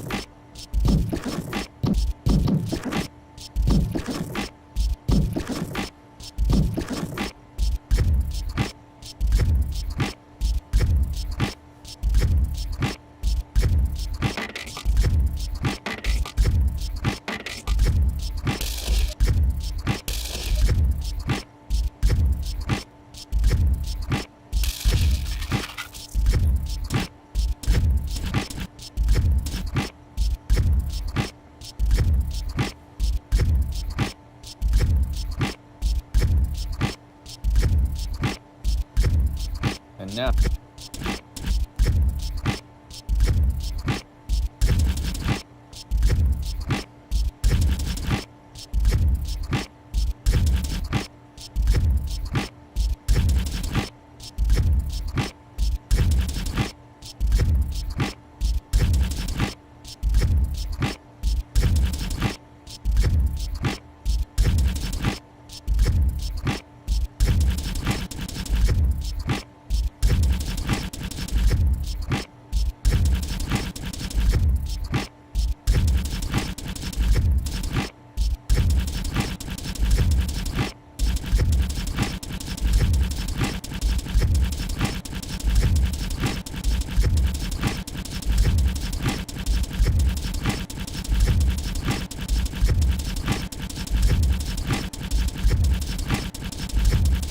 How do I change the velocity on here?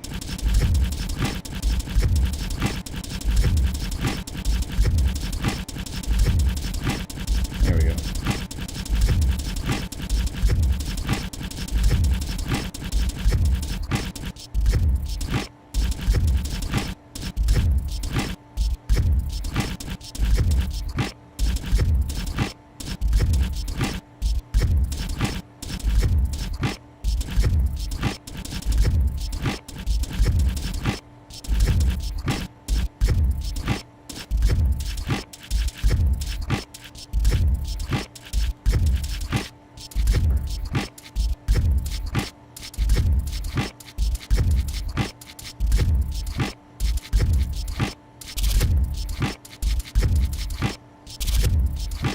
Sick.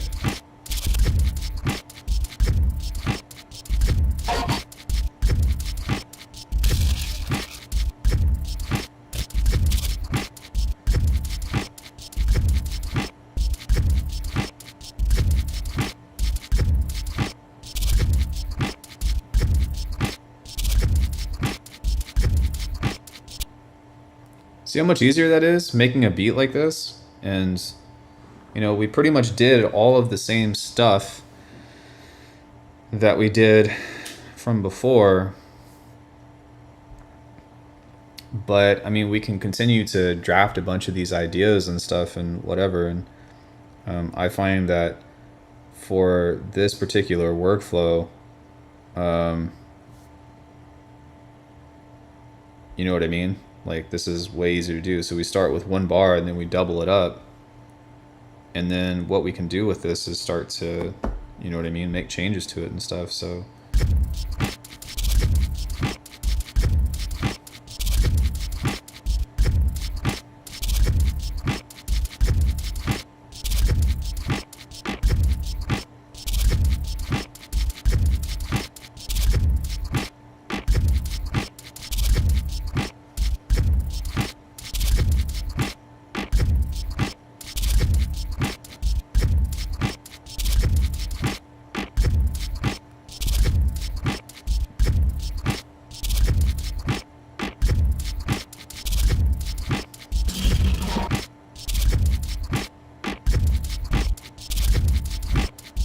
now.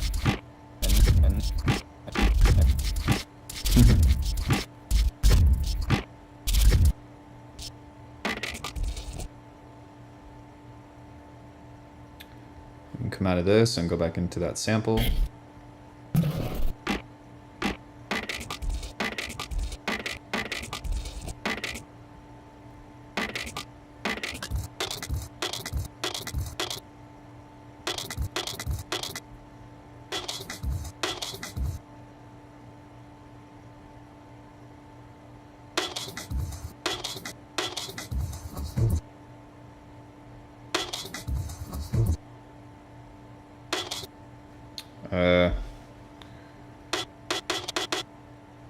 Why are my stretch options not on here?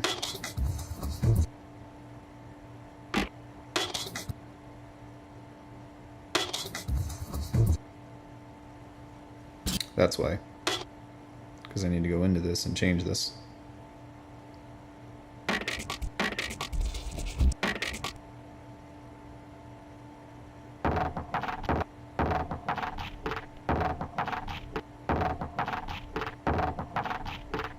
That's fucking sick.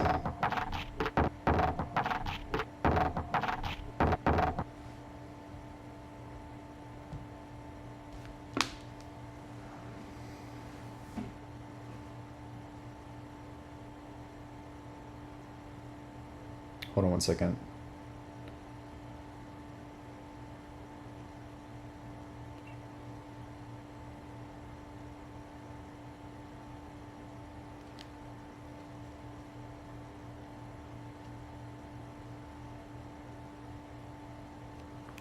So, yeah, I'm kind of curious if, kind of curious what that's going to look like.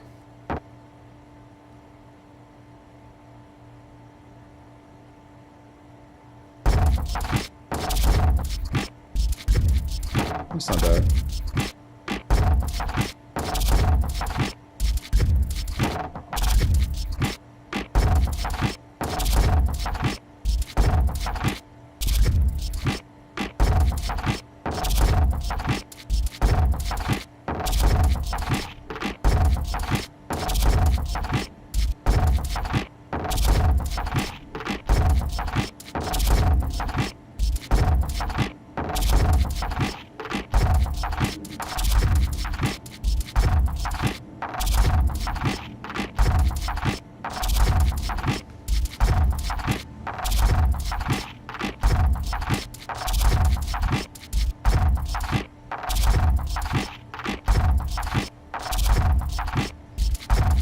So now,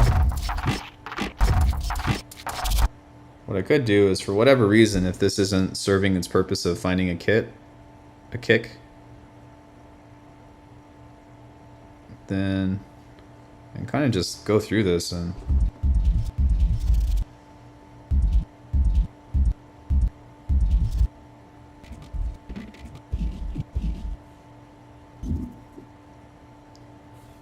let's just figure it out.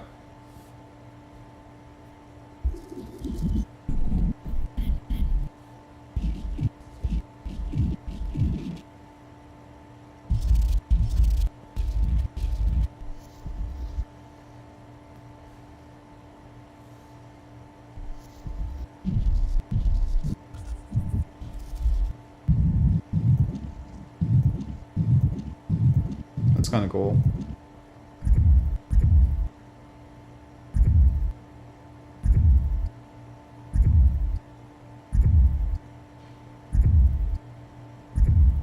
I've been live for like 4.5 hours, not that long.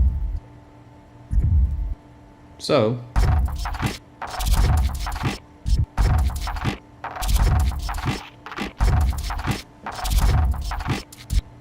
from there, what I can do is I can export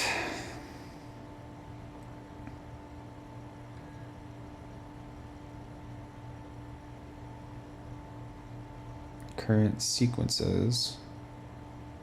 I think I can do that, right? All samples, cancel, export, current sequence, stems. Well, there you go. So now I could just send that to myself and be like, okay, well, here's a starting point, and send that to myself. And now I can open that up in Bitwig. Wow, that's so much fucking easier. This is what this is what I would recommend doing as a starting point, because once you have that, then you can go into your computer here and just do that. But instead of trying to like cut up audio and stuff, I think that the best case scenario is to do that. But what I'm curious about now is whether or not how do you say, is can I do this in Drambo? So I'm just going to make this very simple, but what I'm going to do is I'm just going to grab a wavetable oscillator and just go ADSR. Now I'm going to grab Koala, audio unit instrument processor. Probably as a processor, right? Yeah. Okay.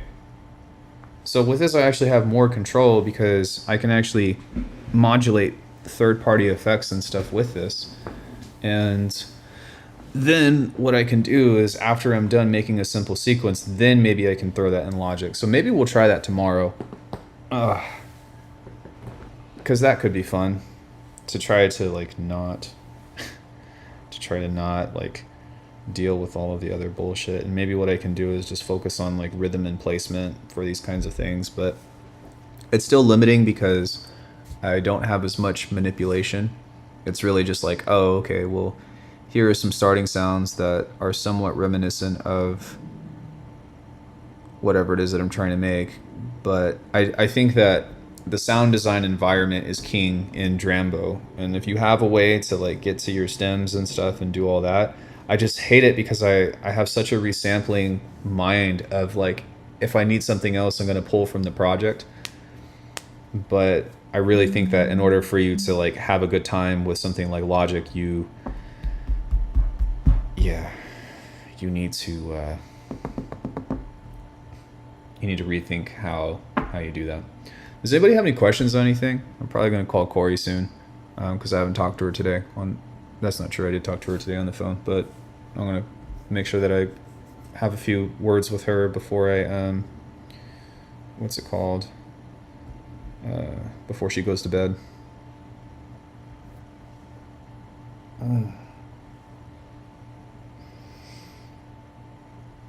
But yeah.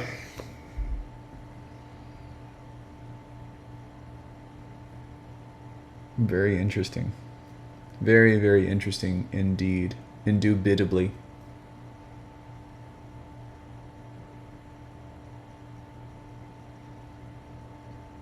No? Nobody? Nobody? Oh, there's only one other person in here. Okay. Well, much love. Whoever's in here that hung out with me for the duration of this stream, thanks so much. I guess this wasn't really an interesting stream, so I know that Logic Pro for iPad is not the business. So maybe tomorrow we'll get back to doing some stuff. Maybe I'll start by making some kind of destructive pie in this, and then go into whatever it is that I'm doing in Bitwig. But yeah, hopefully this is, for research sake, interesting or useful to people that are wondering what the experience is like of trying to actually make fucking music on Logic Pro. So yeah, thanks everybody. Would love if you liked the video. Check out alchemy.com, and I'll hit you all up later, or I'll see you tomorrow. I'm making pies right now. Yeah, that could be. I think that the koala sampler approach is not a bad take. So give that a try. But peace, brother. Have a good one. I'll be back tomorrow. Bye, everybody.